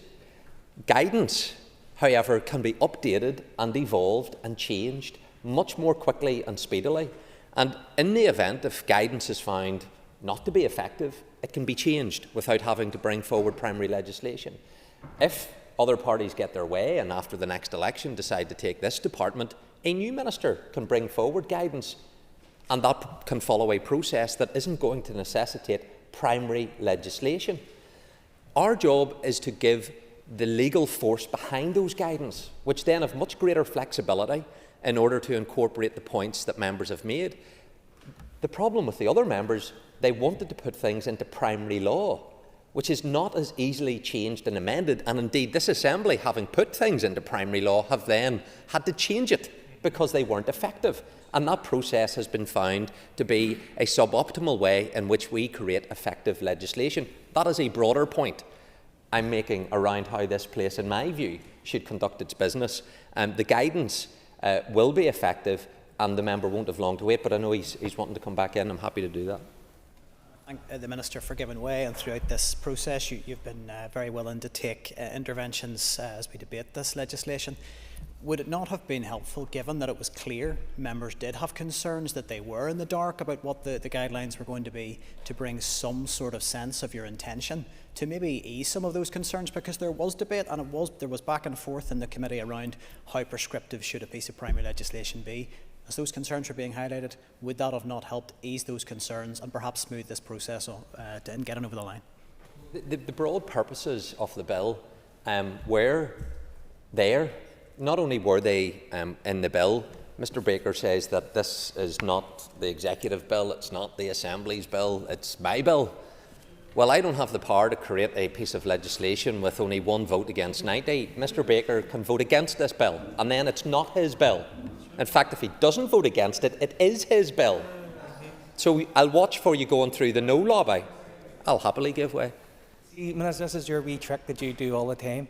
You're going to take all the praise for yourself when you think everything's going to go right, but if it's going to go wrong, regardless of what it is, you want to place the blame on everybody else. Make no mistake, this is your bill.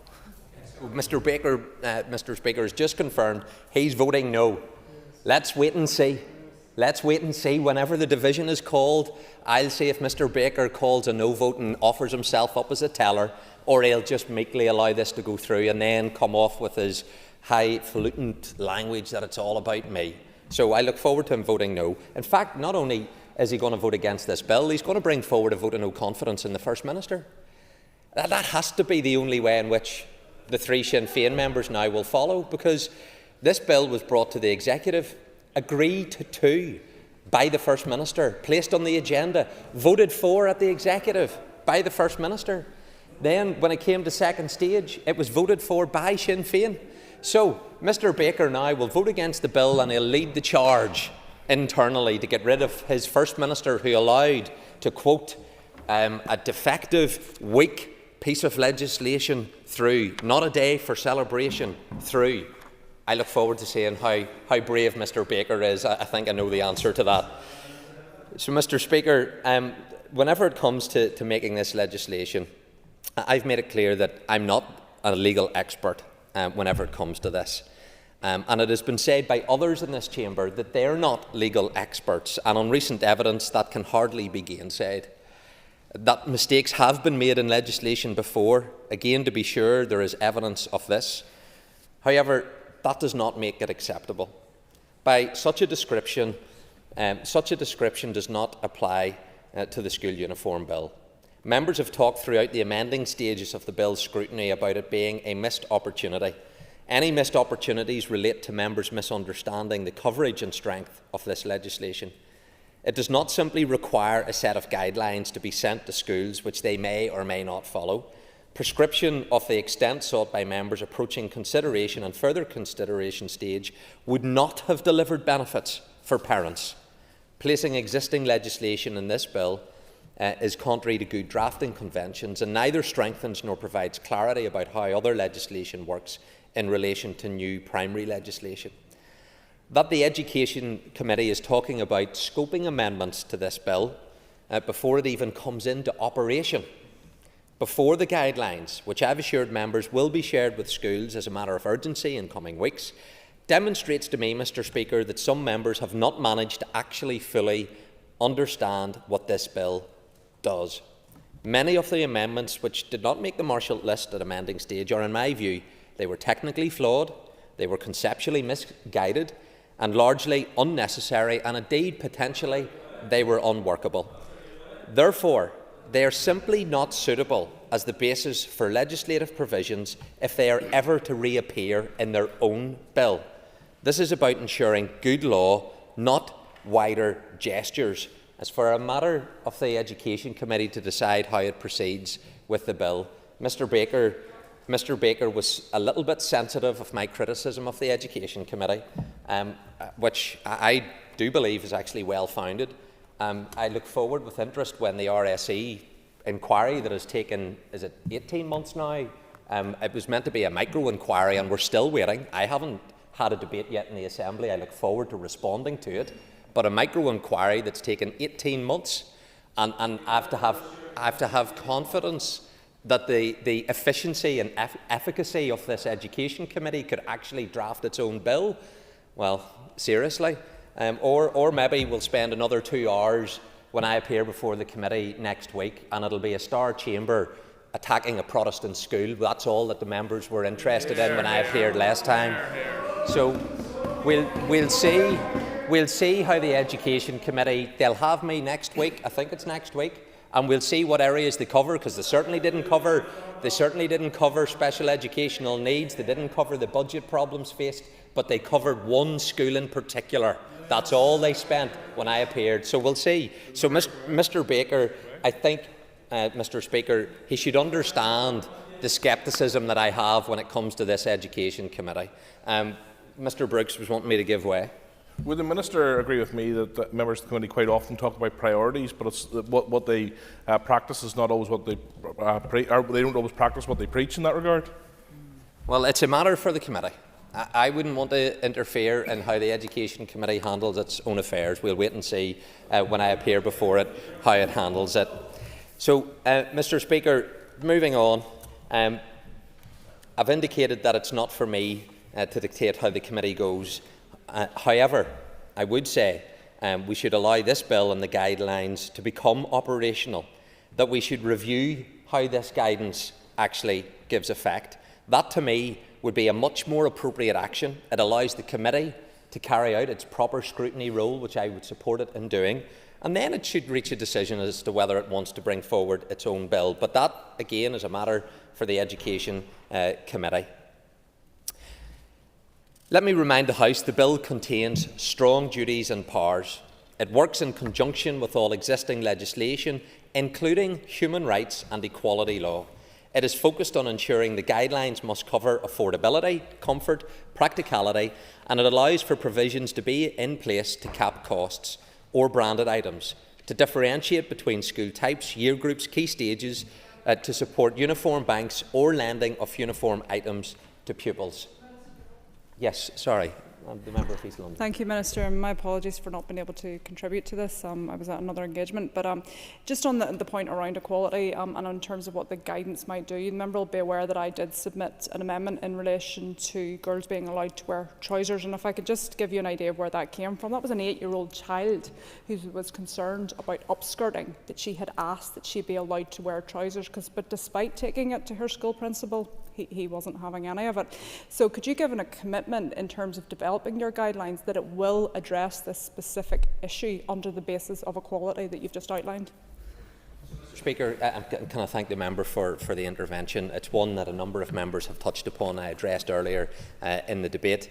And I'm getting to that point where we were going to speak upon the equality-related matters. This does speak about comfort, practicality. That is something that is part of this bill. It's something that will be reflected in the guidance. But it will not mandatorily require every school to say you must make provision for this. That will still be a decision for schools. Now, there's always a balance to be struck as to where that should lie. Should it be something that we force all schools to have that uniform policy, or do we allow them to develop, engage with their pupils, with parents, and they come forward with it? I err on the side of allowing our schools to navigate this issue, but it is part of the guidance when it comes to comfort and practicality, and those issues should be engaged as part of that process. But it is not correct to say, and Mr. Sheehan referred to, it shouldn't be subject, I think, to the whim of a principal. No principal operates at a whim. Every principal has a board of governors. Every principal is accountable to its board of governors. They have to have policies in place. It cannot just be that somebody decides one day, this is the policy, and I'm going to enforce this upon my school setting. That's certainly not the practice that I had when I was a board of governor for the schools that I was a principal of. Yes, I'll give way to the member for East London there. Thank you, Minister. Can you understand, some of us may feel a bit perplexed when talking about equality and the rights of girls to wear trousers, and that's already in place and it's up to schools, but that still leaves some schools where girls are allowed to wear trousers and other schools where they're not. So how is that true equality if every girl, every young woman in every school doesn't have that choice? Ian, I say to people, campaign on these issues when you're being consulted upon within your school setting. Change the policy of your school if that's what you feel is the most appropriate for your school setting. That is something that is a matter entirely for schools. There is a degree of autonomy, I call it appropriate autonomy, in matters of education where schools should be able to take these decisions, but they now have a very clear framework in which these decisions have to be taken through. So engage with your schools, make sure your pupil voice is heard, because the law now requires that school to take into account the voices of pupils and for parents. But what I would say is the fundamental purpose of this bill, and I think it's notable, that for some members they have majored on the gender-related issue, should it be a trouser or skirt, when actually the biggest issue for hard-working families is affordability. It is the cost, it is the financial burden. It is the financial burden that is placed upon them. Listen, Sinn Féin can shout at me if they wish, and that's fine. Sinn Féin don't believe in school uniform at all. I've heard the member, Mr. Sheehan, say that he believes you shouldn't have school uniform. Well, I've heard the member say it. The Minister's just made an allegation which is completely untrue. I have never uttered the words that he has said there.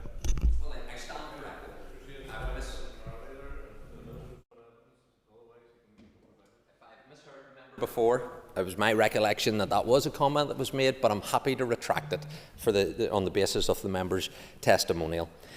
So let me just make some progress that we can bring this matter to a conclusion.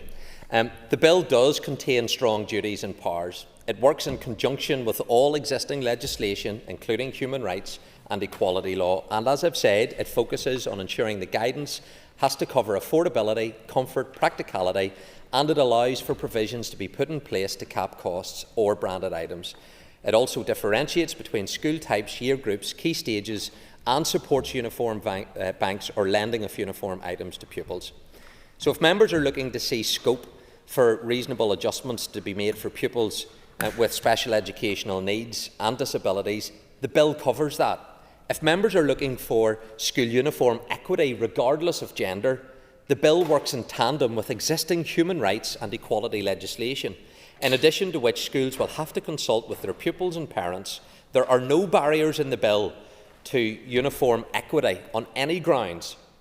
Information will have to be published about the consultation process and outcome, about costs and rationale for uniform design, which again I remind members, parents and pupils will be consulted on. And it seems somewhat odd to suggest that the bill lacks anything which is needed in good legislation to deliver the purpose for which it has been brought forward, addressing affordability of school uniforms.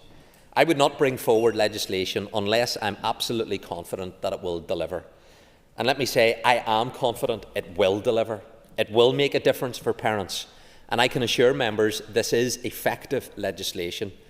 I had to bring a number of tidying up amendments through a further consideration stage to ensure it can work. And I've consistently worked at pace to bring this legislation to the Assembly. Not to rush, but to make a difference for families who need us to do so, and need us to do so now, not in 2 school years' time. The best interests of the child, the voice of the child, these are already enshrined in other provisions. They already apply to any departmental guidance which is produced. To suggest that they will be missing from the statutory guidelines on school uniform policies that will follow this bill is misleading and simply wrong, regardless of whether members have had sight of draft guidelines or not. And as I've stated previously, the bill will operate in the context of existing law, and that includes all existing human rights and equality legislation. The Department of Education is bound by law to act reasonably in exercising its statutory functions, and it should be borne in mind that that necessarily informs attitudes towards fairness, dignity and equality. That's based on legal expertise. That's based on fact, not misunderstanding of legislation. As we prepare to vote on the bill, let me say this. There is nothing that should concern members about the content and the coverage of the school uniforms bill. I brought this bill forward to address affordability of school uniforms. It will address the affordability of school uniforms. It has all the necessary powers and duties to ensure that it will do that. In addition, comfort, practicality, adequacy of uniform requirements to support pupils in their learning and to participate fully in all aspects of school life are provided for in the bill. It places a duty on school managers to adhere to the guidelines. It will be reported on at least every 3 years. It appears to me that committee members who are most exercised would benefit from actually going through Hansard, looking at what has been shared in terms of what the bill will do, remembering that those points are all based on legal advice. And I keep saying how important words are.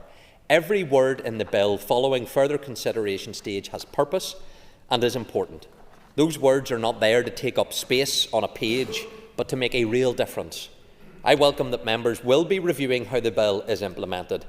I will be reviewing its impact for parents.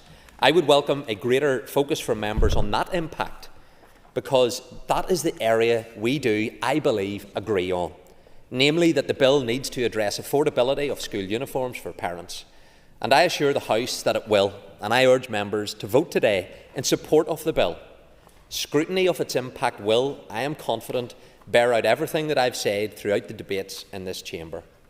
So, Mr. Speaker, it's now time to put aside party politics. Put parents first. That's what we will achieve in voting for the school uniform bill today.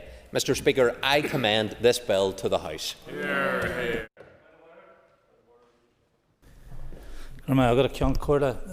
the course of his hectoring of members of the committee, the Minister made reference to a Protestant school, and I'm not aware that there are Protestant schools in our sector. I know we have the controlled and the maintained sector.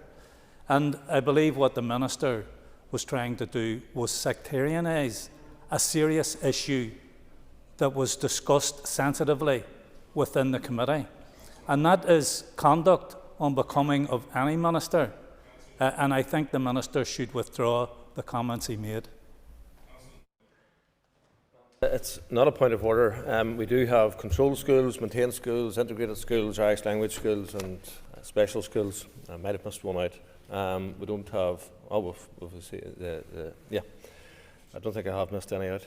We have schools that are mainly attended by Protestants, we have schools that are mainly attended by Catholics, and there's others that are entirely mixed. So members put his case on the record, and it's for the Minister to deal with it. Mr. Speaker, I'm very clear. The member knows entirely why he went after Lisneal College, because it caters for a mainly Protestant community, and I'll stand over that. Okay, members, we're getting into another debate that has already happened. We are moving now to the question, and the question is the school uniforms guidelines and allowances bill. Do now pass. All those in favour say aye. Aye. Contrary, if any, no. The ayes have it. The ayes have it.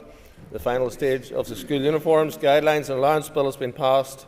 The bill has been passed. Next item of business is a motion on the Executive Committee's legislative programme 2025 to 2026. Clerk, please read the motion. That this Assembly notes the Executive Committee's legislation programme for the 2025-26 session of the Assembly, published in the written ministerial statement on the 3rd of October 2025. The Deputy First Minister. Speaker. Thank you. The Business Committee has agreed to allow up to 2 hours for the debate. The proposal motion of 10 minutes to propose, 10 minutes to wind. All other speakers will have 5 minutes. Please open the debate on the motion. Thank you, Mr. Speaker. We are pleased to present to the Assembly the Executive Committee's legislation programme for the 2025-26 session. On the 3rd of October, the First Minister and myself made a written statement to advise the Assembly of the legislation which ministers of the Executive Committee intend to introduce in the 2025-26 session of the Assembly, subject to executive agreement on the underlying policy and content of each bill. These are proposals which ministers believe are both important and can be introduced as bills this session. However, while each minister is fully committed for their delivery, it is important to note that the policy proposals for each bill will be carefully considered by the Executive ahead of drafting and before introduction to the Assembly, in line with the agreed legislative process. Mr. Speaker, I think it's important that the House fully understands the process involved in this. At this stage, it represents the 4 parties in the Executive and the individual ministers putting forward their policy proposals for legislation, or their proposals for legislation. The Executive have not seen as yet the policy content of most of those proposals. So our role as First and Deputy First Minister is simply to receive those proposals and to put them together into a legislative programme. In addition to that, it is not the responsibility of the First and Deputy First Minister to bring those forward, but the individual ministers.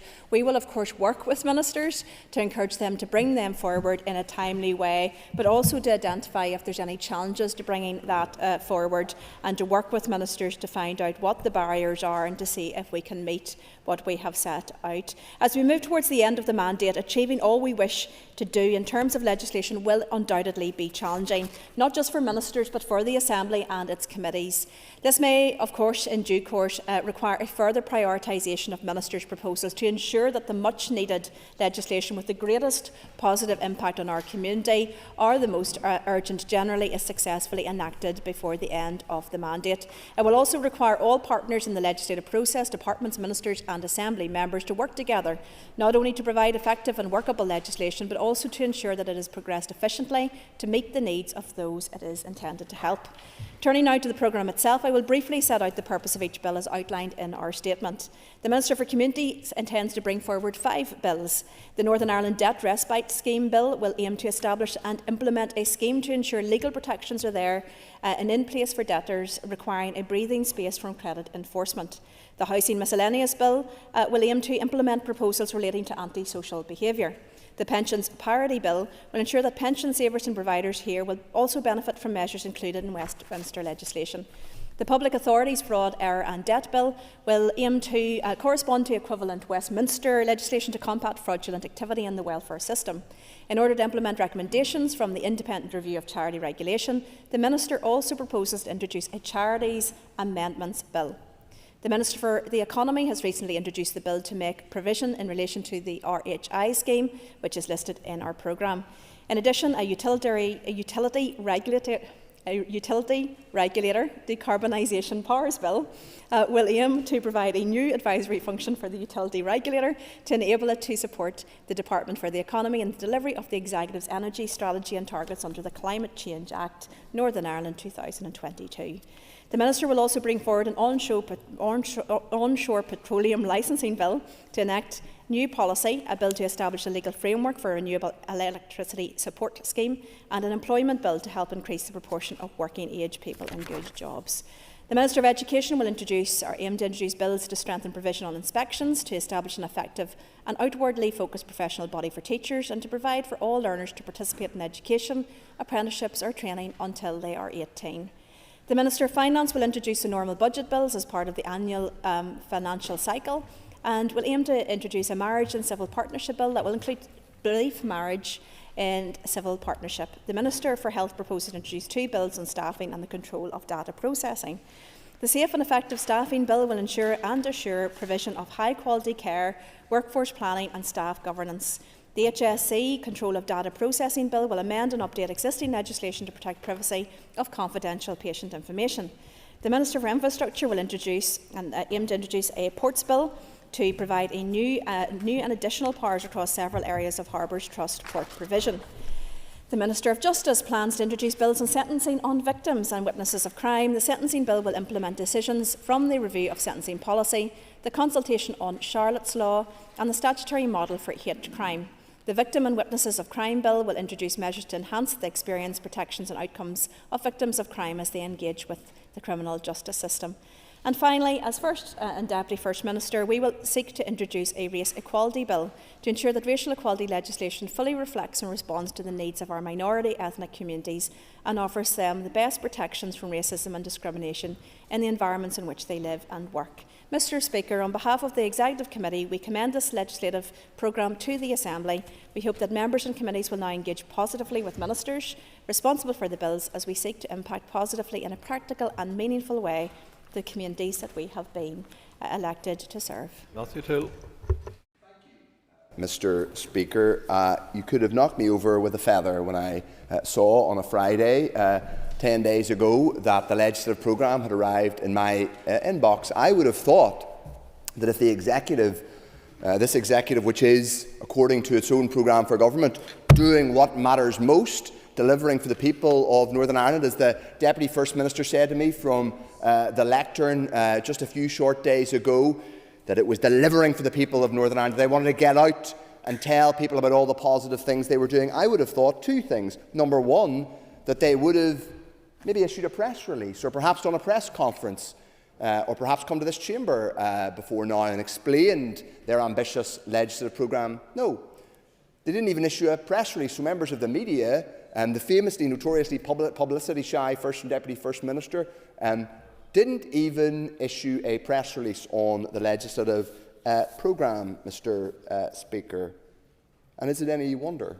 Is it any wonder? Because the motion they've brought to the Assembly today doesn't ask that the Assembly endorse the legislative programme. It doesn't say it supports the legislative programme. It says that it notes the legislative programme. Does that look to you like an executive which is confident in its delivery for the people of this region, that it brings a legislative programme and asks the people of this, asks the Assembly, an Assembly that it dominates, Mr Speaker? It has nearly 80 out of the 90 MLAs in this chamber represent executive parties, but they can't even bring a motion asking the Assembly to support their legislation programme. No wonder that the First Minister hasn't even turned up today, Mr Speaker, for this debate. So let's go through what's in this motion. I'm happy to give way to the Deputy First Minister. I thank the member for giving way. It was remiss of me not to refer to the fact that the First Minister has a family emergency and therefore has asked me to step in and to cover the section. We were sharing this out today in terms of both opening and the other winding, so that isn't the case due to the family circumstances. The member has an extra minute, and I'll just remind the member, because he wasn't in when I said it, he's got 5 minutes, so that gives you 6 minutes. Thank you, Mr. Speaker. Well, I of course acknowledge that. I'm happy to have received the clarification from the Deputy First Minister, and we wish the First Minister well. But the point remains, Mr. Speaker, the point remains that an executive should be able to come to a chamber and say to people, to the members of this Assembly, here's our plan, here's what we're going to legislate for the people of Northern Ireland. Yes, we've got different views in the Constitution. Yes, we're faced different ways in terms of left, right, but we've agreed a set of priorities. We've agreed what we need to deal with. We've agreed we want to rescue Loughnane. We've agreed we want to improve the health service. We've agreed we want a more productive economy, better jobs for our workers. This is what we're delivering. They can't even do that. Not only that, Mr. Speaker, they were late. According to standing orders, it's supposed to be within, I believe, either 14 or 20 days, I forget which, but they have missed the deadline for when they're supposed to table this legislation motion before the Assembly. So let's look at what's in this ambitious, as it's called, legislation programme from the Executive. Most of it is technical or carryover legislation. Indeed, some of it was carried over from the Executive's own legislation programme way back in 2024. Now, I know the First and Deputy First Minister have a penchant for long delays when it comes to implementing things. They've certainly got a penchant for long delays when it comes to responding to members' questions. But I didn't think that when I first saw the legislation programme back in 2024 that we would be looking at this legislation being implemented when? In 2026? Who knows? But when we move on to even some of the things that are supposed to be substantive, ambitious, reforming from the Executive, there's no clarity on whether the Executive is actually going to support the things that are in this, this programme. We know, for example, that workers' rights in this place have been left to languish for a very long time, while other parts of these islands have updated legislation on workers' rights and employment. There's no clarity yet from this document as to whether the Executive parties are actually going to support the employment bill that is long delayed from the Economy Minister. I'm happy to give way to the Deputy First Minister. She's going to confirm to me now that her party will support that bill. I will happy to give way to the Chairman of the Economy Committee if he wants to tell me.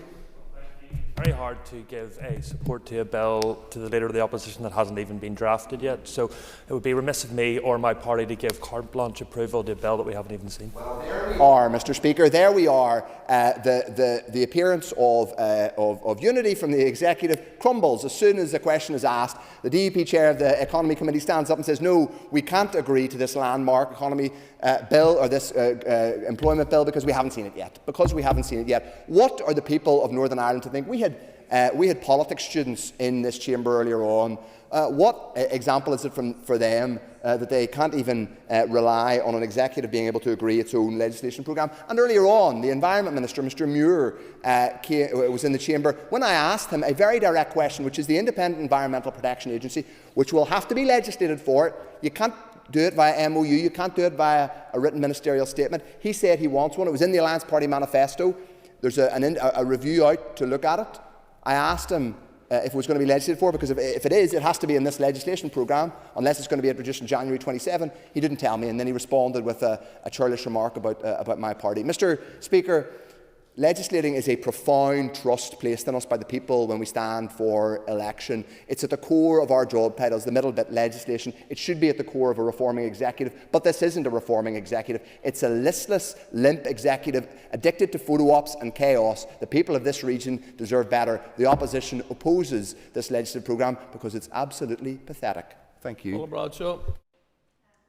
Mr. Speaker, as Chair of the Committee for the Executive Office, I welcome the opportunity to address the Assembly on this legislative programme motion, and I would like to take this opportunity, as it's the first time I've been speaking in this capacity in this chamber, to congratulate Ms Bunting on her promotion to Junior Minister and to thank Pam Cameron for her work when she held that role. The Committee welcomes the Executive's legislative intentions for the rest of the current mandate. We acknowledge the ambition reflected in the 21 bills proposed. These span critical areas from environmental protection and fisheries reform to debt respite and social inclusion and across to the protections for victims of crime. We commend the Executive for setting out a clear framework, but we must now ensure that ambition is matched by action. Our committee stands ready to play its part. We look forward to hearing more detail about the upcoming Race Equality Bill, which, given recent events both at home and abroad, is a vital piece of legislation.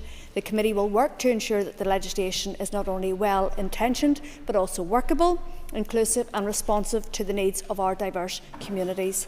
Racial equality is one of the most important issues in our society today. It is central to building a fair and compassionate society. I urge the Executive Office and indeed the wider Executive to maintain transparency and engagement throughout the legislative process. The public must see not just what is being proposed, but how it will be delivered and evaluated. In closing, I reaffirm the Committee's commitment to constructive scrutiny and partnership. Let this legislative programme be a turning point where words become action and action delivers real change. And Mr Speaker, I would like to make some comments in my capacity as a Alliance Party MLA. Again, I do welcome this legislative programme. We do recognise that it does contain 21 bills across departments, and it does look impressive on paper, but I would concur with the Leader of the Opposition in terms of his concern that some of these bills are actually a carry forward from last year's legislative programme. What matters now is that the bills as listed are brought forward. And again, I want to focus on the one bill that is long overdue, the Race Equality Bill. It is now almost 30 years since the Race Relations Order was introduced, and Northern Ireland has changed profoundly in that time. We are now a more diverse and multicultural place, and I can see that clearly in my own constituency of South Belfast. As was reported in the media today, almost 2,300 hate crimes were recorded in Northern Ireland last year, and often, as noted in this chamber, these statistics are a shadow of the true number of people who are suffering and live with discrimination and marginalisation within their communities. This bill is essential. It will update and strengthen race equality legislation. In terms of other legislative priorities that deserve attention, the Fisheries and Water Environment Bill will help modernise the management of our water systems, improving quality and protect Lough Neagh. It is an example of how lawmaking can match ambition with delivery when departments work together. However, I do remain concerned about the pace at which some bills do progress. For example, a public consultation on belief marriage and raising the marriage age ran from November 2021 to February 22. Now that is several years ago, and that underlines the gap between consultation and legislative delivery. A further consultation on divorce and dissolution launched in June 2025 is showing some elements that these are still under review. People expect follow-through and delivery after consultation. In closing, Mr Speaker, this legislative programme gives the Executive a real opportunity to deliver for people and communities, but only if ambition is backed by delivery. These bills require every department to work to the highest standard and to bring forward legislation that is well considered, well drafted and is fit for purpose. When we get legislation right, it lasts. It builds confidence not only in government but in politics itself. People want to see that this Assembly can work, that we will listen, act and deliver laws that make their lives better. This year's programme is a chance to prove that we can move beyond division and deliver practical, progressive outcomes, and I want to see an Executive that delivers with purpose and a committee system that holds them to account, an Assembly that can be proud of the work that it produces. Thank you. Well, Declan Kearney. And to strike a positive note, I welcome the debate today and the legislative programme outlined. As legislators in this Assembly, we must grasp every opportunity available to improve the lives of the people that we represent. In the Executive Legislation Programme for 2025 to 2026, there are very worthwhile pieces of legislation from every department.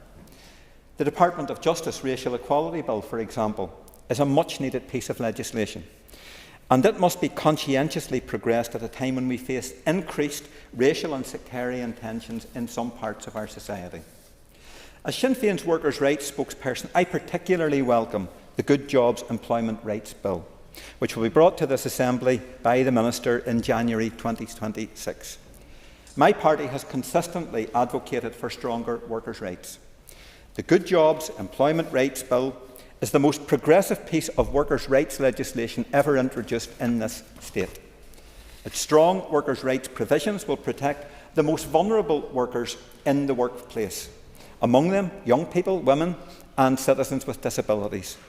It's designed to support workers who find themselves at the brunt of unfair and unequal employment practices, those whom we describe as the precariat, those who endure precarious working conditions. And this progressive legislation promises to positively transform workplaces with proposals that will bring tangible benefits, not only for workers and families, but for employers and businesses. The legislation will come at a time when cross-border and all-Ireland economic activity increases to record levels. In that context, the need to build a well-paid, secure and highly skilled workforce to support this continued economic growth is a key factor. Stronger trade union organisation is a foundation upon which to maximise productivity and shared prosperity. So the Good Jobs legislation will address fair play and benefits, terms of contracts, leave entitlements, flexible working arrangements, protection from redundancy, strengthening union organisation and improved collective bargaining arrangements. And the bill is premised upon 4 key themes: terms of employment, pay and benefits, voice and representation, and work-life balance. The proposed legislation will, for instance, allow workers on 0-hours contracts to move to banded hours contracts. It will tackle fire and rehire practices, ensure that tips are in fact passed on to the workers who earn those tips in full, and to give workers a right to disconnect from workplace demands. It will also expand trade union membership rights, strengthen collective bargaining, provide better leave entitlements for carers, and also to implement neonatal paid leave entitlements for parents of newborn children. These elements are among the proposed legislative improvements to modernise our workplace and our economy.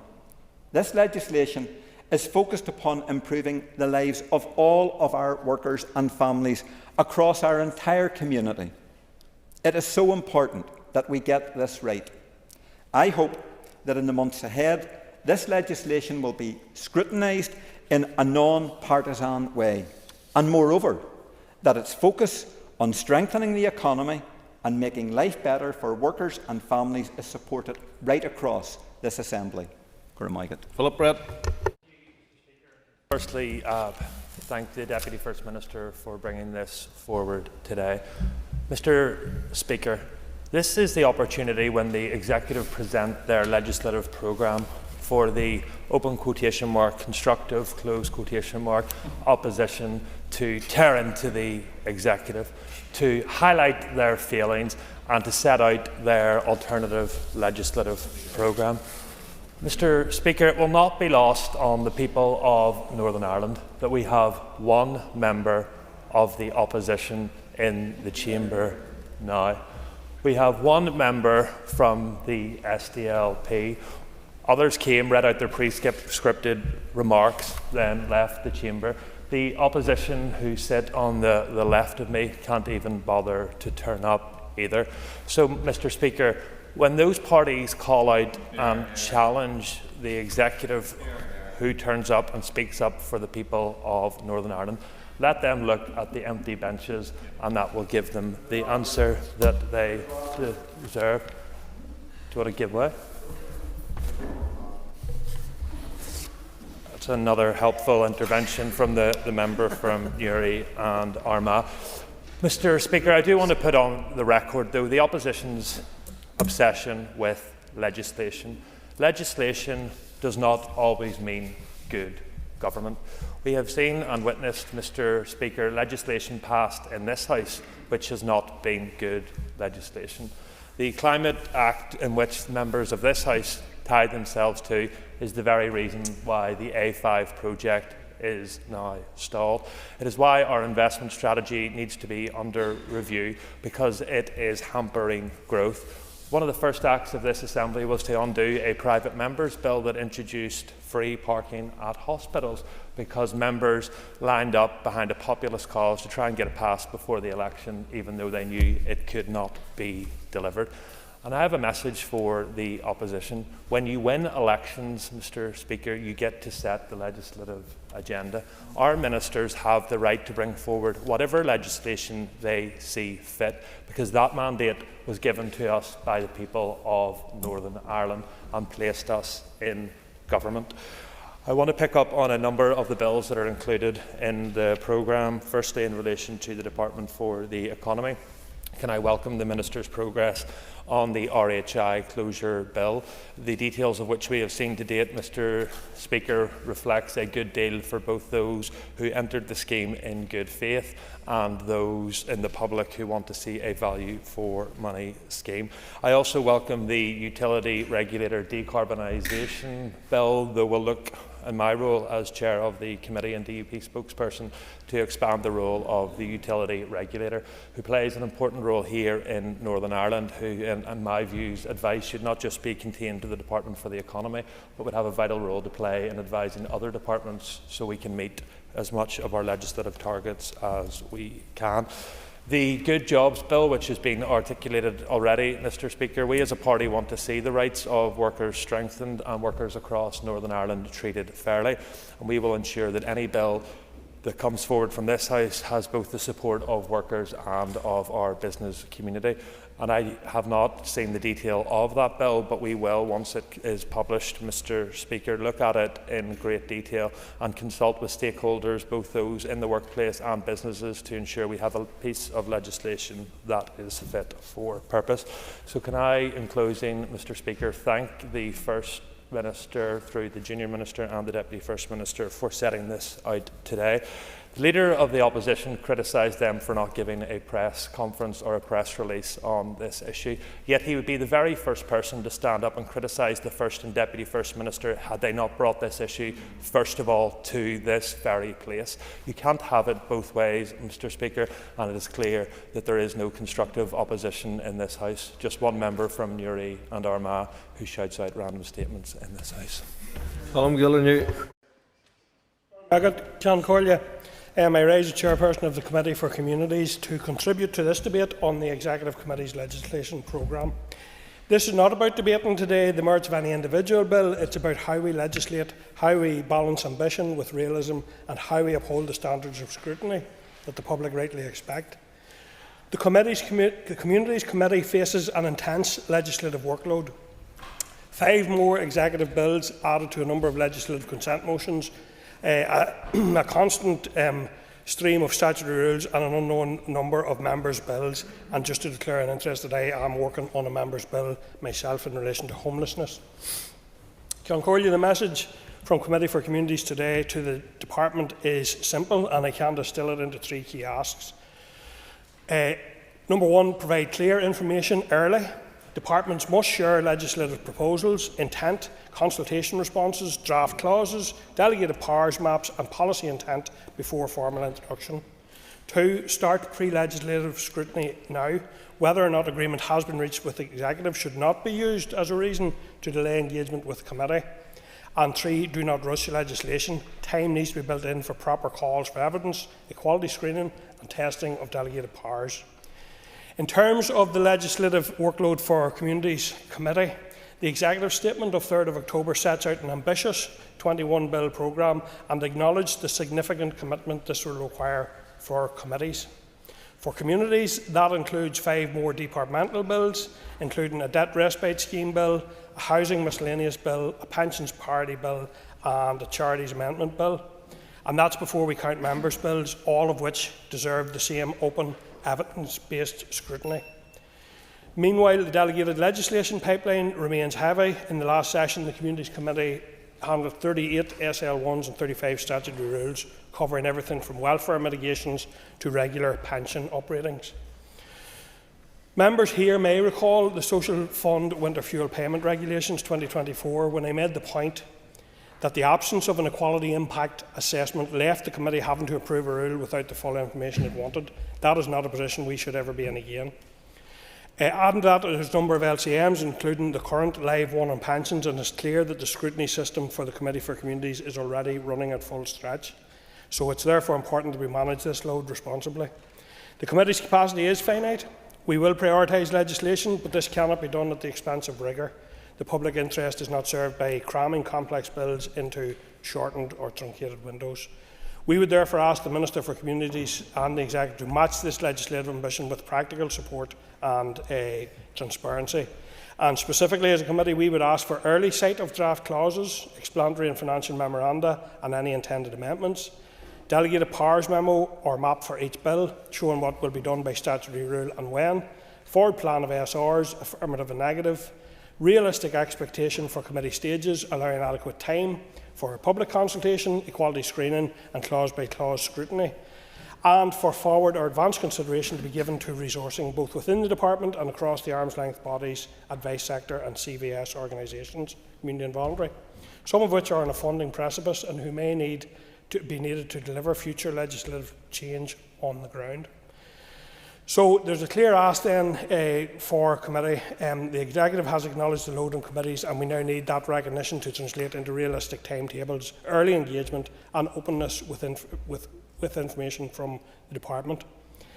If the Department shares material in a timely way, committees can work constructively and improve legislation. If they hold back until the last minute, scrutiny can become a box-ticking exercise and the public will lose out. We in the Communities Committee will be constructive, fair and rigorous. We will listen, we will test and we will amend where necessary. Our aim is good law that works for people and communities here across the north. So Ceann Corley might just make a few remarks very briefly as Sinn Féin spokesperson. While I appreciate there are several important bills coming forward from the Department for Communities, as well as the Sign Language Bill, which is already with the committee, it is disappointing that there is no planned legislation in a number of key areas. For example, in the area of gambling reform, where there is an urgent need for legislation to be brought forward. When I pressed officials on this, they had said that they were postponing this to the next mandate, and this further delay will only serve to ensure that the North falls further behind in mitigating the harm caused by gambling. We also need to see further work done to build on the work that Deirdre Hargey did around private tenancies, and there is a second Tenancies Act needed to complete that work. And finally, Ceann Corley, the committee will also play a vital role in scrutinising a number of very important members' bills, as I have mentioned, my own bill and Ciara Ferguson's bill, which will tackle unfair letting fees. Robbie Butler. Pleased to rise on behalf of the Committee for Agriculture, Environment and Rural Affairs on this legislative programme. And I'm going to take a few short moments just to comment. As Deirdre, it seems, has only one further executive bill to come forward in this mandate, the Fisheries and Water and Environment Bill, which has already been outlined by some of the members in the Chamber. The committee has already spent some time scrutinising and helping the Minister deliver the Agriculture Bill, which has received royal assent. And we're now looking at the Dilapidation Bill. It's at committee stage. And the committee actually has a call for evidence, which closed on Friday. And we have commenced our oral evidence session or holding an event with Youth Assembly online tomorrow night. So if any members from the ERA committee in here want to see us online tomorrow night with the young people, because the committee for ERA recognise that beyond our usual stakeholder group, it is really important to get the views of young people when creating legislation. Looking to the future, the Fisheries and Water Environment Bill and the consultation on the fisheries and aquaculture policies for the development of that bill closed on the 11th of September. Previous correspondence to the committee on the 3rd of July 2025 had indicated that it was the intention to consult on the water quality element separately, and then both consultations will inform the drafting for instructions of that bill. And on the 18th of September, the committee were then briefed on the policy proposals and the underlying intent of the protection of the water environment aspect of that bill. The public consultation process is currently live and will close on the 6th of November 2025, and we await the outcome of that consultation and understand the aim is to introduce the bill sort of mid-2026. Mr. Speaker, the committee would certainly hope it is no later than that, because we want to have time to scrutinise in detail such a wide-ranging and important bill. And we note that the Department continues to apply the Fisheries Act Northern Ireland 1966, which I'm sure most would accept is relatively dated primary legislation. The committee recognises that the issues relating to fisheries and the water environment have changed significantly since 1966 and that Act, and that a new Act is required to fully consider the wider ecosystem and sustainable development. The committee has highlighted the importance of growing the aquaculture industry in Northern Ireland and the impact water quality has on that sector. And we commissioned research from RAISE, and we have taken evidence from the aquaculture sector, and now hope that this forthcoming bill will assist the growth of aquaculture in Northern Ireland and helpfully improve the quality of our water. Mr. Speaker, speaking of dated legislation, and in a bill that we would have liked to have seen would have been a new agriculture bill, but unfortunately that seems not to be the case. Yes. Bill that he would have wanted to see, and I think lots of us would also want to see a bill to create an independent environmental protection agency. I think we had confirmed today that we now are timed out and that can't happen within this mandate. Is that his understanding as chair of the relevant committee?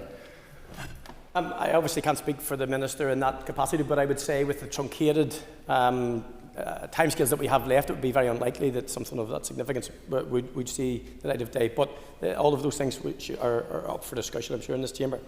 The present Agriculture Act dates from 1949, which trumps 1966, and indeed a new Comprehensive Agriculture Act was one of the options considered prior to DAERA deciding on the small Agricultural Act that recently passed to amend the two legacy EU CMO schemes. However, we heard the scoping was only at an early stage in relation to the need for a comprehensive Northern Ireland Agriculture Bill and what gaps exist in the primary powers needed for the Department's new Farm Support and Development Programme. So, the Department are using those powers actively at the moment in the development of some of their SRs. Mr. Speaker, to conclude, the committee has seen that DAERA has recently run into problems regarding the making of regulations for new farm support and development using the powers in the 1949 Act. DAERA was advised by the Examiner of Statutory Rules to bring forward amending regulations to ensure it remains within the barriers by amending the definition of authorised persons and removing offences and penalty regulations in the Horticulture Pilot Scheme Regulations 2025, the Beef Carbon Reduction Scheme Regulations 2023, the Suckler Cow Scheme Regulations 2025. That ends my comments as Chair of the Committee for Europe. I'm just going to make a few closing remarks, if that's okay, Mr. Speaker. I want to thank the First Minister for moving this afternoon with the two junior ministers. I want to extend my party's concerns to Sinn Féin and the Sinn Féin leader from the Chamber in regard to what may be a family matter. But I am going to make a few points with regard to the Executive Legislative Programme, because it should be one of those things, one of those flags that we put in the ground early on in any mandate to indicate to people that we're serious about making changes here, that any legislative programme matches up to the provisions within our programme for government, and it could be argued by some, probably will be by the opposition in the coming weeks and months, that it probably doesn't. But what we are witnessing again is stovepiped scrutiny, stovepiped delivery, and the member for North Belfast did point out to it. Some of the last legislation we made in the previous mandate shouldn't cover us all in glory, because when we have these compressed times to legislate, and it is really difficult, not just for legislators and on committees to scrutinise the legislation, but those people who are drafting the bills also, and those people giving it the legal oversight. So I hope we're learning lessons. We've come back from two truncated periods where we didn't have an assembly, and that's why we faced those periods in this last two mandates of having to do rushed legislation, and that should never be the case. And I know that the Committee for Procedures did do a piece of work with yourself, Mr. Speaker, to make sure that the legislative programme is actually an important step at the start of every mandate.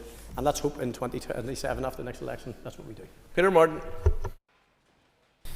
Thank you, Mr. Speaker. And I'll say a few short points as Chairman of Infrastructure. And DFI have brought forward one bill on the legislative programme, which is the Ports Bill. It's intended to provide new or additional powers to several harbours and trust ports. There were consultations on this in 2006, 14 and 2024, and these raised the issue of the reclassification of trust ports in Northern Ireland. The committee has undertaken some pre-legislative scrutiny on the proposed legislation from departmental briefings in October 24 and September 25, and also a visit to Belfast Harbour in May of this year. The committee certainly looks forward to receiving this bill and scrutinising it as appropriate. Mr. Speaker, I'll say a few words as then DUP lead on infrastructure. As has already been noted, the Minister has intended to bring forward the Ports Bill. We will scrutinise that when it comes before the committee. Note should also be made that we have at this point in time the Water Sustainable Drainage and Flood Management Bill, and we are currently scrutinising that bill at this point in time, and we certainly hope to have that scrutiny period finished by the summer recess. There are a range of challenges that the department faces. We have a range of issues with miscommunication in our sewage systems, and the current impact of this is really a build-up in difficulty in new house building.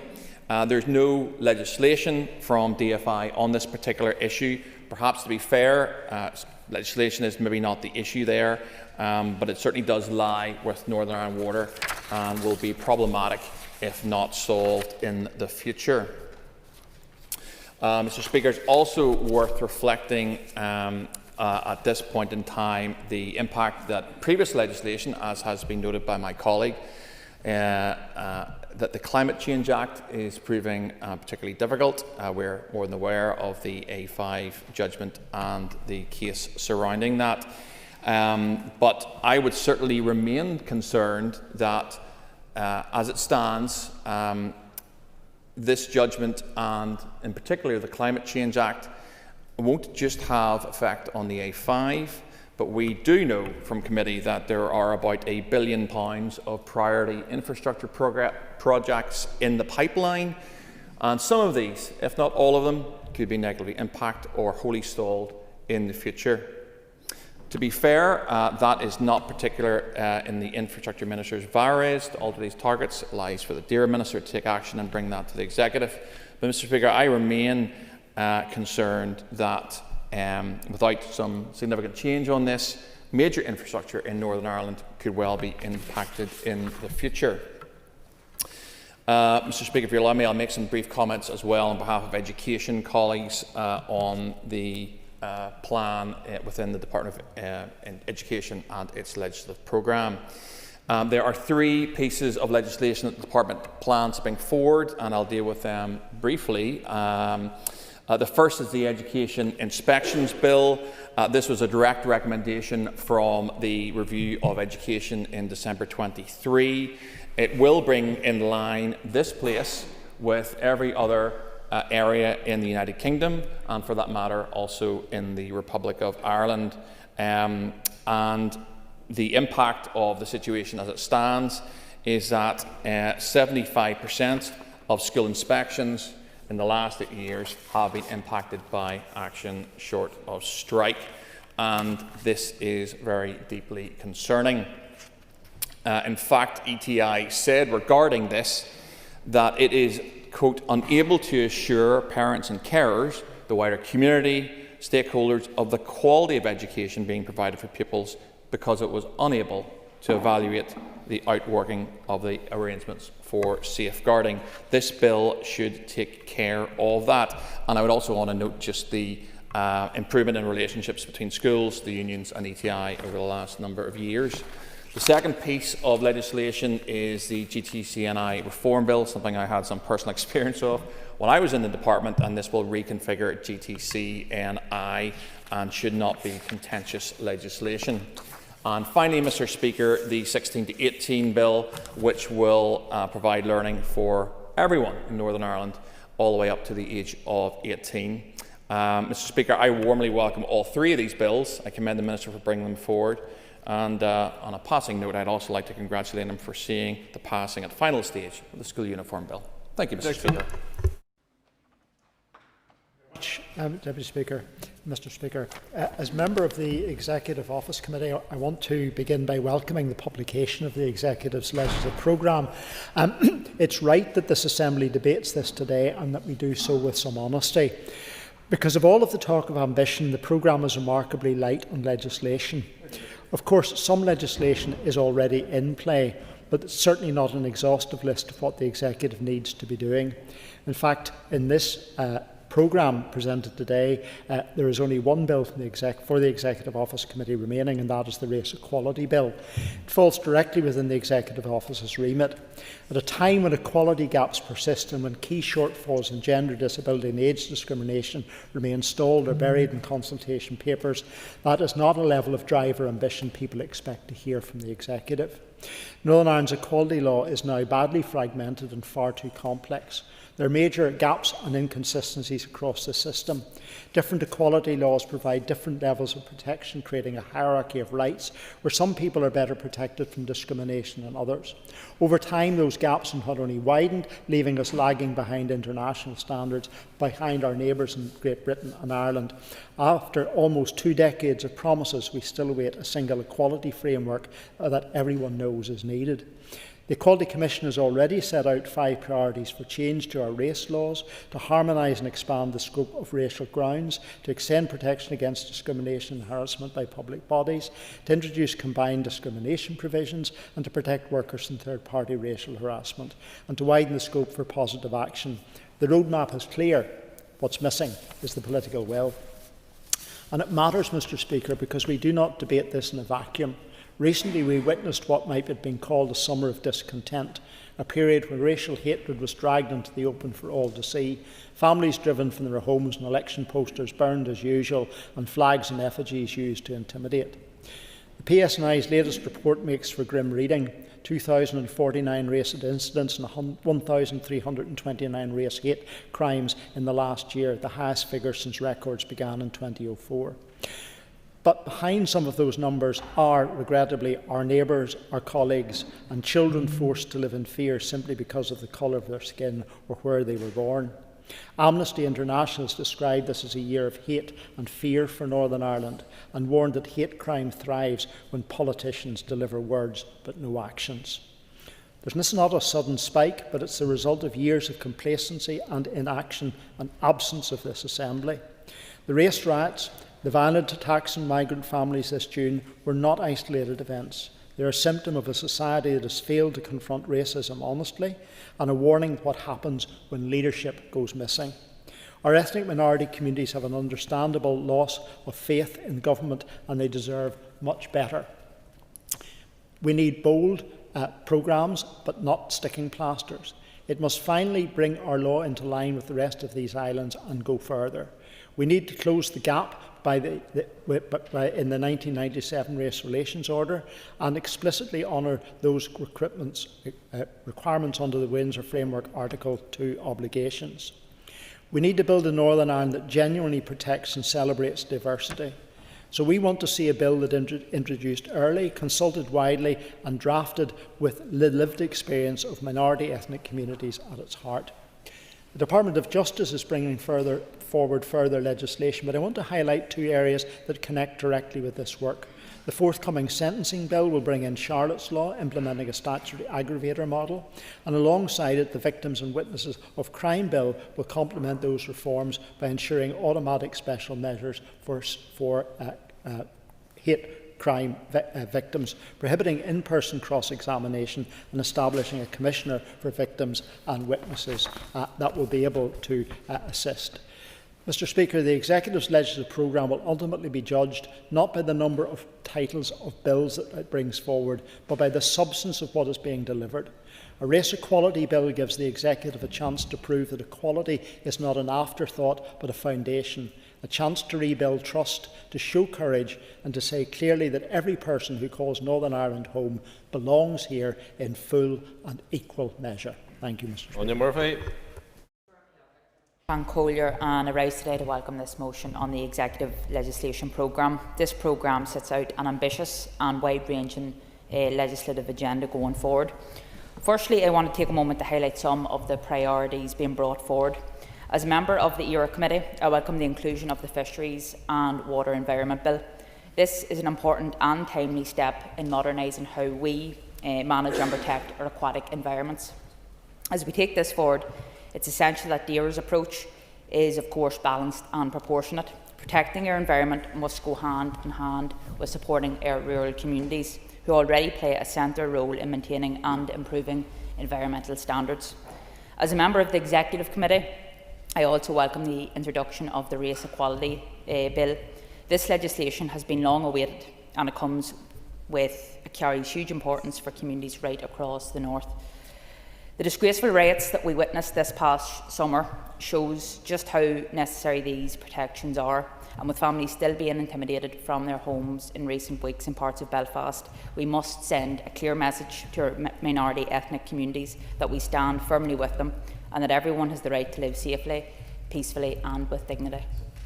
This bill will ensure that our racial equality laws fully reflect and respond to the needs of minority ethnic communities, and I look forward to supporting this legislation through its committee stage and seeing the positive impact that it will undoubtedly have in all of our communities. Collier, it would be remiss of me not to reference the onshore petroleum licensing bill being brought forward by my colleague and Economy Minister Dr Keith Archibald. While it may not fall under the remit of my committee work, it is an issue very close to my heart. One of the first acts when joining this Assembly back in 2021 was to introduce a private member's bill to ban fracking, continuing on the work of my predecessor Sean Lynch. I have seen firsthand in my constituency of Fermanagh and South Tyrone the anxiety and disruption that even a threat of fracking has on a community. Sinn Féin has been steadfast in supporting these communities and standing firm against fracking. Taken together, these bills, alongside the wider executive programme, reflect a shared determination to deliver meaningful change. I look forward to working with ministers, committees and members across all parties to ensure that these bills deliver tangible benefits for the people that we represent. Tom Buchanan. Thank you, Mr. Speaker. Coming to this debate this evening, I want to focus my remarks on the Department for Agriculture. And it is disappointing that the only piece of legislation in the Executive Legislation Programme 25-26 brought forward by the DAERA Minister is the Fisheries and Water Environmental Bill. And while this is an important piece of legislation, and the Chair of the Committee has already outlined other issues that we are looking at, there are other issues of equal and greater importance that appear to be still sitting on the shelf rather than being brought forward into the legislative process. I refer firstly to the bovine TB crisis, which is still a huge burden on the agriculture industry. Yet it is sitting somewhere in the abyss, costing the department in excess of 60 million per year and increasing year on year, with Northern Ireland facing one of the highest rates of bovine TB in Europe. And while a new TB partnership steering group has been established to explore proposals to eradicate bovine TB, it really has no powers and is in fact a further stalling exercise. But what is required is for the Minister to bring forward a delivery plan and legislative proposals that will reduce the high level of bovine TBs in Northern Ireland and the associated costs incurred as a result. Not to have such legislation is therefore a failing on the behalf of the Minister. Then, Mr. Speaker, we have the ammonia issue, which is a serious hindrance to farm businesses being able to expand or upgrade their existing buildings. And all this as a result of no balanced approach being taken or common sense applied with unachievable targets set by the department. Therefore, rather than farm businesses being able to upgrade their existing buildings and by doing so reduce their ammonia levels by significant levels, they have to continue with their outdated buildings, creating much higher ammonia levels. It is time that the DAERA Minister took a common sense approach to this issue to bring forward legislative proposals which are balanced, which are workable and which will see a significant reduction in ammonia levels, rather than working with unachievable targets causing untold delays by NIEA as they grapple with planning applications seeking to provide consultation responses based on such unworkable targets. This is a department which really needs to begin to focus on what is achievable, what is workable and important to the agriculture community. And in conclusion, Mr. Speaker, the just transition for agriculture raises huge concerns about value for money. With climate change targets set at a level which is not only unachievable and unworkable, but is currently having detrimental consequences for large capital infrastructure projects, as already has been mentioned in this chamber today, the A5, and for all future infrastructure projects in the pipeline. It is with great disappointment, but not surprising, that the Minister has failed to bring forward legislative proposals to reduce these targets. Targets which I can say were set by all other parties apart from ours and the TUV within this chamber. We need targets which are more realistic, which are achievable, and which does not have the detrimental consequences on infrastructure projects which are so important to the people of Northern Ireland. And I hope the dear Minister is listening today and will begin to focus on the issues which matter, rather than the continual rhetoric on climate change, which cannot and will not deliver the positive outcomes that we, the people of Northern Ireland, require. Thank you. All chambers. Speaker, with a reduced mandate, the Assembly and the Executive, right from the restoration in February, was on the back foot in terms of the time available to consider and pass legislation. Nevertheless, I do welcome the publication of today's legislative programme. This list is likely to be accompanied further by a range of private members' bills coming forward, and if I may, Mr Speaker, as a backbench MLA, respectfully suggest I would find it helpful if members were to receive a written update at some point as to the range of private member bills currently being considered and the indicative timescales of some coming forward. I stand here today to primarily speak in support of two critically important bills in the Executive programme: the Safe and Effective Staffing Bill and the HSC Control of Data Processing Bill. These two pieces of legislation taken together will strengthen both the safety of health and social care services and the integrity and trustworthiness of how we use and protect healthcare data. As members, I'm sure many of us are all well aware of the background of what was previously referred to as the Safe Staffing Bill. It was a key element of the framework agreement which led to the suspension of the industrial dispute secured by my party colleague Robin Swan in 2020. We cannot expect excellence in patient care if our workforce is under-resourced and unsupported. Passing the bill will send a clear signal that patient safety, dignity, staff well-being and service integrity are not discretionary but statutory. And so I am very pleased to see Minister Nesbitt delivering upon it. However, we also need to be clear. Legislation will help, but what would help and reassure our workforce most right now would be to give them the pay award we all know they fully deserve. And so, whilst as this chamber has the ear of the First and Deputy First Minister, it's most regrettable that we're still waiting for the Executive to consider and agree the Health Minister's ministerial direction request to deliver this year's pay award. Every day that passes without a resolution been found, our workforce are becoming increasingly demoralised and frustrated. We are staring down the barrel of widespread industrial action and likely much more significant than the 2020 action that spurred on the development of this bill. Turning briefly to the HSC Control of Data Processing Bill, this piece of legislation is about ensuring trust, accountability and lawful use of deeply personal health information in an era of digital care. It also presents Northern Ireland with a further important opportunity to align with wider legislative frameworks such as the United Kingdom Data Protection Law and, importantly, ethical frameworks for AI and digital. Both of these Department of Health bills are essential if we are to modernise health and social care in a way that is safe, transparent and effective. I look forward to them coming forward to this chamber, Mr Speaker, and to the committee. Thank you. Brogan.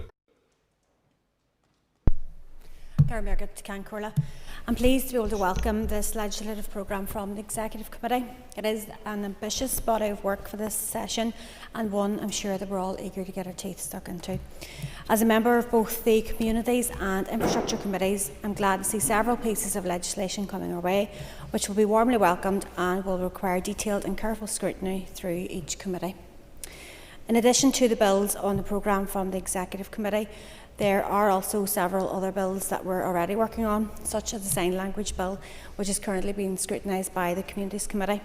This bill will give long overdue recognition and support to our deaf community. We also have the Water, Sustainable Drainage and Flood Management Bill, which has been brought forward by the Infrastructure Minister, Liz Kimmins. This forms part of Minister Kimmins' three-pronged approach to tackling the issues around water infrastructure across the north. The bill will integrate innovative and sustainable drainage solutions into housing developments and provide grants in relation to measures to protect domestic buildings from flooding. I am particularly pleased to see that the Ports Bill is on the programme, and that has been the subject of a significant amount of work by both Ministers Liz Kimmins and Kiva Archibald. They recently met with Belfast Harbour on the subject, and the general feeling is that the proposed changes are urgently needed if our ports and harbours are to remain competitive. The work and operation of ports has changed over the years, and they now face additional costs, such as high supply chain inflation and the requirement to decarbonise. The new and additional powers outlined in the Ports Bill will allow Belfast Harbour and others to grow while maintaining the appropriate safeguards so that the Department can ensure ports are efficient and competitive while still operating in the public interest. In Corla, there is a lot of work ahead of us, and with this ambitious programme to work through, it is crucial that we do not become complacent. We must continue to listen to the concerns of our constituents and forge ahead with additional projects and legislation that will support workers, families and communities. McAllister. Thank you, Mr. Speaker. I rise to speak firstly around a number of the pieces of health legislation contained within the programme and those not contained within the programme but were outlined to us, particularly those of us who sit in the committee at our first day brief. First of all, I would echo the sentiments expressed by some of the previous speakers, in particular my colleagues who also sit in the Health Committee, regarding the safe and effective staffing bill. It's very important that we do have a health workforce that is able to carry out its duty without fear that they do not have the appropriate help on hand in order to deliver the job. This is long overdue from 2020. It was initially proposed then by Minister Swan for nursing, but is now expanded to all professional groups since 2022. We know that the consultation has closed a year ago, so it's quite eager to see a report of that and a summary of the responses on that. But I think most importantly, and is throughout a lot of these bills, will be the implementation and what it actually means on the ground for the people that are affected. And another bill in particular that we're looking to see come to the floor of the Assembly before the mandate ends is a minimum unit pricing bill. And it's very unfortunate that we're not going to see this anytime soon. It was included in the first day brief, that it was in the pre-drafting stages for introduction early next year, so I'm disappointed that it won't be happening. I also want to take a moment regarding the duty of candour bill. Again, it has been outlined numerous times at committee that it's something that is being progressed by the department. However, we are learning that it is now being paused, and whilst we do have the Hillsborough law that is being moved through Westminster, there is still an element of playing catch up, and that comes around the organisational duty of candour to then meet the individual duty of candour too. It's important that we actually continue to engage in these issues. There's no point in making promises that cannot be kept and that you had no intention of keeping from the very beginning. There's a number and elements of the other bills that I am looking forward to seeing, particularly around the issue of Charlotte's Law. I think the disclosure of victims' remains is something that is so important to everyone's society, despite this only affecting, thankfully, a very small number of people. But we cannot underestimate the effect that that has, and I look forward to seeing Charlotte's Law introduced here in Northern Ireland. I'm also particularly looking forward to the Justice Bill, and I myself will be bringing forward amendments to that bill itself too, amendments which have already been consulted upon both at the Policing Board and the Department as well. I think it's really important that all members of this chamber participate eagerly in all pieces of legislation so that we can improve them where it is necessary, and also bring your ideas to the table too. It's something that I'm proud to be part of in a working democratic assembly, is actually passing legislation. I also want to touch on a moment regarding the Independent Environmental Protection Agency. Alliance is fully supportive of an independent environmental protection agency. And Minister Muir has taken decisive action to see this delivered. And yes, whilst it might not be, the member can laugh and the member can smirk, but it's not churlish.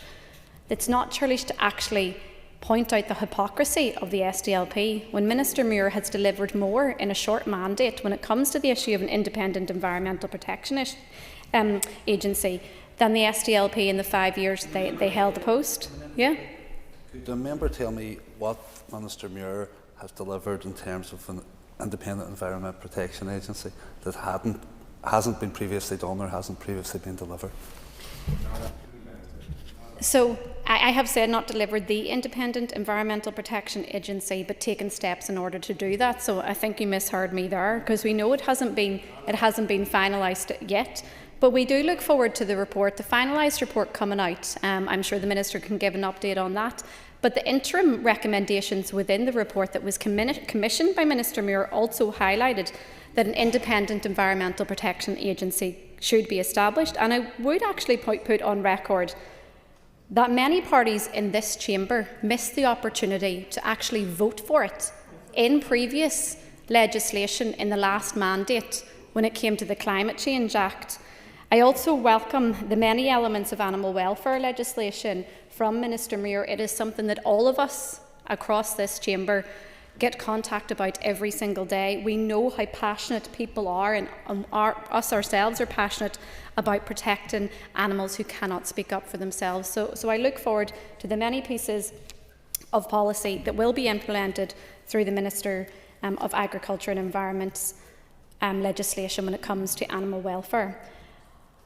Another member previously said regarding the private members' bills, and I also want to put on record that it is another opportunity that I welcome as an individual MLA to bring forward legislation to this House, because it's not only about the executive programme but also about using our powers as individual MLAs to change issues.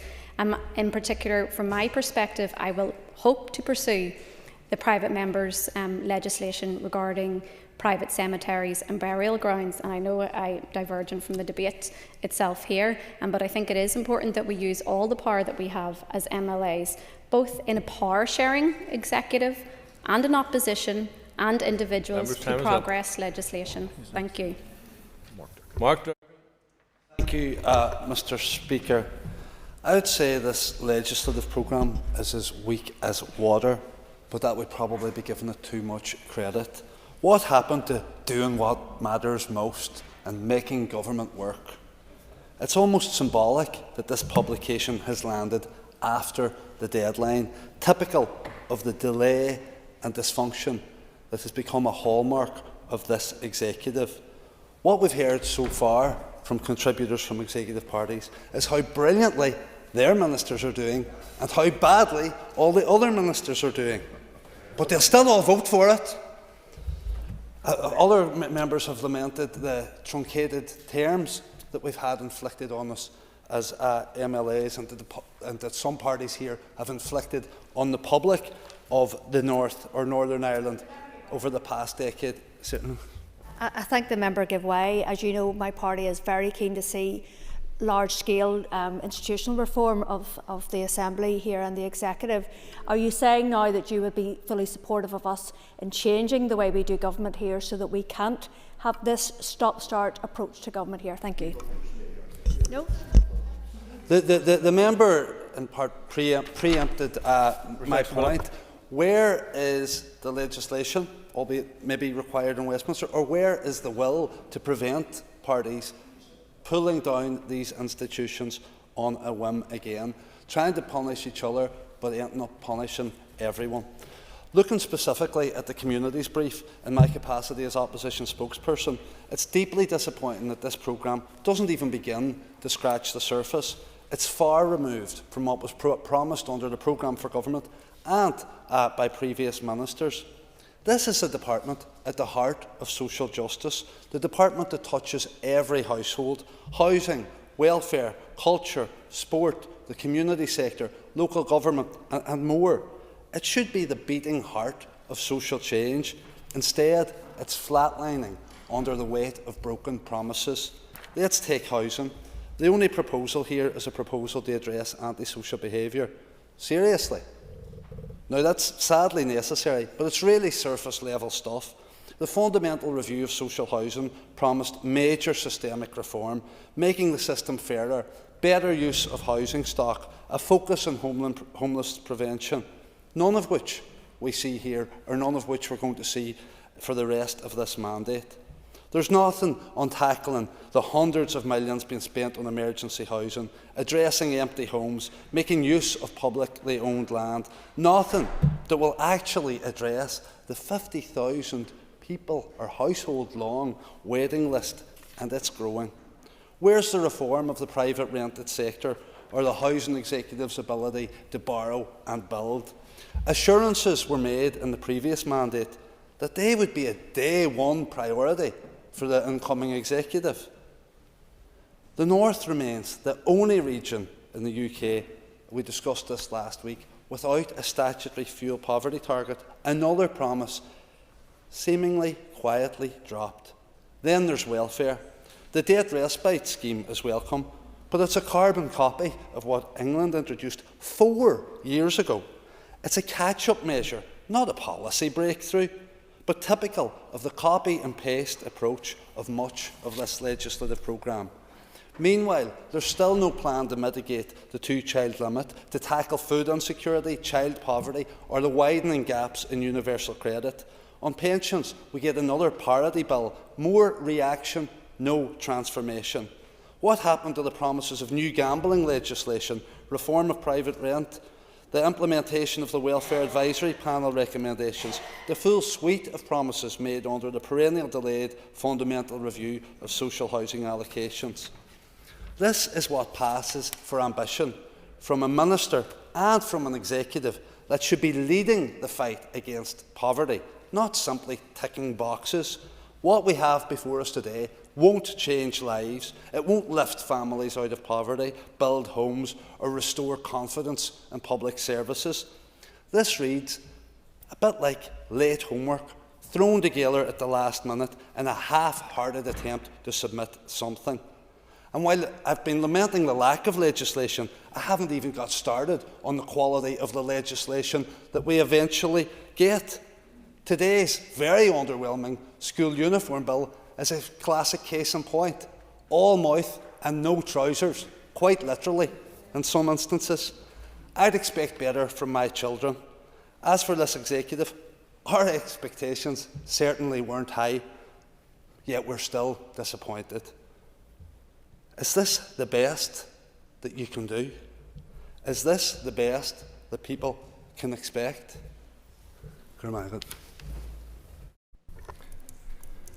Philip McGuigan. Gramergad Ceann Collier, and I welcome the publication of the Executive's legislative programme and thank the Ministers for bringing it to the Chamber today. As the Céireann of the Health Committee, I welcome this opportunity to speak on behalf of the Health Committee on the Executive's Committee's legislative programme for 25-26.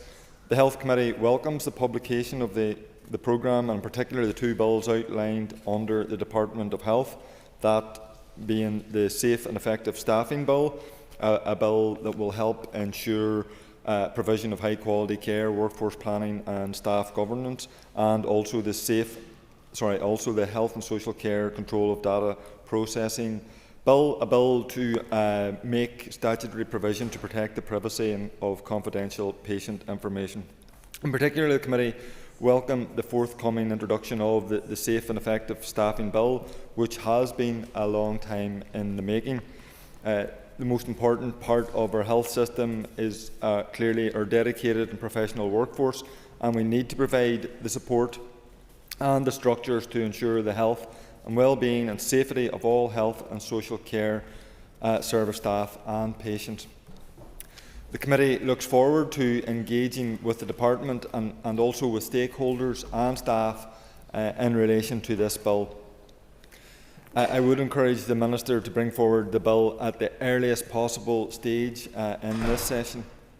Collier, it would also be remiss of me not to mention, as others have done, other bills that the committee has been advised would be introduced before the end of the mandate, in addition to the Adult Protection Bill, the Safe and Effective Staffing Bill, the HSE's Control of Data Processing Bill. The committee had also been advised that there are to be an additional 3 bills introduced: the duty of candour, minimum unit pricing of alcohol and pharmacy technician bills.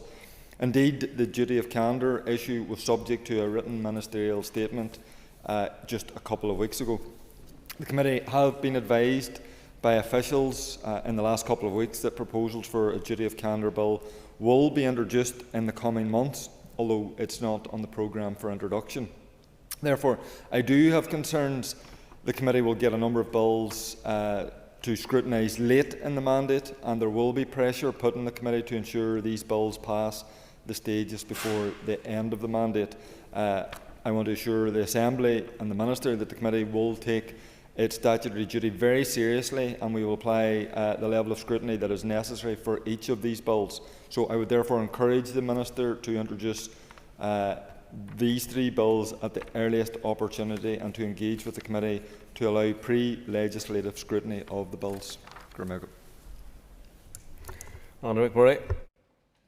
Thank you, Mr. Speaker, and yes, I want to wish the Minister First Minister well in her absence here. I welcome the opportunity to speak on this. It's a new experience for me, and not least of some of the legislation that the Minister O'Dowd gave an overview of his department's legislative programmes in March 24, which preceded me coming here. The Minister listed a number of pieces of legislation at the time. 2 of the main ones would be the Water, Flooding and Drainage Bill, which was introduced this summer and passed the second stage a few weeks ago, and we're beginning to scrutinise that in committee now. And I'm looking forward to hearing the evidence from a range of stakeholders. I said in the second stage of the debate that I welcome this important bill. It is an important bill, not least for my own constituents, who unfortunately are no strangers to flooding, and I hope this will progress without undue delay. This session, the Minister also intends to introduce the Ports and Harbours Bill, and I know preparations are being made for that, and the Infrastructure Committee has already received evidence in relation to this bill. We're broadly supportive of the bill, and not least because of the financial designation, which will allow the trust ports to invest more, and with that we'd hope to see a bit more investment in offshore energy. And hopefully that could come down to my constituency, which could lead the way in being an offshore renewable and really boosting the blue-green economy in bringing good, skilled and well-paid jobs.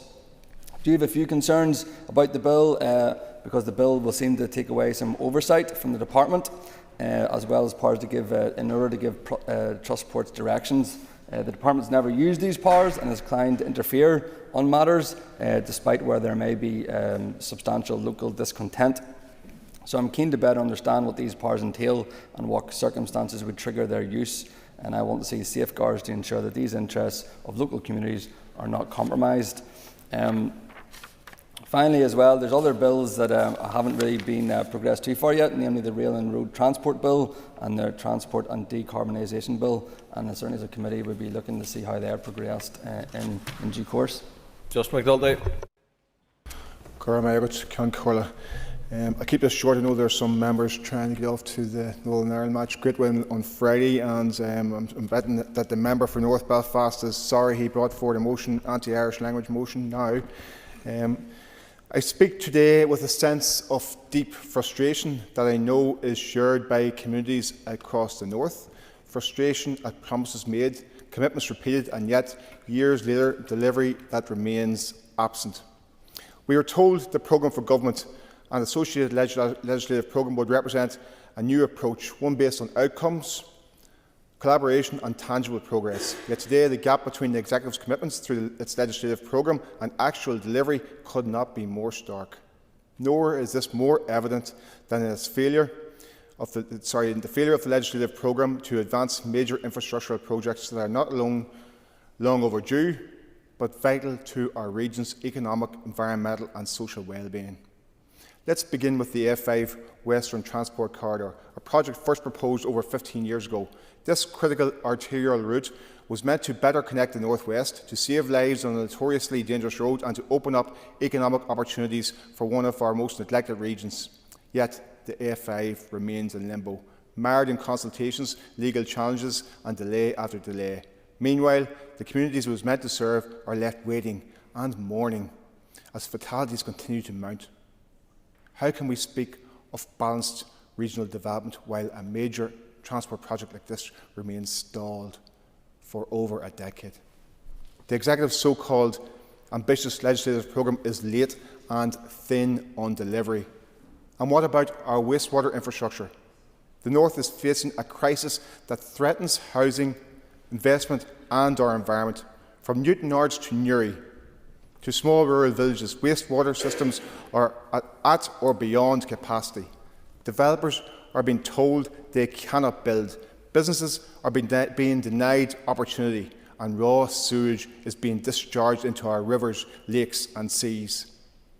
The Executive has known about this for years, yet strategic investment continues to be deferred, and we remain dangerously behind the UK and Ireland in modernising this critical infrastructure. Sadly, this legislative programme is a symptom of an Executive that cannot agree, can't prioritise and can't deliver. Now consider the All-Ireland Rail Review, a visionary proposal with the potential to reconnect communities, reduce our dependence on cars and slash emissions. The review was published, it was welcomed, but since then, what have we seen? A lot of goodwill and precious little commitment to action. Now, the Oil Enterprise is a huge success, something that I campaigned for vociferously since I was first elected, but that remains one of the single big achievements. While the Republic of Ireland moves ahead with its rail ambitions, the North risks being left behind once again, still stuck on diesel trains with crumbling stations and minimal connectivity west of the Ban. Sadly, much of what is in the legislative programme is a tidying up process rather than a programme for change. And then there is Casement Park, once a symbol of regeneration and inclusion, now a monument to delay. Promised, planned, even politically agreed, yet still not built.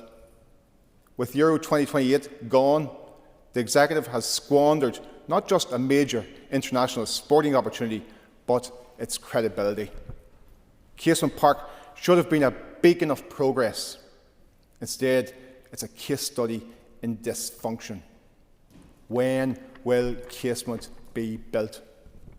Each of these projects, the A5, wastewater reform, rail connectivity, Casement Park, crumbling roads, bus safety, they're not all isolated failures. They are symptoms of a legislative programme that is too often paralysed by division, walkouts, short-termism and administrative inertia. They represent commitments that were made to the people and not kept. We cannot afford to keep kicking these cans down the road. Infrastructure is not a luxury. It is the foundation of a functioning, fair and forward-looking society. Delays cost money, yes, but more than that, they cost lives, opportunity and public trust. So I say this directly to the NI Executive. Your legislative programme is only as credible as your ability to deliver it. This legislative programme exposes a lack of joined-up government, with key departments moving in isolation and ministers likely to be divided on key areas of policy. Timothy Galston, remember time's up. Thank you, Mr. Speaker. Even the cheerleaders that cried the loudest to bring back Stormont, with the promise that all our woes will be forgiven and all our woes will be a distant memory, they must even be very underwhelmed with the legislative programme that we have in front of us this afternoon. A lacklustre programme which will just about keep the lights on, along with the non-binding motions that we debate in this chamber. For the sake of time, I will confine my remarks to three of the bills that are in front of us. First up, a Fisheries and Water Environment Bill. We are told that it will be about protecting fisheries and the aquatic environment, strengthen regulatory powers to enhance enforcement, deter non-compliance and support the delivery of key initiatives such as the Loch Ness Action Plan. I have no doubt that the farmer will once again be in the sights of the Minister. If the Minister is indeed serious about tackling these issues, I trust he will tackle the scandal that surrounds the Lochs Agency, a body which seems exempt from the norms of fiscal responsibility, transparency and the proper stewardship of public funds. I know from answers to questions from the Minister that the approved staff complement for the Lochs Agency stands at 53 full-time equivalents, a figure sanctioned by the North-South Ministerial Council and designed to ensure efficient, accountable operations. But what do we have in reality? The agency currently employs 68 individuals, 44 permanent, 21 temporary and 3 externally funded project staff. That's a 28% overrun with no apparent approval for this expansion. The Minister assures us that a review of the staff complement is underway, subject to approval from both sponsoring departments. One must wonder if that review would have happened if it wasn't for the fact of my questions coming from this backbencher. Despite the swollen ranks and staff, successful prosecutions for illegal net use have plummeted from 15 in 2015 to 0 in 2022 and 0 in 2024. In truth, the Minister doesn't need a bill to deal with those issues. All he requires is some interest to do what he should be doing. He needs to carry out an audit and put a pause on recruitment. Then I look at the Department of Finance. The Executive has agreed to take forward a bill to include belief in marriage and to reform the law relating to the age of marriage and civil partnership. I ask members to my left, are they happy with that language? I remind them that marriage has been redefined in Northern Ireland. Whatever this bill will do, it will operate within those parameters. And while I appreciate that there are moves to increase the age for marriage across the UK to prevent child marriage, I would also observe that there are some within this House who have been pushing through the so-called gaps in equality legislation and the inquiry we had for that for lowering the age of consent. Calling for that while pushing for the age of marriage to be raised would be hypocritical, and I trust no one in this Assembly will find themselves in that position. The final bill I want to comment upon is the Race Equality Bill. As this is one that will be coming through the Executive Office, I will have the opportunity to pay it particular attention. But I have to say from the outset, despite all the cheerleading from the front bench this afternoon, I am concerned about the concept of this bill. Members may cite the recent unrest which has been witnessed in our province, but the reality is that there wasn't a single case where the alleged lack of legislation would make any difference. The law provides protection for people from discrimination in any walk of life from racism. When it comes to attacks on individuals or on homes of racial motivation, is rightly already considered an aggregating factor. Article 2 of the 2004 Criminal Justice No. 2 Order makes that abundantly Members, clear. time is up. Call Emma Little. Thank you, Mr. Speaker. I thank members for their contributions to this debate today. I don't intend to speak for very long. However, I wanted to touch on a number of common points I think made across a significant number of contributions. I welcome the fact that we heard from so many members, and I know it is challenging because of the very nature of our legislation programme process here in Northern Ireland. We are a coalition government of 4 different parties forced together into this type of arrangement, and therefore we adopt a particular approach to the legislation, our legislative programme, and that is to respect each minister as they put forward their proposals at an early stage for inclusion. We don't police that from the centre. We are not asking people at this stage to put forward the detailed policy proposals for those pieces of legislation, because we know that they must come to the executive for discussion and decision. And it is therefore on this basis that this debate is happening today. If indeed we were a government like most other governments, I would be standing here proposing how my government would be putting into place the manifesto in which you stood under in an election, as would any other minister in this place. But we can't do that, because that is not the system that we have. And I think it's incredibly important to be very clear about that. We have not rejected a proposal from any minister. And indeed, I do believe that there is ambition within these proposals as well. Across the chamber, there were a number of key, I think, common themes. People did want to see ambition within a legislative programme. People wanted to see the committees engaged, and I welcome so many of the committee chairs that spoke and contribute about the particular issues in relation to their committee coming up over the next 12 months. Those core concepts of early engagement, of transparency, of scrutiny. And I think, as mentioned here by a number of members, if we're being honest around this chamber, we have to admit that we have some, quite frankly, appalling pieces of legislation, or legislation with some, quite frankly, appalling clauses within it. I am somebody who is a small government person. I do not believe that there should be unlimited amounts of legislation. I do not believe that legislation changes and is necessary to change what it is that we want to see or what we want to achieve. And I think it's important to say that. As my colleague from North Belfast, Philip Brett, pointed out, ultimately the quantity of legislation does not in any way demonstrate the quality of that legislation or the benefits and productivity within this place. Of course, passing legislation is an important function of this Assembly, and I think it's really important as well that there is that proper scrutiny.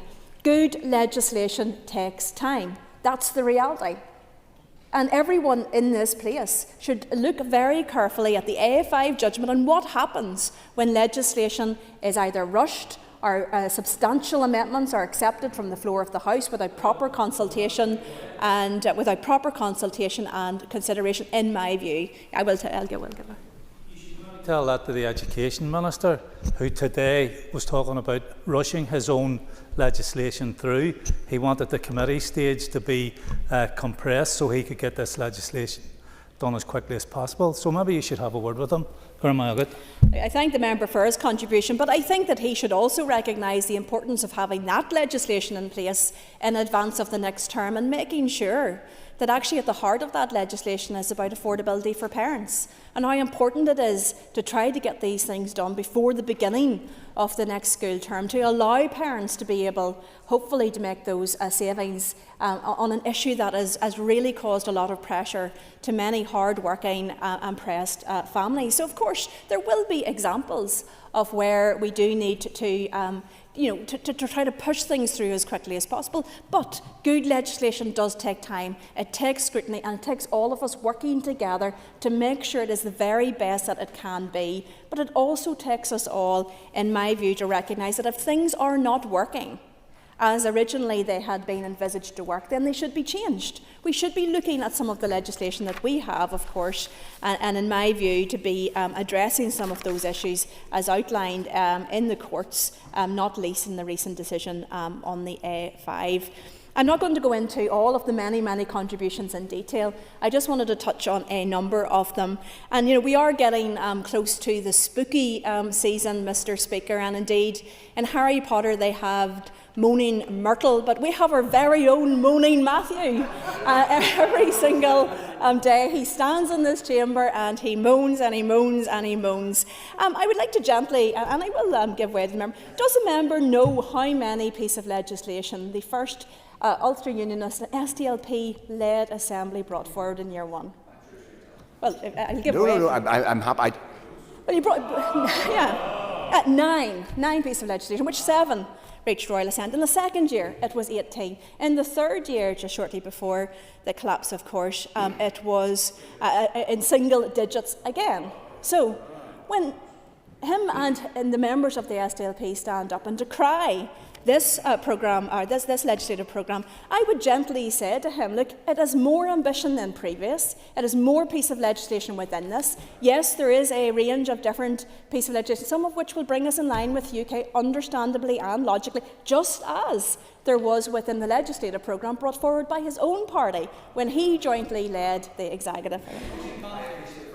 And I appreciate the fact that he's at least engaging in debate, unlike some of our counterparts. I would just say this, that I'm fairly certain, I don't have the Hansard, Mr Speaker, but I'm fairly certain when the SDLP and Ulster Unions brought forward their legislative programme way back 20-odd years ago, they could, I'm sure Seamus Mallon then was able to stand up and say, yes, I will indeed vote for this legislation. You can't do that, I'm afraid, today, Deputy First Minister.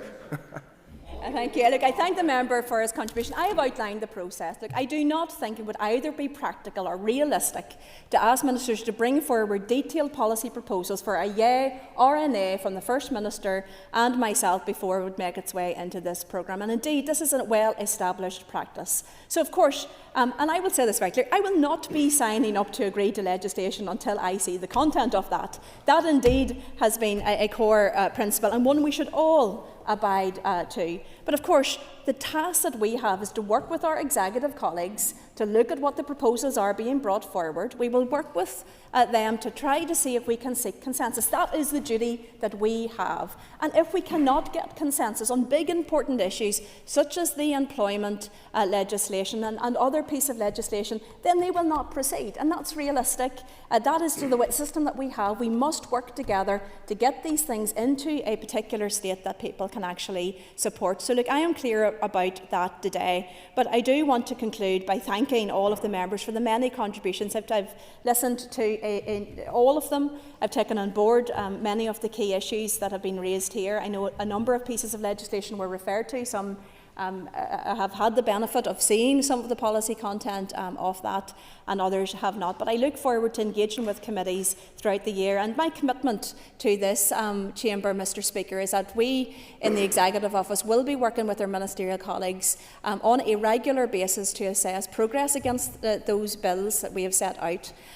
If there are challenges or problems with bringing those forward, we will work with ministers to see if we can unblock that and try to get that moving, because we do want to fulfil what we have set out here today. We do want to reach that consensus across a range of bills, and if we can reach that consensus, they will certainly get that executive agreement, and we will bring that forward for that committee scrutiny that we so very much welcome in the Executive Committee. Thank you. Question is that the motion stand in order paper be agreed. All those in favour say aye. Aye. Contrary, if any, no. Clear the lobbies. The question put in 3 minutes.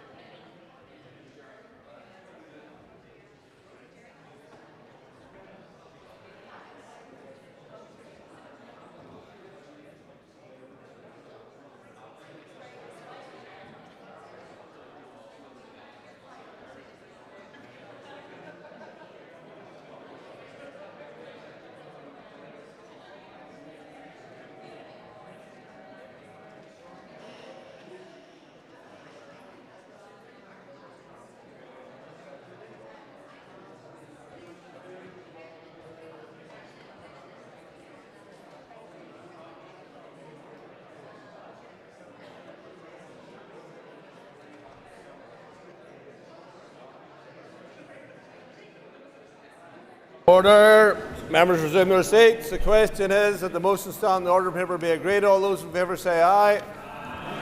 Contrary, if any, no. Do we have tellers?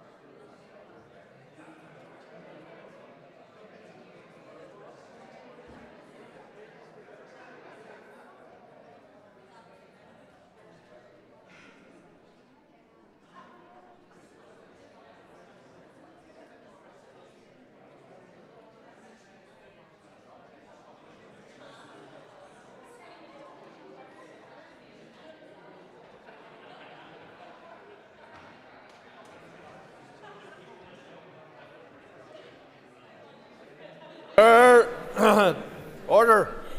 Tellers have been appointed as follows. Tellers to the ayes are Philip Brett, Ciara Ferguson.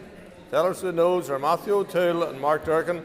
Clear the lobbies. The Assembly divide. Ayes to my right, noes to my left.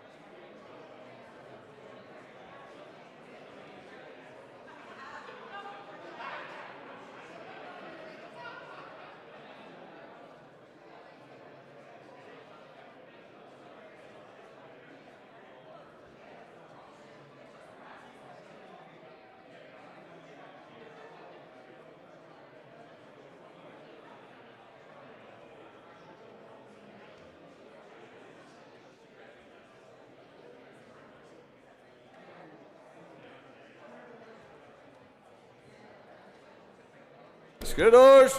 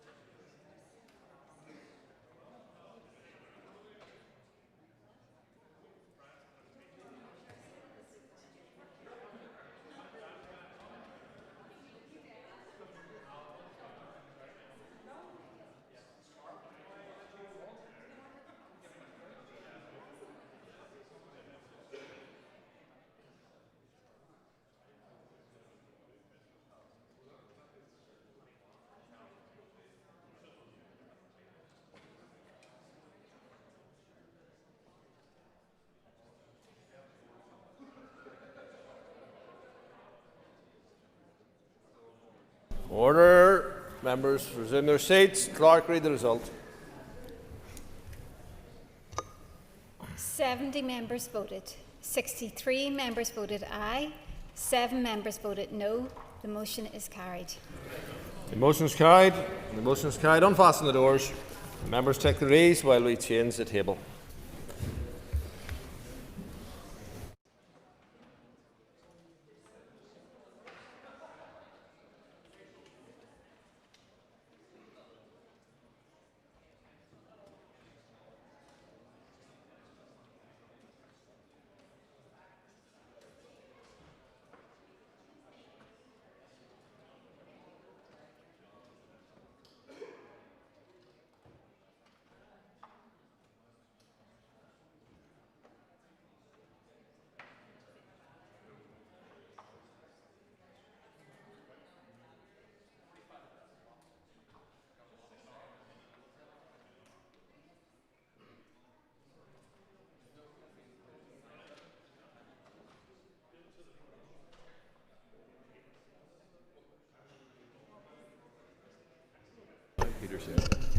Okay,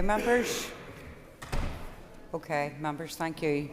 So the next item of business is a motion from the Committee for Infrastructure to extend the committee stage of a bill. Clerk, would you please read the motion? That, in accordance with Standing Order 33.4, the period referred to in Standing Order 33.2 be extended to 3rd of July 2026 in relation to the committee stage of the Water, Sustainable Drainage and Flood Management Bill. Thank you. I call the Chairperson of the Committee for Infrastructure to move the motion. Moved. Thank you. Peter, the Business Committee has agreed that there will be no time limit on this debate, so therefore I call the Chairperson to open the debate on the motion. Thank you very much, Madam Principal Deputy Speaker. Apparently there's a very important football game this evening, so I'm going to try and keep my remarks to an hour. As members will be aware, the Water, Sustainable Drainage and Flood Management Bill was formally referred to the Committee for Infrastructure for its scrutiny on the 17th of September. As I outlined at the second stage debate, the committee undertook some pre-legislative scrutiny in April 2024 to examine the key areas being proposed by the Department prior to the bill's formal introduction just before the summer this year. At its meeting on the 17th of September, the committee received oral evidence from departmental officials on key aspects of the bill and noted that the bill seeks to amend and enhance existing legislation in the following areas: to decrease pollution in watercourses, to enhance our ability to withstand extreme weather events, particularly flooding and drought, through strengthened flood resilience, to encourage the use of sustainable drainage systems, commonly known as SUDs, as a preferred method for managing surface water, and to improve water resource management through the introduction of more environmentally friendly solutions for managing water resources. Whilst this, in essence, colleagues, is quite a small bill with 16 clauses, its reach is quite wide, with measures that aim to support our resistance to the above events. It forms part of the DFI's Minister's three-pronged approach to improve wastewater infrastructure in Northern Ireland, and therefore it has a broader strategic reach into our community. Over recent meetings, the committee has received procedural advice from the Bill Office, considering its approach, with whom it wishes to engage during this key phase when scrutinising these legislative proposals. The committee notes that many of the provisions provide regulation-making powers to the department. Therefore, I am sure that the committee will want to examine the scope and the intended use of these powers when considering each of the elements of this bill. We want to ensure that there is sufficient Assembly understanding of these issues to support the appropriate scrutiny of the resulting delegated legislation. The committee will be keen to ensure that the right balance is struck between supporting the department's efficient delivery whilst also ensuring credible oversight. At its subsequent meetings on September the 24th and 1st of October, the committee gave further consideration to the list of stakeholders who can provide a valuable insight into these issues that the bill seeks to address and how these will work in reality. In addition, the committee considered an outlined timetable for its scrutiny, having noted that during oral evidence on the 17th of September, the Department was in the process of finalising a consultation on the use of SUDs in new housing developments, and this would fall under proposed powers in this bill if successfully enacted. The consultation is due to conclude on the 19th of September. Given this consultation's relevance to the bill, the committee considers it essential that sufficient time is factored into its scrutiny to allow for the consultation to conclude and to enable the committee to consider any policy proposals by the Department. This approach will provide the committee with sufficient opportunity to examine such details and any proposed policy direction for the regulation-making powers arising from it. Examining these aspects in tandem will help the committee to consider the Department's response and also assist with suggestions which will strengthen or enhance a bill and, where necessary, seek any necessary assurances from its sponsoring department. At its meeting on October the 1st, the committee agreed its timetable, which proposes to extend the committee stage to 3rd of July 2026.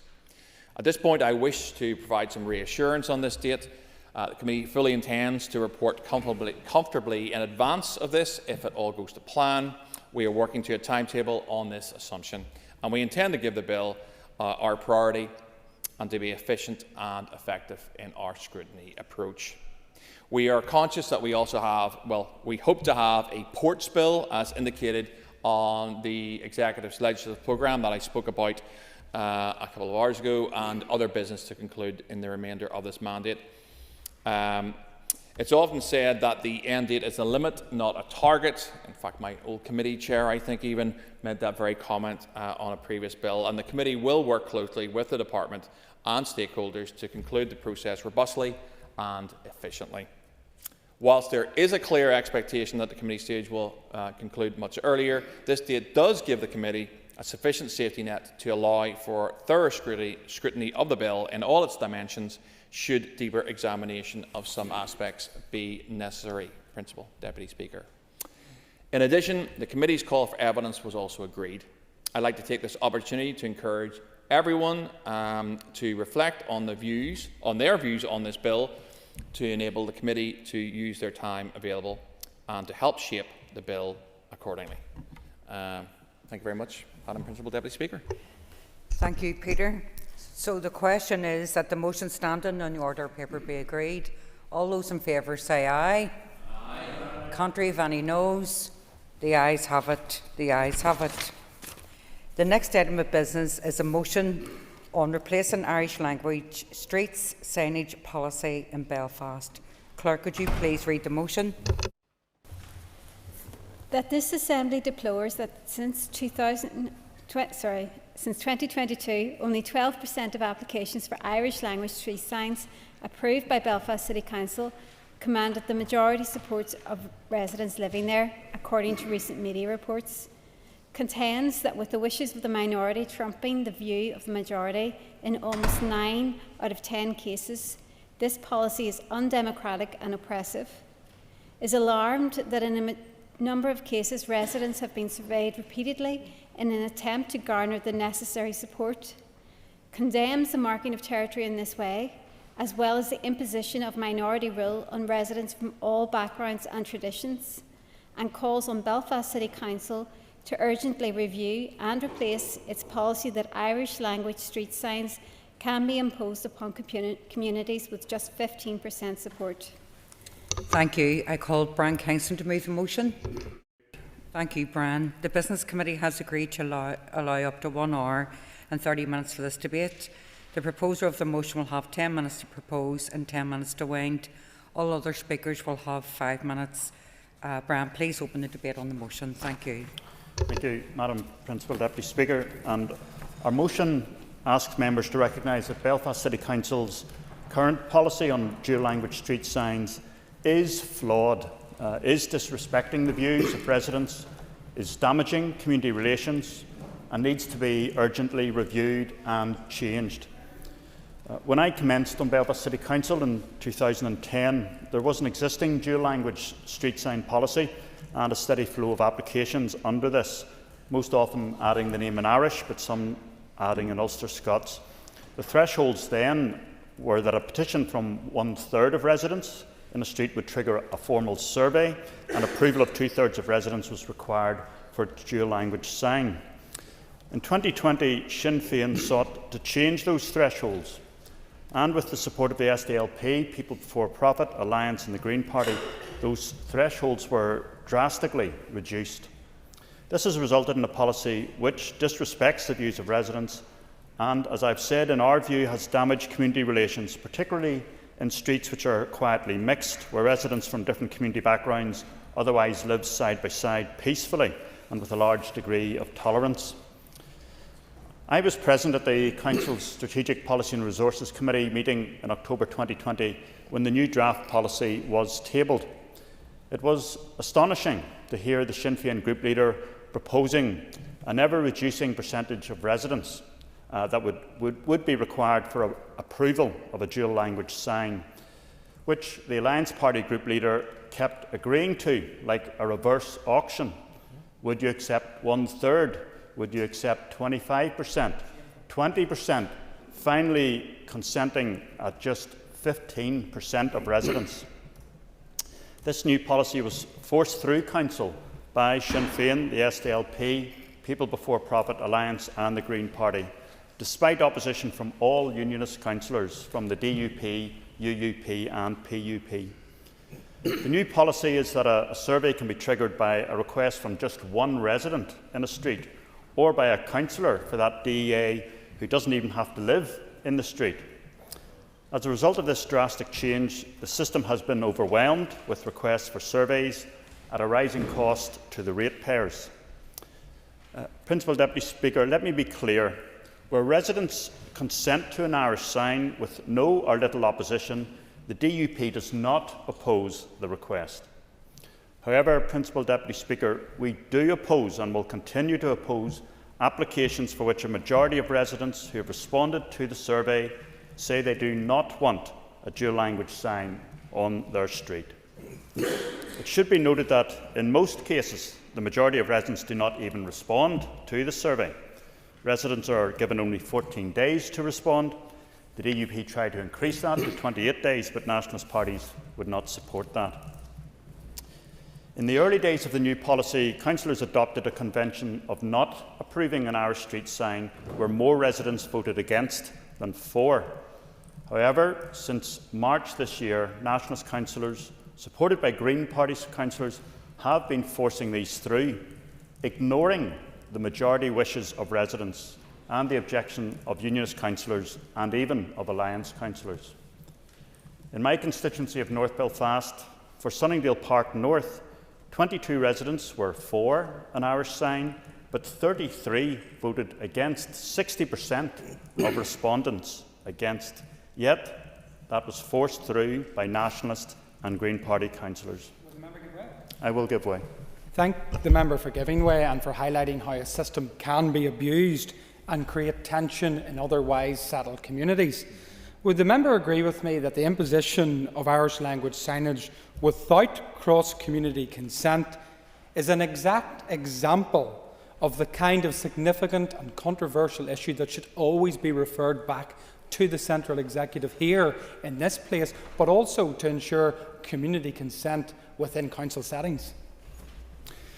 Yes, indeed. We remember the calls of those who said we could not have majority rule when unionists had a majority in councils and in this Parliament, in this Assembly, but how things have changed when other parties have the majority.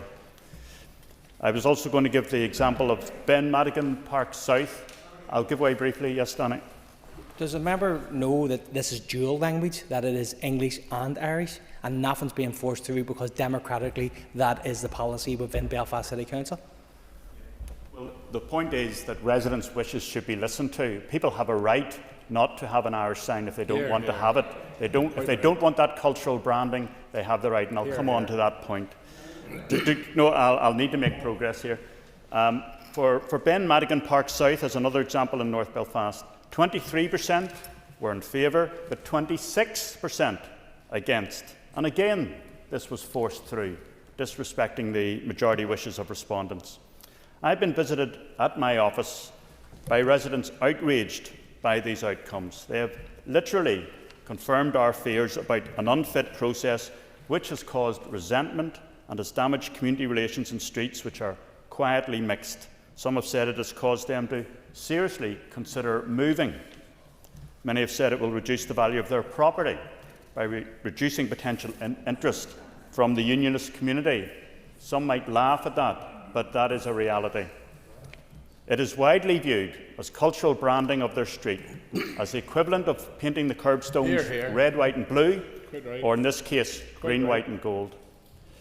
The Belfast Telegraph reported 2 weeks ago that since the rules came into force in 2022, less than 1 in 8 Irish street signs approved in Belfast, just 12%, were supported by 50% or more of residents of the street. The same article revealed that out of 228 streets approved for Irish street signs, the level of support among respondents in 42 of those streets was 25% or less. A recent Lucid Talk poll for the Belfast Telegraph found that less than a third of voters agree with the current council policy. As we know, in Northern Ireland, there's a strong overlap between community identity, culture and politics. I'm not saying they're one and the same, but there is a strong correlation. When people see Irish street signs, it is viewed as indicating being in a nationalist majority area. We have a number of arrangements in Northern Ireland regarding where cultural expressions can or cannot take place, whether we like those arrangements or not, regarding parades, where parades can or cannot take place, where flags can be flown and where they would be considered contentious. So location is paramount in these cultural matters. Residents who are surveyed expect their views to be respected. When they are ignored, then residents feel aggrieved, outraged and imposed upon. Madam, I will last time briefly. I'm pondering your words there around areas where flags go up. As you know, I bring forward my private member's bill. Are you saying that where the majority of people in an area do not approve of the flags going up, that they should not go up? What I'm saying is, if you attend meetings with the police, they will tell you that location is important. So union flags are thankfully welcome on the Shankle Road and Buntings, but I will accept there's areas where that would not be welcome. So location is important. It's important to listen to the views of the local community, not to impose things from afar. So, no, I'm going to run out of time. Madam Principal Deputy Speaker, the reality is that most unionists do not wish to have a dual-language Irish street sign on their street, and they have the right to not want it. Hear, hear. Those who say that no one should oppose an Irish sign expose only their own arrogance and their dismissal of the wishes of residents. To be clear, everyone who speaks Irish can speak English perfectly well, so these requests are not based on necessity, nor are they based on historic roots, as the majority of Belfast street names do not come from Irish. Some do, but the majority do not. In closing, Madam Principal Deputy Speaker, I expect that the Alliance Party will point out that their councillors have voted against adding an Irish street sign where a majority of residents are against it. The problem is that these are being pushed through by Nationalist and Green Party councillors. The Alliance Party voted in a policy which they cannot control. Hear, hear. The policy needs to be reviewed and changed. I strongly believe that this policy is damaging community relations in Belfast, particularly in mixed areas. Therefore, I urge members of this House to support this appeal to Belfast City Council to carry out a review and to change this unfit policy. Hear, hear. Thank you, Brian. I call Pat Sheehan. Speaker. The motion from the DUP is that another attempt to drag us backwards. The vast majority of people are simply not interested. Most people in Belfast, indeed across the north, have long moved on. The sentiment driving this motion is anti-Irish. Has she Shan Amshire It is regressive she Salak and is out of step with the people, the Belfast that people live in today. and she in the Firiki The facts speak for themselves. Otogi and Bartas Since this policy was introduced, and since the first streets were approved in January 2023, Rennie survey more than 530 streets have been surveyed across Belfast. near Korak Fear Vagan Opposition has been minute.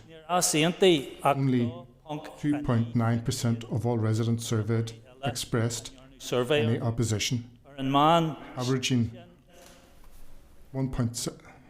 I heard the statistics of 2.9%. Does the member accept that there are a number of streets where a majority of residents have opposed the streets?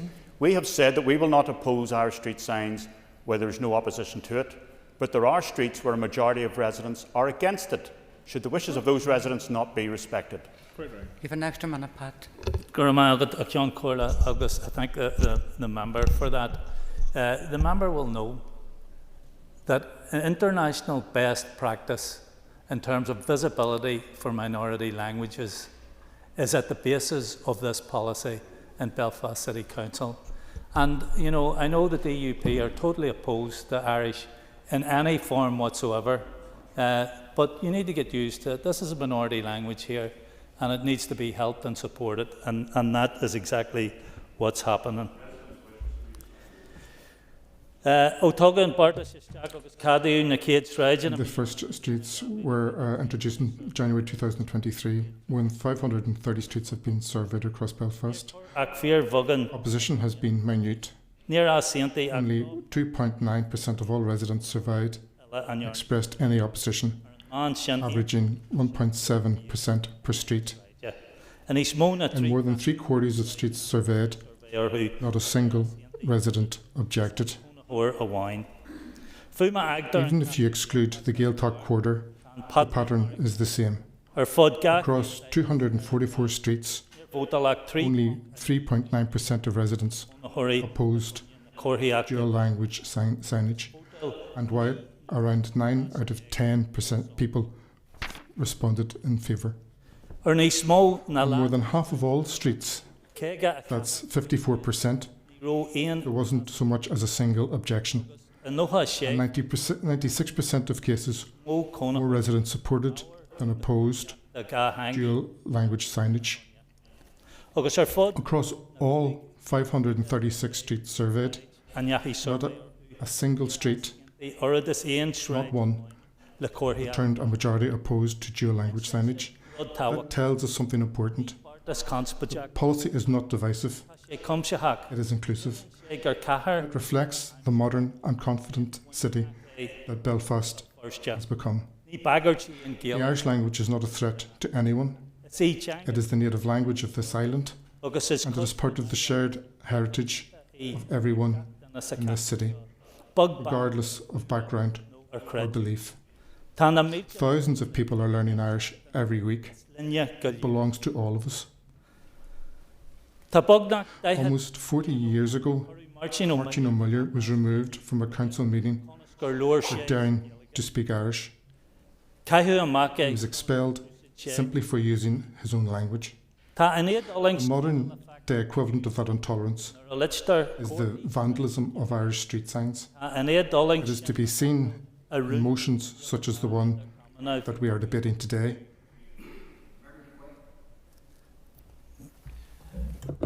Thank you, Madam Deputy Principal Speaker. Would the member condemn the defacing of Londonderry signs, and would he support people being arrested for that offence by the PSNI?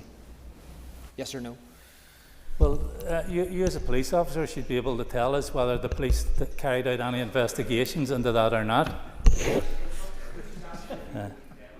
So I'm here to talk about Irish street signs, Irish language, and dual language signage. Pat, take your seat. I've asked you before, and you as well, Timothy, and others, not to be shouting at people from a sedentary position. Everybody has a right to be heard, even if they don't like what's being said. It's just common courtesy. Thank you. Pat, go ahead. Excuse me. August, nor winter famas na curtina. And when the courts are used in order to block progress. Tolerance is to be seen in the stream of vexatious judicial reviews designed to frustrate the will of the people of Belfast and that of their democratically elected councillors. We often hear the DUP talking about the waste of public money in relation to the Irish language. But how much money have they squandered supporting those hopeless legal challenges? Money that could have been spent on improving services or supporting our communities. Okay, thank you. I call Neil McAllister. Thank you, Deputy Speaker. I stand today to outline Alliance's position with regards to the motion brought by the DUP, but also to set the record straight on what has become a widely distorted and at times misinformed discussion around dual language signage, in particular in Belfast. But first, I want to remind people that the Irish language is not an attack on anyone's identity, but that this policy in particular is about protecting and promoting an important part of our cultural heritage, a heritage that actually belongs to everyone, not just in Belfast, but across this whole island. We should all be aware by now of the role that the Presbyterians played in keeping the language alive in the 18th and 19th century. And I also want to highlight the role of the Grand Master of Belfast from 1885 to 1898, the Reverend Dr. Richard Routledge Kane, who was a patron of the Belfast Gaelic League, founded in 1895, and signed the Lodge meeting minutes in Irish. Yep. Sorry, would the member give away? Would the member agree with me? Again, mentioned the role of the Presbyterians, such as like the Reverend William Nielsen, who introduction to the Irish language, and it just highlights how much of a shared cultural background we have in this matter. The member's an extra minute. Thank you, Deputy Speaker. Absolutely, I do agree, and it emphasises that this is a shared part of our heritage. Just today, I was also informed that there is a church, a Presbyterian church, I believe in West Belfast, in which still hosts the odd meeting in Irish. It is incumbent, no, not at this time, I'm going to move on a little. It is incumbent of all of us as elected representatives to lead by example and show respect for all cultures in Northern Ireland. Irish is an Indigenous, native and minority language, and whether we like it or not, there is a need to protect and indeed promote those languages. When we talk about the Irish language, we're not talking about an abstract idea. We're not talking about a departmental specific policy that requires years to develop and research. The Irish language has existed for more than 2,500 years. The oldest written example dates back to the 5th and 6th centuries. Even the Normans began to speak Irish. And the Lord Mayor's chain, which many of us in this chamber have worn, also has Erin go Bragh written in Irish. I say this because it's important. This is a part of our history. It belongs to all of us, not to one party and not to one side of the community. And to put on record, Alliance has been consistent around the Irish language policy. From the time when unionist parties in Belfast City Council would not get on board with our initial proposal, and I say this to the proposers of the motion because both of us were there at the time, that we did put forward a proposal. We put forward an initial proposal for 50%, but we then supported the current policy, and we have stuck by that ever since. We outlined that we would not and should not support any street sign where the majority of those respondents do not agree. That's something that we agree with in this motion. It's wrong. And it's a deal that was reneged upon by Sinn Féin, the SDLP and the Greens. If we are to bring people along with us when it comes to preserving the identity from all of us, how can we then stamp on the expressions and the differences of others? Yep. The member, and I said I recognise that Alliance are not supporting applications where a majority of residents have indicated they don't want it. The point, therefore, is should that not be included in the policy, not left to the whim of how parties choose to vote and how they would change how they vote. It needs to be included in a review of the policy. Yeah, enabled it. Look, what I will say with regards to the actual 15% is that it is based on international best practice. It's based on it around these islands in the UK and further afield. But I will say that we brought proposals to you. We brought proposals to the DUP, and you wouldn't accept them. It's important that we all work together.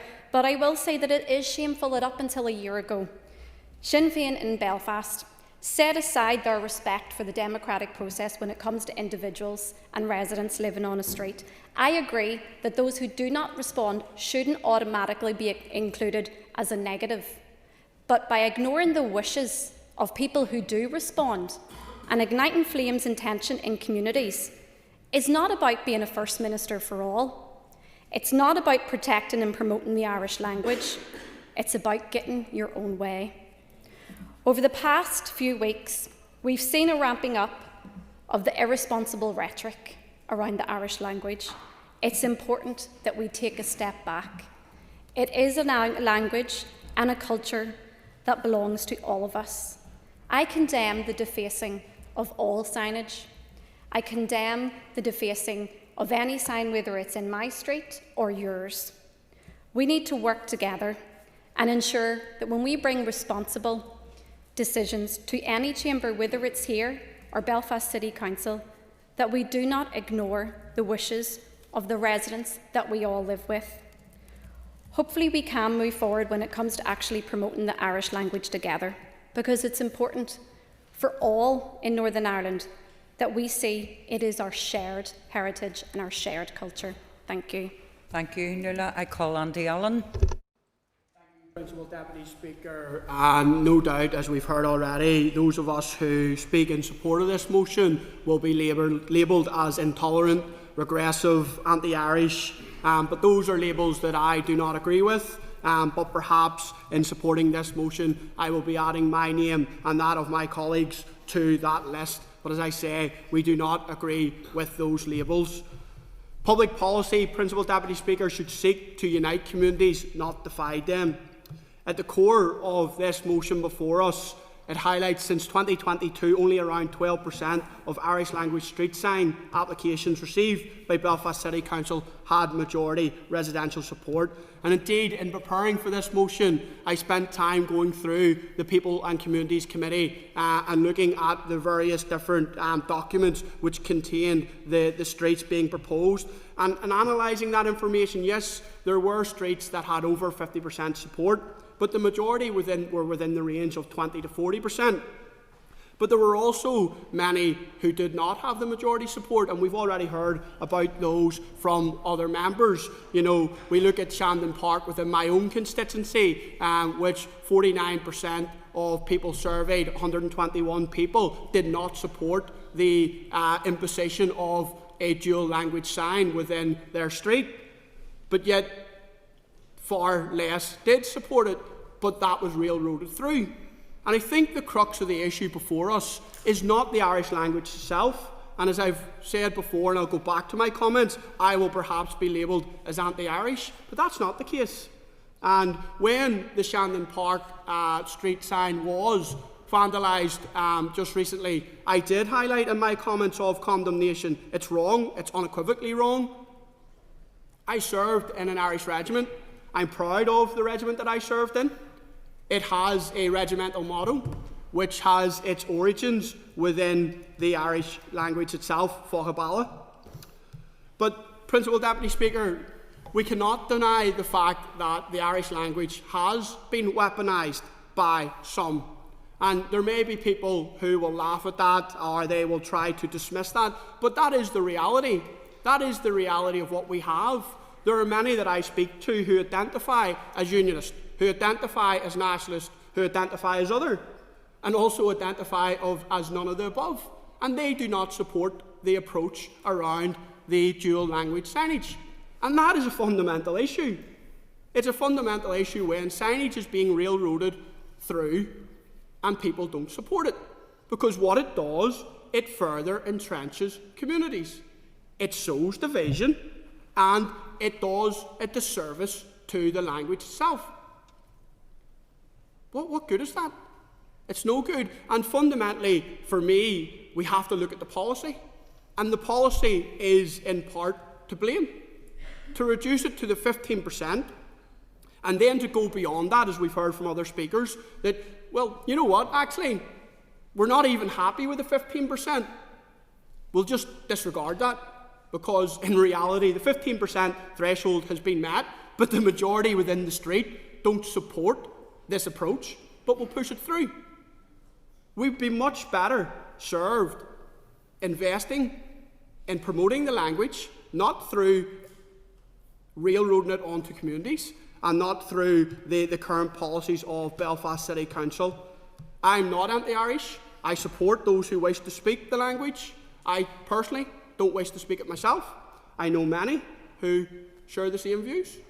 I equally know those who do wish to speak it. I've met with Linda Irvine, who is a massive promoter of the language, and I've engaged with her. And I've heard about how the Irish language is intertwined right throughout the fabric of our city. I've no difficulty with that. But you have to recognise there are many within our communities that do. And their voices are as important as those who wish to have Irish, and to dismiss it is doing a disservice. And perhaps I'll finish on this.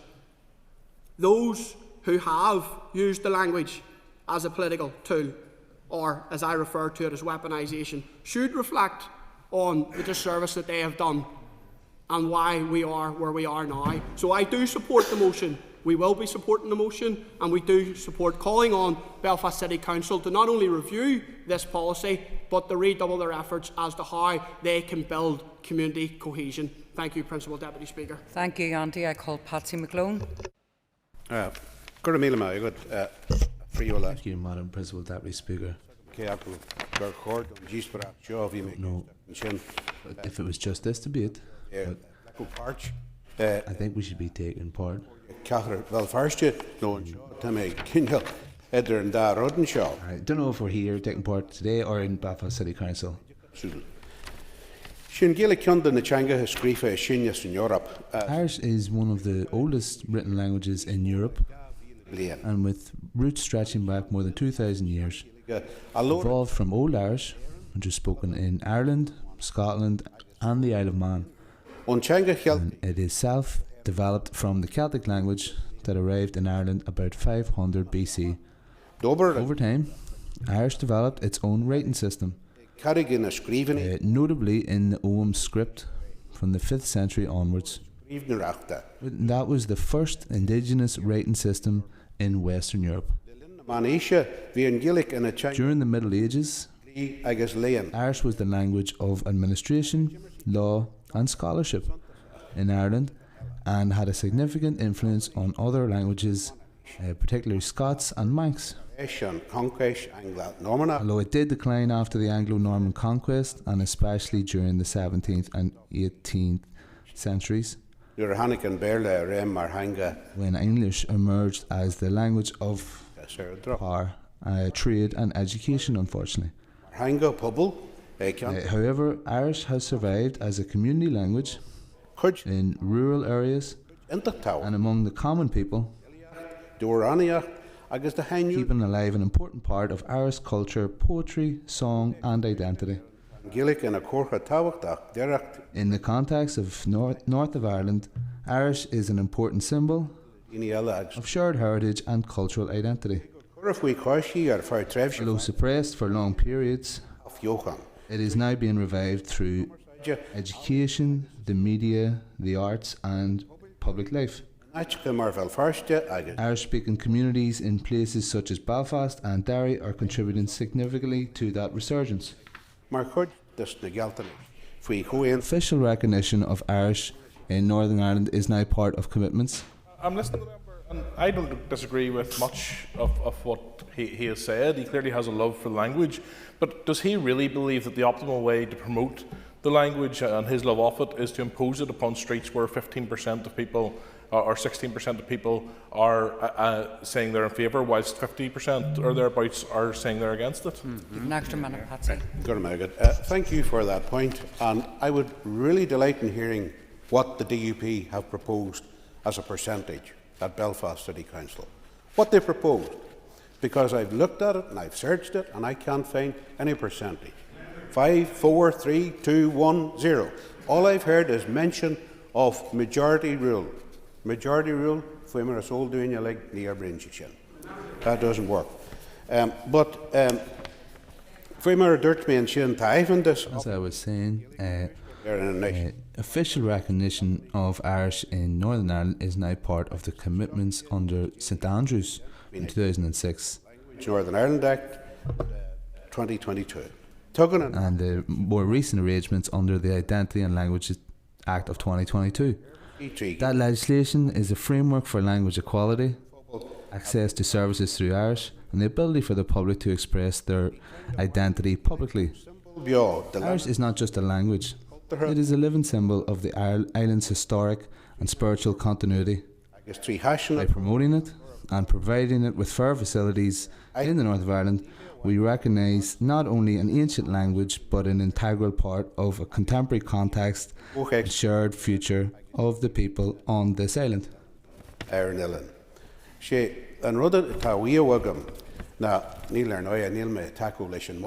I'm saying we're not supporting the motion. Go, I guess, follow. Go and learn. Follow and change. Go and learn your language. And you will see there is an interest for everybody. Culture and respect and equality together, and we'll have respect for everyone together. Thank you very much. I now call Declan Kearney.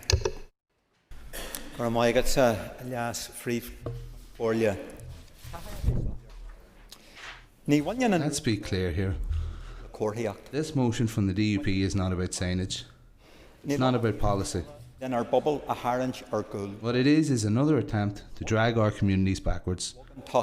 People have moved on. Society has moved on. The people of Belfast, from every community, want progress. They want respect and fairness.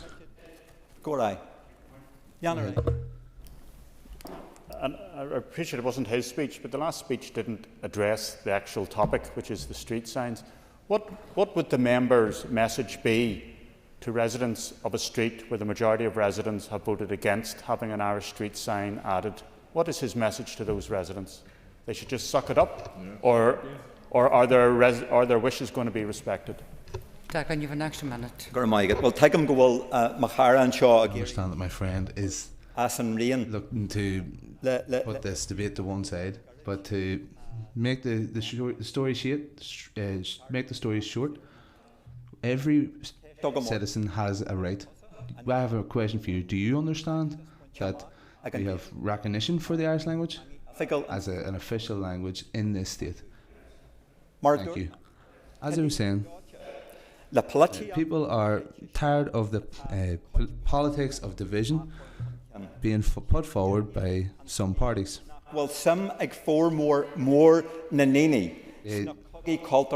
Reality is the vast majority of people are not interested in these manufactured culture wars. They want public services. They want to see what all parties have said they will deliver. The policy that is being debated here today is policy rooted in equality, which has the idea for everyone has the right to see their identity and their culture reflected in public life. This sentiment by the DUP is not about protecting communities, it is simply about stoking up fear and tension. It is regressive, it is anti-Irish, and is completely out of step.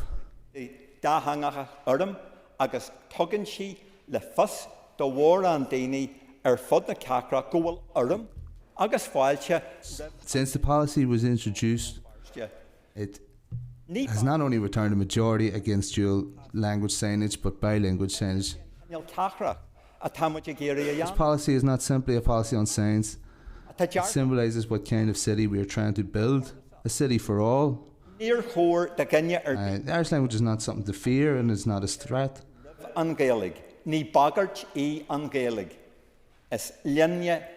We all own the Irish language. It doesn't matter of our backgrounds or beliefs. It is a living language Speak the language and she will flourish. Is Tarway This policy did not appear out of the air. Agru August Coryahain level It has come after years of community engagement the Horned and grassroots organisation. Wine Dar Gahar. And support for it is not confined to one part of our city. Hangak a Lach Gafoy. August Kaifer Jeru a Corlishan. Kaifer Jeru We must end the Brehunaha. judicial reviews, Hostasaha. the costly judicial reviews Usage La Bak a Cur. that are being used to block the progression of the Irish language. I don't have time, sorry. Arishas Arishella. Arrogant Fubly. DP are constantly talking about wasting public money. Afak. Cavid. The question must be put to them. How much money is being wasted fighting this policy in the courts? Money that could be spent in improving services, supporting communities and real issues. Let us be very clear here tonight with this debate. The only thing that is being demanded is respect for the Irish language. Respect for the people who speak it and want to learn it. I say this to the DUP. The time for exclusion is over. The time for division is over. Join with the rest of us for the betterment of all our communities instead of driving a wedge between us and stoking up fear. Take your chance. Declan, I now call David Brooks. Thank you, Madam Principal Deputy Speaker. And I would suggest that the only people driving a wedge between our communities are those on the benches opposite. But I welcome the opportunity to speak on this important issue concerning the Irish language signage being imposed in parts of Belfast, particularly in areas where there is little demand or support for such measures. Let me say at the outset, as clearly as I can, this is not about hostility to the Irish language. No one in this party objects to anyone learning, speaking or celebrating Irish as part of their cultural heritage. What we do object to, Madam Principal Deputy Speaker, is the use of language as a political weapon. What we do object as a means of advancing a nationalist agenda in communities that do not identify with it and did not consent to it. That is what we have seen at Belfast City Hall. Again, those parties who most strongly champion the Good Friday Agreement so easily set aside the fundamental principle of consent when it concerns unionists. This is not cultural respect. This is cultural imposition. Let us be honest. If the situation were reversed, if another community were being subjected to the cultural symbols they did not identify with, there would be outrage, protests and endless calls for respect. Indeed, a 5-minute or 10-minute parade past the nationalist community once or twice a year is often deemed too much for nationalist parties in this place to stomach, much less a permanent imposition of divisive symbols in their communities. I thank the member for giving way. I know commentary has been made, in fairness not by himself yet, but by unionist politicians, including party colleagues of his, that would demonstrate it's not just Irish language signage that the DUP is opposed to. Now, recently, a few years ago, I'd made a proposal to the Infrastructure Minister about changing the name on road signage from Londonderry to Londonderry Derry to incorporate both names, and it was received with opposition from Mark, his you own need to party. take your seat. It's not a speech, honestly. It's not. Like, I mean, come on ahead. Seriously. An extra minute. You have an extra 15 minutes. Well, I'm only joking. You have an extra minute. The official name of the place is Londonderry, whilst understanding some don't wish to use it. Yeah. But I hope we do see a similar attitude to the continuing damage of signs that say Londonderry on them that we have seen for years across the province, that we have, for instance, in Shandon Park. Can I address one element of this debate? And that I think that grassroots unionism is sick and tired of. And that is the disproportionate weight given to outlying examples from a unionist or Protestant background, as if they are examples of what unionism really desires, or are paragons of what unionism ought to be. To suggest that unionists only resist because they do not know. I have heard today the usual sort of things being invoked. the history of the Presbyterians and the Irish language. I respect it. We have heard talk of Linda Irvine, someone who is passionate, no doubt, about the Irish language. But I, as a unionist, and I know many people who I represent, are sick of having those examples thrown at us, as if that means that we must adopt those as our culture. Do not tell me what my culture is. Do not tell me what my language is. I respect your right to speak Irish, if you so wish, but I will not be told that it must be mine. And that is what is happening to communities in Belfast. They are being told that they must have it, whether they like it or not. And I think that is the reality. The reality is that, whether people in the 18th or 19th century, like Douglas Hyde, had an interest in the language, that's interesting. King William, it's often quoted, had backing from the Pope. These things are quirks of history, and they're interesting, and some of them are vital to the history of the language.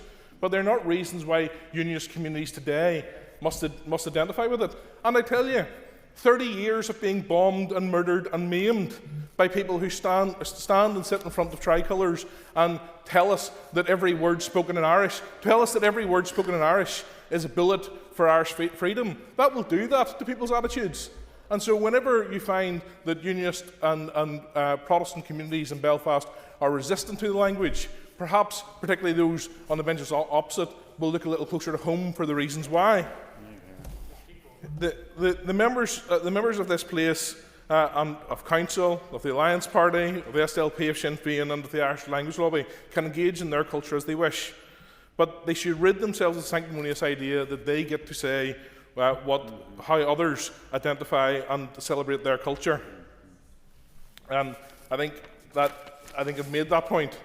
I respect the right of all to engage and express their own identity, but we should not be having 16% of people in a street, as we saw in Shandon Park, having their voices granted more weight than the majority. Since 2022, we have had 228 streets that have been approved for Irish language signage in Belfast, yet only a small fraction had the backing of a majority of residents. We are told that bilingual signage promotes inclusion, diversity, but inclusion cannot be achieved by coercion.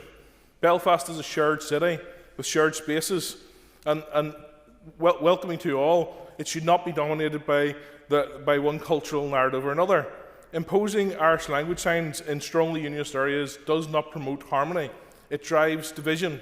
It tells one community that their sense of Britishness is British identity is secondary, that their voice can be overridden by political symbolism. The DUP will always support genuine cultural expression, but it must be done with consent and context. Your time's up, David. Sorry. With your extra minute. Thank you. I now call Sean Mulholland. Thank you. Thank you, Madam Principal Deputy Speaker. I rise today as someone with a gittabug of Gaeilge, a little bit. I am an aspiring learner, and it is something that I have tried to do. In terms of the language that we have, for me, I think of Belfast, the heart of my constituency, Ballymena, Ballymena, the Middle Townland. I think of Lochgeel, the river of the narrow water, and for me, all of these things are part of the story. The most my favourite one is somewhere that I pass every day as I come to Stormont, Knocknagoney, the Hill of the Rabbit, because once upon a time, before there was Tesco, it was Hyven with them apparently. Bilingual street nameplates don't replace anyone's identity. We're not asking people to take away the culture as if it is their own. We're asking for respect, and I think that's something that there is this myth about alliance, that we want everyone into this big pot of homogenous beige, and we don't want that. We want people to be able to celebrate and to respect others' cultures. Yep, go on ahead. Articulating our remarks, but we're now into the second Alliance Speaker and we still haven't heard how you're going to vote on the motion before us. Are you going to articulate to the House and to the public watching how you're going to vote on the motion before you? I'll continue on with my speech. Sean, you've an extra minute. Thank you. What struck me first about this motion, aside from the fact that we are spending time discussing the outworkings of the Council, and not just the policy detail or lack thereof, it was the tone. Words like oppressive, imposed marking territory is not a way to lower the temperature and open a door to our shared history, and a history that also includes others and Presbyterians at its cree, at its heart, no matter how unfortunate that may be for people to hear. In the motion, it references that only 12% of applications for Irish language signs, firstly, they're dual language signs, are approved by the majority of residents that live there. That's a distortion of the facts. The policy focuses on respondents and not total residents, and that's a key distinction. In terms of the 9 out of 10 cases trumping the majority, I would like to know where those figures are from, because I'm not clear on that. Our peace settlement and international standards say minority cultural rights do matter too. For years before 2022, a supermajority was required for Irish signage. In practice, that meant that visibility was kept and refined to areas that already fully had embraced the language. This more recent policy has aimed, I really want to continue on because I really don't have an awful lot of time. In terms of the more recent policy aimed to remove an unreasonable barrier while keeping discretion, precisely so that we could weigh up local feeling and good relations. But community bridges will only hold if they are built with consent. You build trust by talking to residents, answering questions, demystifying what a bilingual sign actually is, and sometimes that does mean saying, not here, not now, not yet, because the point is we have to bring people along with it. As mentioned, councillors can still exercise discretion, including a good relations test. In terms of my party, we have stuck to our position that a sign should not be put in place if a majority of respondents respond against it, unlike the SDLP, Sinn Féin and Greens groupings on Belfast City Council. Indeed, in the words of a DUP councillor in Belfast City Hall, to be fair to the Alliance Party, they have stuck to their position, which was if the majority oppose a street sign in their street, then we're not going to force it on them. And we want to clarify, we believe the policy is not the problem. We believe that it is the way in which a number of these cases have been approached. And if we are to listen to the calls of the Irish language community who want to depoliticise the language, then we have to do that on every level, from every side. And to be clear, my children singing Baba Kiradu is not a bullet for any cause, and neither should it be a case for intimidation of others. So where should we land? First, there is potential for Irish and other minority languages to promote our common culture. And street signage can help to do that in a modest, everyday way. Second, it should not go where local people do not yet particularly want it. Consent and context matter. If a clear majority of residents on a given street aren't interested for whatever reason, then it simply may not be the right place or the right time. Third, the way you build support is with respectful engagement, conversations, outreach, practical reassurance, and not with street-by-street trench warfare, as this motion may make us believe. Fourth, I think that we should be proud of Belfast progress. More people from different backgrounds are dipping a toe in, even if it is just a wee one. That's a positive story that we should nurture and not politicise. And that brings me back to tone. Calling neighbours' cultural expression oppressive or territorial does nothing but harden hearts. It's not a zero-sum exercise, and if we talk about them as if they are, then we guarantee division and we do not achieve anything. This is not about anyone forcing to adopt this as their own. It is about respect. There's also a practical path that we can go through. The Council did commit to a 2-year review of the policy. So let's do that in good faith. Let's look at the response rates, the engagement quality, and improve the information, improve the discretion that we already have where good relations would plainly be hindered. The choice today is not Irish or English, culture or consent. This is about seeing a Belfast, a Belfarstia, a North Antrim, to a certain Antrim that is quietly, confidently proud of all its voices. Thank you. I call Matthew O'Toole. Thank you, Madam Principal Deputy Speaker. I too have very few focal. I am a very poor Irish speaker, and it's something I am not ashamed of, but it's something that I would love and intend to deal with. And I want to learn Irish. I'm trying to learn Irish with my kids, and I, like Shan Mulholland, I'm in a situation where I have very young children who are looking at the Irish language and exploring it and learning it and thinking about the place names and the places of the people, the place names of the city that they live in, and the place names of other places that they visit on this island. And in a strange way, thinking about it from first principles really, I think, is important because it allows us, it's a way into this debate. It would be quite easy for me to stand up and castigate the DUP for the terms in which they've placed this motion here tonight, because it is irresponsible. It is, it's not really about getting to a place of greater understanding or greater discussion. It's about forcing a confrontation. But before I come on to that, I want to acknowledge something which has been said, so I'm not accused of distorting the views. It is obviously true to say that there are many unionist communities, especially working class unionist communities, who are not greatly enthused about the Irish language. That is an obvious statement of fact. It's also true to say that in the communities I represent in South Belfast, lots of people are not all that enthusiastic about the fact that there are flags all of the time, all year, on the streets they live on. They have no means of, when they go to their elected representatives, ensuring that they can come down, or even of ensuring that there can be an agreed way of regulating those.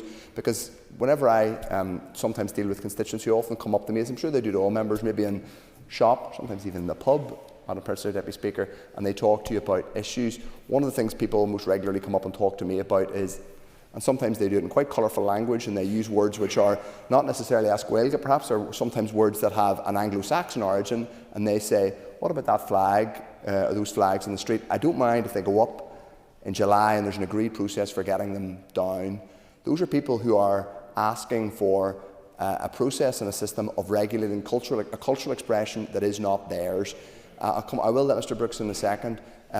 What the Belfast City Council agreed was a policy to accommodate cultural expression. And by the way, it's not exactly the same thing. They're not parallels at all, because many people who enjoy, celebrate and want to learn the Irish language are people from unionist backgrounds. And they are there, by the way, Mr Brooks, people who are British and have that identity. But there's no means of me regulating for my constituents flags on street corners, whether they're national flags or paramilitary flags. So I just put that point to some of the members. I presume they'll now be enthusiastically supporting a system which allows for a majority referenda on streets for flags. Yes, Mr Brooks. Would the member accept that whenever I was councillor in Lisnashara and dealing with the rule today, that when communities like that come to me and have asked, and members of his party who have talked to on these issues as well, that we try our best actually to have those flags removed in areas where there isn't consent and engage with communities. We don't vote for a policy that allows 15% of an area to impose its will on the rest of it. Matthew, you have an extra minute. Thank you very much, Mr Deputy Speaker. You've just established one of the problems with that situation, which is that it relies upon an informal, effectively a client system where people go and there's a boy they know who can have it. Well, you may not, but that's what you're implying. We can't here get an agreed system for dealing with flags. Flags aren't the issue we're talking about tonight. We're talking about the Irish language. But what I am talking about is the DUP brought a motion tonight talking about an aspect of cultural expression. They talked about regulation. They deeply objected to it. And I will give way in a second. Matthew, can you take your seat a wee minute, please? David, you were the one who introduced flags. You introduced parades, Bran. So all I'm saying is, I was about, excuse me, I was about to go back to if people could stick to the wording of the motion as best possible, and don't hear me, please. Thank you. No, it's not courteous, right? Go ahead. Thank you, Principal Deputy Speaker. I have acknowledged, and I will acknowledge, that there are many people for whom the Irish language isn't something that they feel attached to. I would say two things. One, our job as political representatives is sometimes not simply to reflect back the worst fears of the people who elect us. Sometimes it's to reassure and even sometimes challenge people. I can tell you, and I will just mention the flag parallel briefly, sometimes when people talk to me about that, I say to them, bear in mind that this means something deep to your neighbours. So let's have a bit of empathy and a bit of grace, and let's think better of one another. When it comes to the Irish language, it is something that's part of us all, whether we like it or not. You just mentioned your DEA name, Lisnashara. Where does that come from? Shandon Park. If it was translated into the English language, it would be Old Fort Park. You know, at a certain point, Madam Principal Deputy Speaker, we do have to be honest with ourselves and honest with the people who represent us. I am not suggesting that absolutely everybody in unionist communities is thrilled about about Irish language signs. But first of all, these are dual language signs. Secondly, there are many people in those communities who are open-minded about the language, who do want to learn more about it. Why not, just for change, rather than reinforcing people's worst fears, why not say to them, no, I don't have time. Why not say to them, you don't have to be afraid. We can build something together in this place. It doesn't always have to be zero-sum. That's what I say to my constituents when I talk about a new Ireland. I say flags and British cultural expression are at the heart of my vision for a new Ireland. Would that all of you were a little bit more optimistic and hopeful for the people you claim to represent. Okay, thank you. I call Timothy Casson. Thank you very much, Principal Deputy Speaker. And I want to start off tonight by looking at the facts. Since 2022, only 12% of applications for Irish language street signs in Belfast have secured majority support from residents. That means in nearly 9 out of 10 cases, minority wishes have trumped the view of the majority. That is not cultural expression. That is indeed imposition. It is undemocratic, oppressive and designed to subjugate one community in our capital city. In Belfast, the tyranny of the minority has been permitted. Take Shandon Park. Under 17% of respondents supported Irish signage, yet the signs went up anyway. Given the outrage over alleged damage to Irish language signs, I look forward to the wall-to-wall coverage when the next Welcome to Northern Ireland or Londonderry signs are defaced. Let me be clear, this is not about language per se. It's about imposing minority rule, territory marking and shifting community composition. That's not rhetoric, it's fact. The survey commissioned by the Analogical Research via Lucid Talk in March showed a clear chill factor amongst Unionist and Protestant residents. 71% of Unionists said Irish signage in their street would make them more likely to move away. 88% of Unionists would avoid a street with Irish signage. 75% of Unionists would be less likely to use leisure centres featuring Irish signage. If many in a community are being chilled out of civic space, what kind of shared society is that? The effect is indeed obvious. Unionist households leave or avoid certain areas, sympathisers then gravitate there. Over time, the balance shifts, not necessarily by force, but by exclusion. This is a form of non-violent ethnic engineering. The Council's new citywide Irish language policy makes this even worse. Alliance, a party that calls itself United Community, has championed that divisive policy at every stage. But let me make this clear, and I want to say this. While some here rightly condemn Belfast City Council, the DUP sit in an executive recruiting a language commissioner.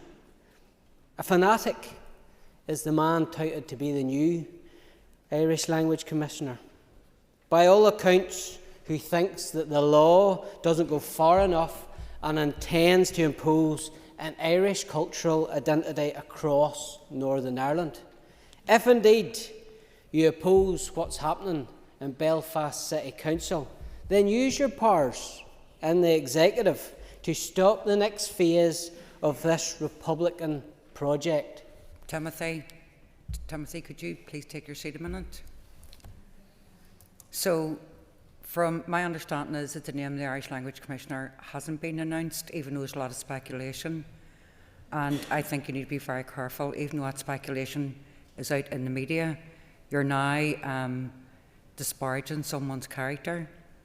And I think you need to think carefully. And if you continue, I will ask you to take your seat. Thank you. I'll take your guidance, Principal Deputy Speaker, on that and come back to finish the point I was making. because presiding not just over the protocol, but also over an Irish language enforcer is not any record that the Unionists should want to defend. I didn't mention any names, Principal Deputy Speaker. No, so the protocol has absolutely nothing to do with this motion. So I'll respectfully ask you. Yes, and if you don't come back to the motion, I'm going to move on. They get an extra minute for that intervention there. And while the Irish news headlines screamed 9 out of 10 residents, Belfast residents, support dual language signage, that's a statistical sleight of hand. In the early phase, applications came from overwhelming nationalist areas where Unionists raised no objection. Now applications are targeting mixed or majority Unionist streets, and there residents are rejecting Irish signage, sometimes by 3-1, yet the signs go up anyway. But there is an alternative. There is a remedy to this, and I'm glad the Communities Minister has come in, because under Section 111 of the Local Government Act 2014, the Minister for Communities has the power to issue guidance to councils. Surely the time has come, Timothy, Minister, your to exercise that power and bring Belfast City Council back into operate under the law. Okay, excellent. Thank you. Jerry Carroll, please. It's pathetic, but not surprising that we're back dealing with the DUP attack on the Irish language once again. And when unionism is in crisis, they seek to sectarianise things. It's like clockwork, as we say in Irish, ain'tus and ain'tus.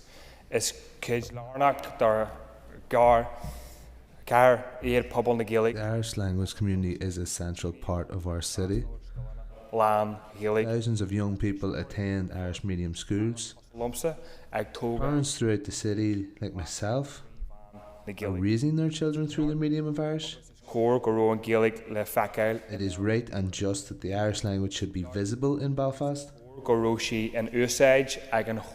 is right and just that it be used by the council and by the state. There is one word to describe the DUP's attack, and that is sectarianism. As I said, when the DUP is under pressure, it beats the sectarian drum. And Shen Nuravian Baggarts, Bumchibug, Buena Baggarts, Loffer, Head, Lahanak. That should come as no surprise when there are shocking threats on newspapers, loyalists with guns saying they will attack council workers because of the Irish language. Does the member consider every resident who objects to having an Irish street sign added as sectarian? Jerry, you have an extra minute. No, but I believe your motives as a party are sectarian, so I believe that. And I will remind the members, less than 3% of all residents across 536 streets in Belfast where there were approved street signage. Only 3% of all residents opposed Irish language. So I think you're trying to give exception to a small minority that you have tried to elevate as a party. Deputy Speaker, when unionism spends months and years whipping up hysteria about the language, which they have done quite well, it's no surprise to see armed threats on the front pages, and the Deputy First Minister has tried to downplay this and say that it doesn't exist, but the evidence is there for every single one of us to see. A sectarian agenda gives confidence and legitimises loyalist paramilitaries, as does sitting down with and working with the LCC. We've heard much in this debate already about cost. I remind the members that the DUP shouldn't be trusted on accounting matters. The spirit of RHI is still alive and well in this party. Satarahach, Morayer and Shan, Uckle, Ataskri. As the proverb written on the entrance to College of First states, learning is worth its weight in gold. Learning about the Irish language in Belfast is worth its weight in gold. In a will and a Gaelic, Larnack. Belfast, in which the Irish language plays a central role, is worth its weight in gold. And investment in the language is worth its weight in gold. Let's be clear, Speaker.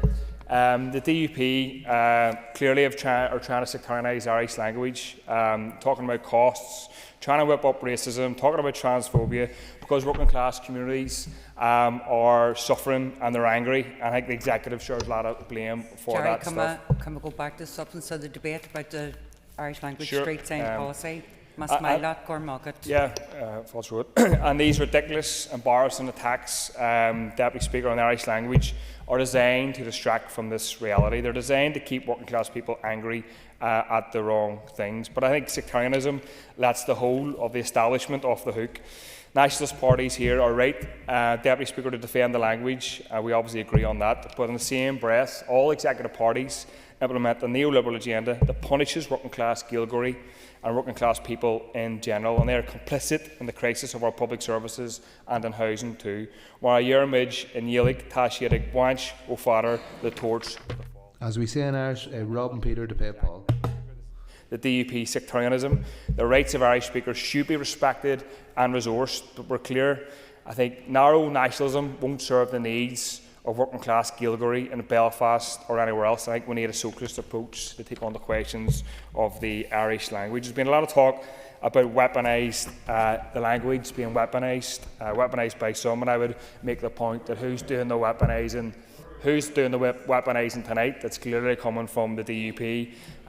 Clearly the DUP are vexed at the sight of bilingualism and Irish anywhere. I think they're the biggest culprits of this weaponisation and this negative politicisation.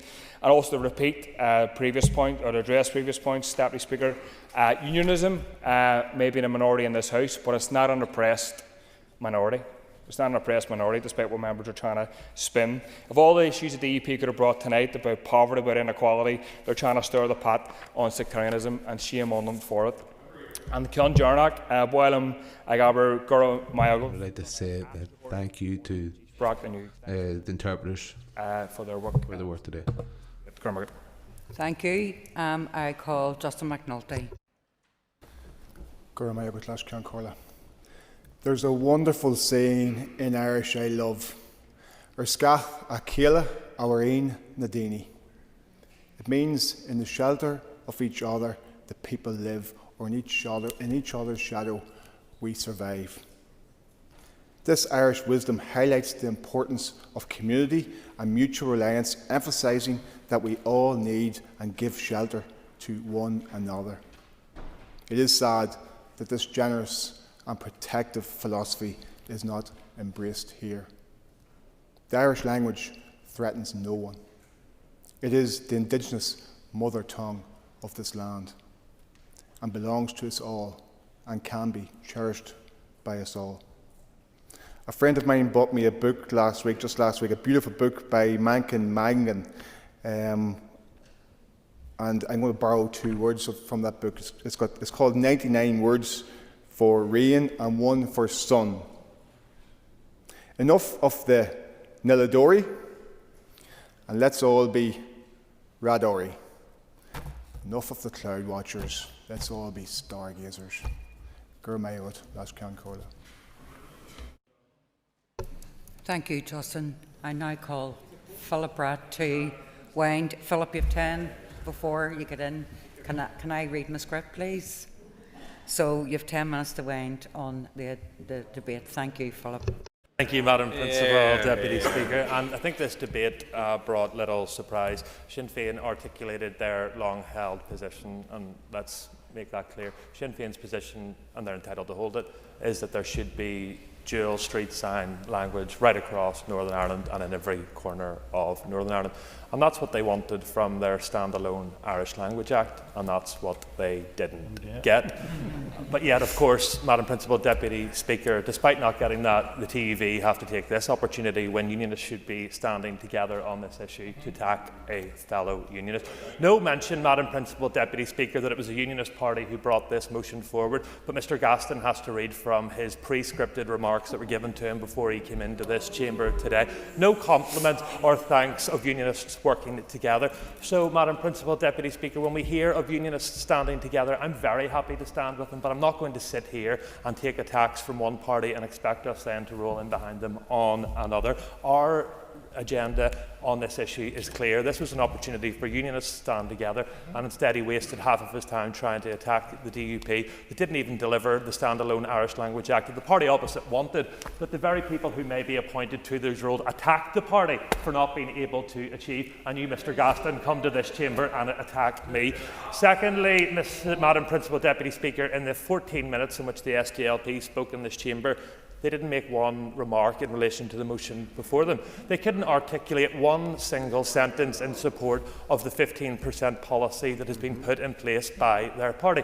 Mr McLone made excellent remarks, and I have a lot of time for Mr McLone, and he gave a great history of the Irish language, but it's absolutely no relevance to the issue that sits before us today. The Leader of the Opposition decided to speak about flags and chats that he has and the cafes on the roads of South Belfast, could not articulate why his party voted for this policy.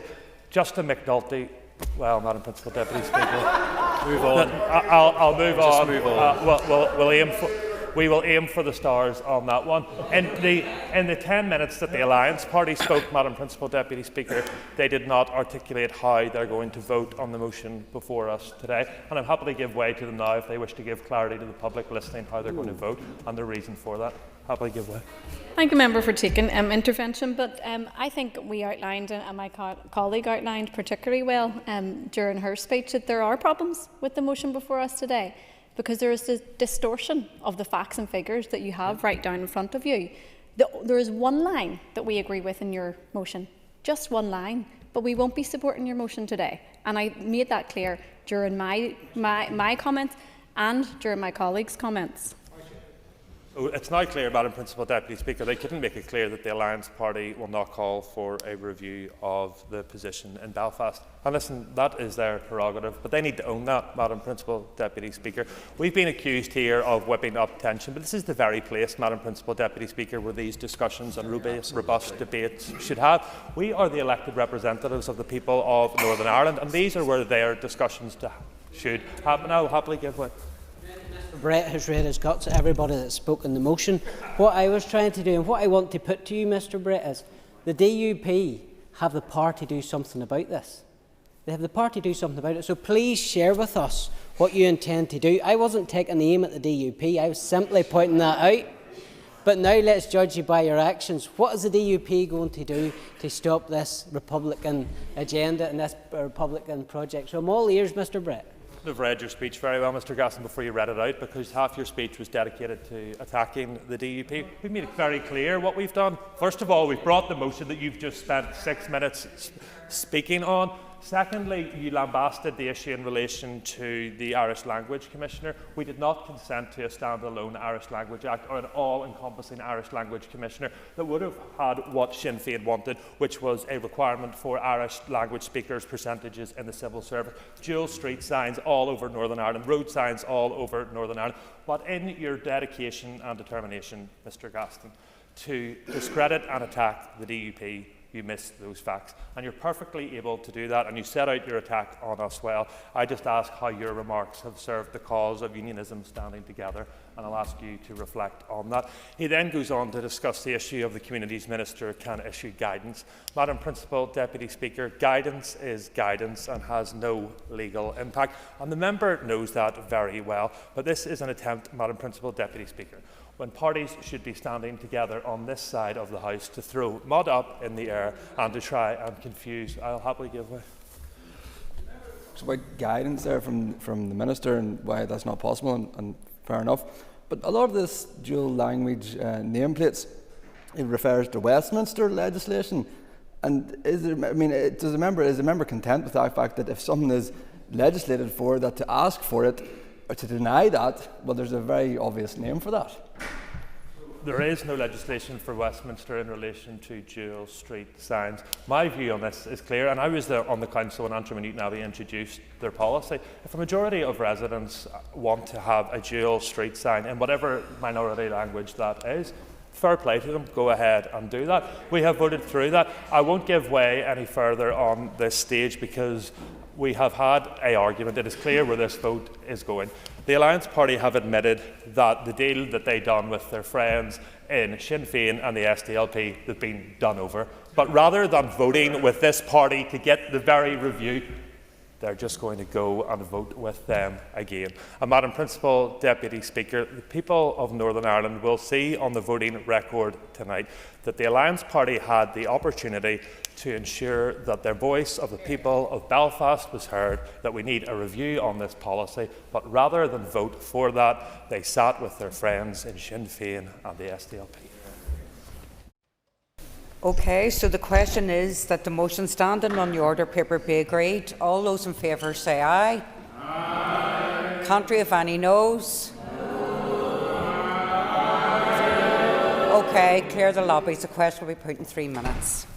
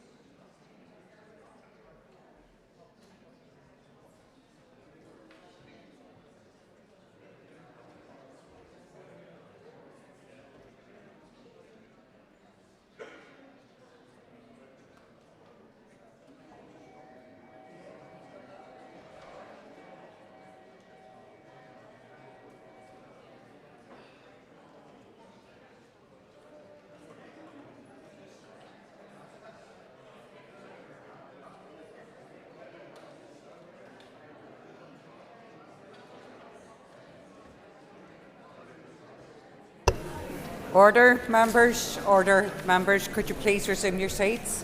Thank you very much. Thank you.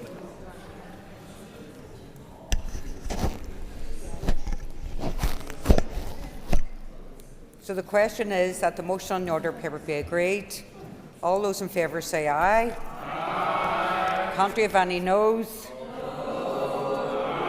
Okay, we've got tellers. So tellers have been appointed as follows. Tellers for the ayes are Diane Forsyth and Cheryl Brown-Lee.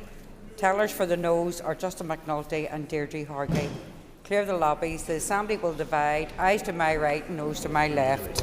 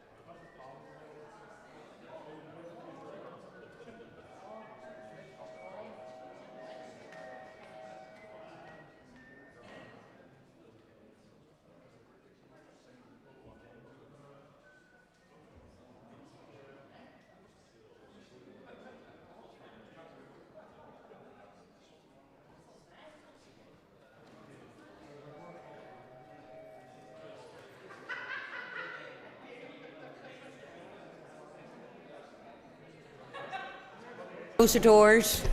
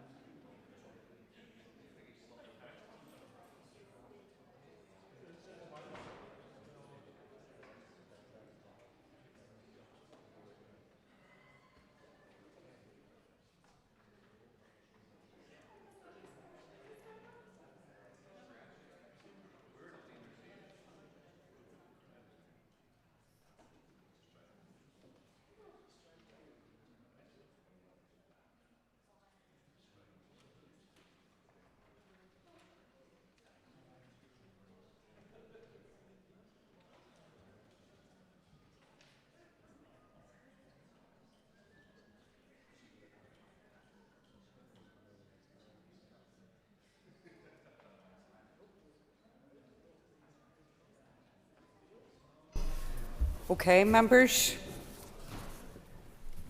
Clerk, could you please read the results?